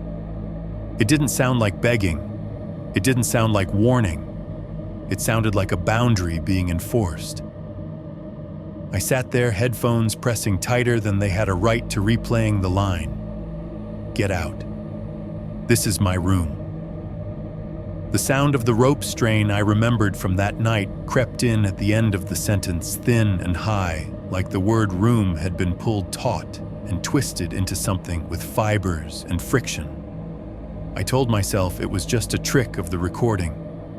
Paranoia filling in blanks. Old equipment throwing artifacts. Then the HVAC shut off. It was instant and total. 1 second the vents were exhaling their constant lukewarm breath through the ceiling, the white noise that made up most of a night shift. The next, the air went still. If you've ever had your power cut unexpectedly, you know the feeling, the way the silence doesn't arrive gently, but slams into your ears as everything mechanical stops at once. It was like that, only localized. The monitors stayed on their glow unchanged. The little CPU fan under the desk kept spinning. Somewhere distant, the freezer in the kitchen still rumbled. But in the security office above my head, the vents went dead. The sudden quiet inside the headphones was so absolute, I thought for a second the file had crashed. Then I realized I could hear my own pulse thudding in my ears, steady and insistent. In the center of that silence, something else announced itself. A sound came from directly above my chair, not through the headphones, not through any speaker I could see. Physical in the room, the sort of noise you feel in your spine before you catalog it in your head. It was small, a barely there creak, like weight had shifted on a beam. Then came the other sound, the one my nightmares had been practicing for weeks. A faint, tight rasp of fibers being pulled over wood. Not loud enough for anyone in the lobby to have noticed if they'd been standing out there. Just loud enough for the person sitting alone in the office beneath it to understand that somewhere up in the ceiling space, a rope that shouldn't exist was remembering how to take strain. I ripped the headphones off on reflex. The chair rolled back an inch with the sudden movement. The casters squealed against the cheap carpet, a high, protesting squeak that stabbed through the thick air. The empty headphones swung on their cord and knocked against the edge of the desk with a hollow thud. I stood up so fast my knees clipped the underside of the table. Pain shot up my thighs. The office, stripped of amplified sound, felt wrong, like a photograph where someone had carefully erased one figure and left a blur behind. Overhead, the ceiling tiles sat in their grid. The vent above my chair was just a square of dark slats, no air moving through it. The old PA speaker in the corner looked dead wire trailing into the wall. It hadn't worked since before I started. The chair I just vacated turned slowly on its own axis, not a wild spin. Just a lazy rotation, the kind you get when someone stands up in a hurry and doesn't bother to stop it. The metal stem creaked on each small movement, a dry, nervous sound. I watched it complete half a turn. In that moment, it was easy, too easy to imagine a weight that had been hovering just above my head, letting go of whatever it had been holding and looking for something else to lean on. The radio on my belt crackled once, a tiny ghost of static, then fell quiet again. The file on the screen sat paused at 0 and 7, the waveform frozen mid-phrase. Get out. This is my room. I stood there in the unnatural stillness of the office, the building holding its breath around me, and understood something I hadn't let myself admit before whatever had claimed that space behind a door with no number did not see what happened to Evan as a random venting of old energy.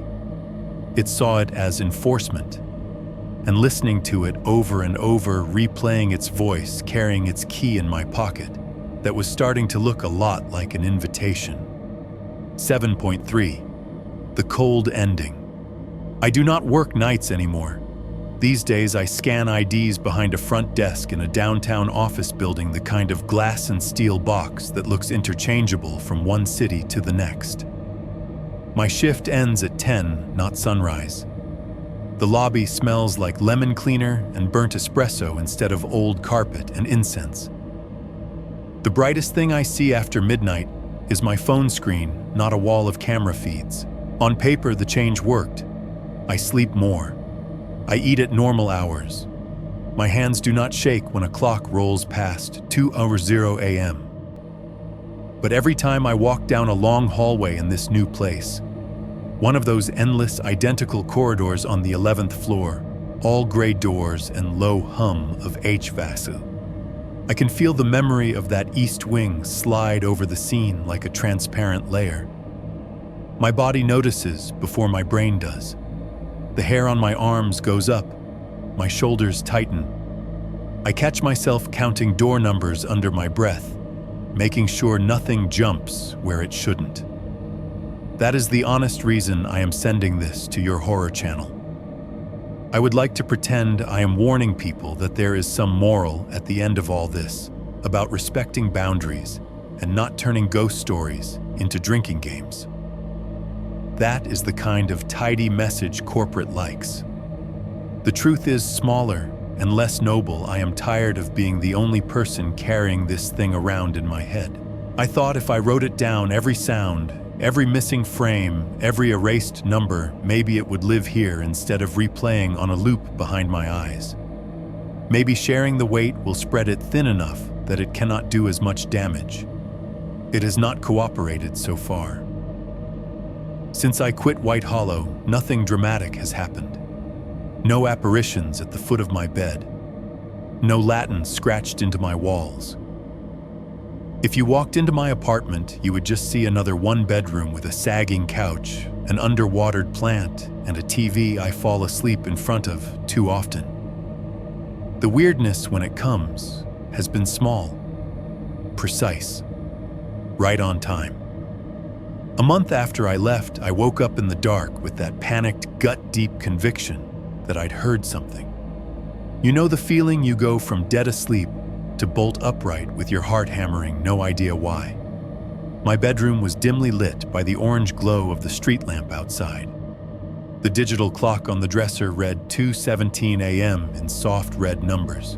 As I sat there holding my breath, the apartment's HVAC shut off. It was the same kind of instant silence I'd felt in the security office 1 second. There was the familiar whoosh of air through the vent over my door the next. There was nothing. The refrigerator in the kitchen kept humming. A car went by on the street outside. But the air in my room went completely still.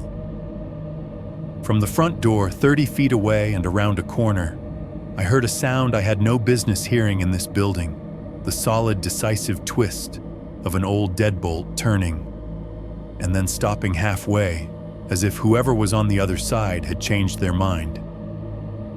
My apartment doesn't have a deadbolt like that. It has a flimsy knob lock and a cheap chain that rattles if you breathe on it too hard. I did what I'd failed to do at White Hollow. I did not get up. I did not go check. I lay back down, pulled the covers over my head like a kid, and waited for the vent to cough the air back on. It did eventually. At 2:19 according to the clock. I watched the numbers change. Another time I was half asleep on my couch, letting YouTube autoplay whatever it wanted in the background. I wasn't searching for anything, definitely not for the building I'd left. I had muted most of the algorithm triggers with careful, boring searches. It didn't matter. The system still decided at some point past midnight that I needed to see a glossy ad for a restorative retreat experience off a quiet Pennsylvania highway. I woke up halfway through the footage, disoriented. The video showed a drone shot of a building I did not recognize, new paint, different logo, happy stock footage, people doing yoga on a lawn.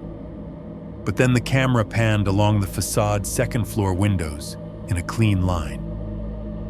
For a fraction of a second, the angle caught a section of hallway through the glass. Most viewers would have seen nothing except beige and light. I saw an unmarked door at the end of a row, a short gap in the numbering on the frame just before it, and then the editor cut away. I told myself I was tired, that I was looking for ghosts in compression artifacts, that every retreat center looks a little like every other one if you squint. I closed the window and let the algorithm feed me cooking videos until the sun came up. I have not gone back to check if that ad is still up. I am not sure whether I am more afraid that it will be exactly how I remember it, or that it will be gone, replaced with something cleaner. So that is my life now, a new job, a new building, the same timestamp haunting every clock I see. A key fob with worn-down numbers in my desk drawer. A USB stick in a box under my bed, with an 11-second noise I have no business keeping and no idea how to throw away. You might be asking why I still have the audio file at all. That is fair.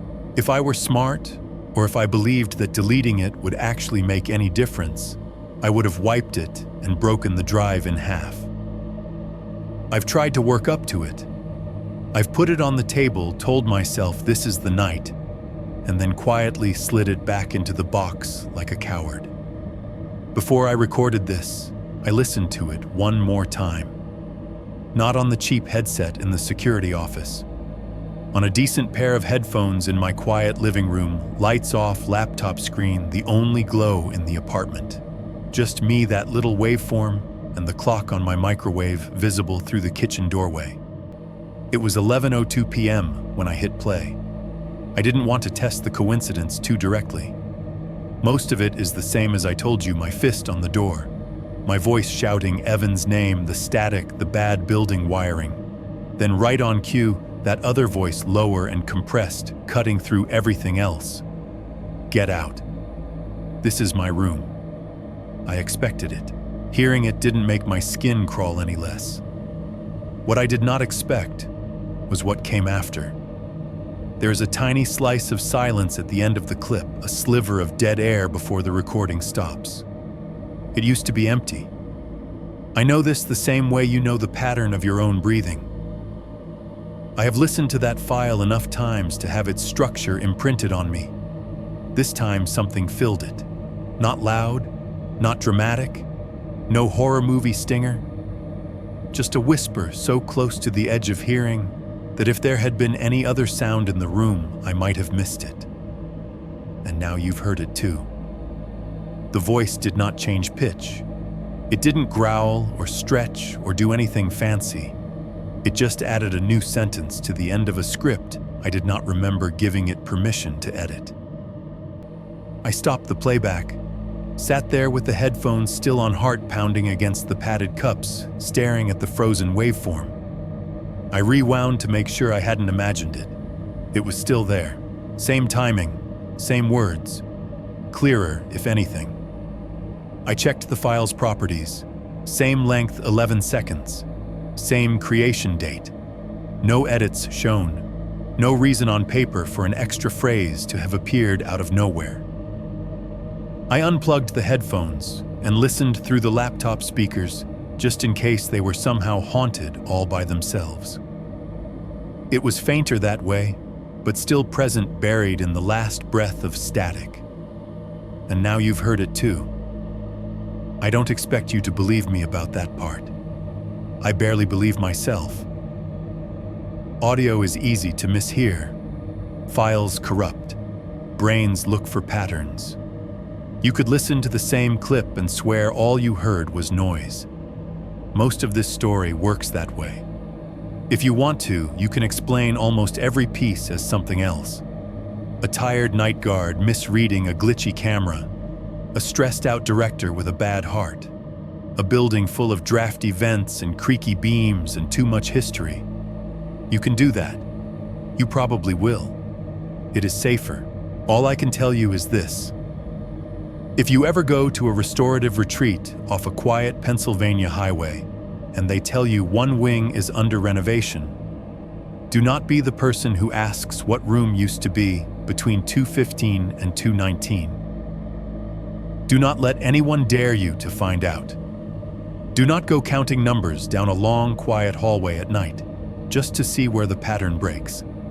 And if you do listen to this, if you make it all the way through these 11 seconds of someone else's bad decisions, and your own house ever goes a little too quiet, around 2:17 in the morning, do yourself a favor, and do not listen for anything on the other side of your bedroom door. In my experience, the moment you recognize its voice is the moment it recognizes you.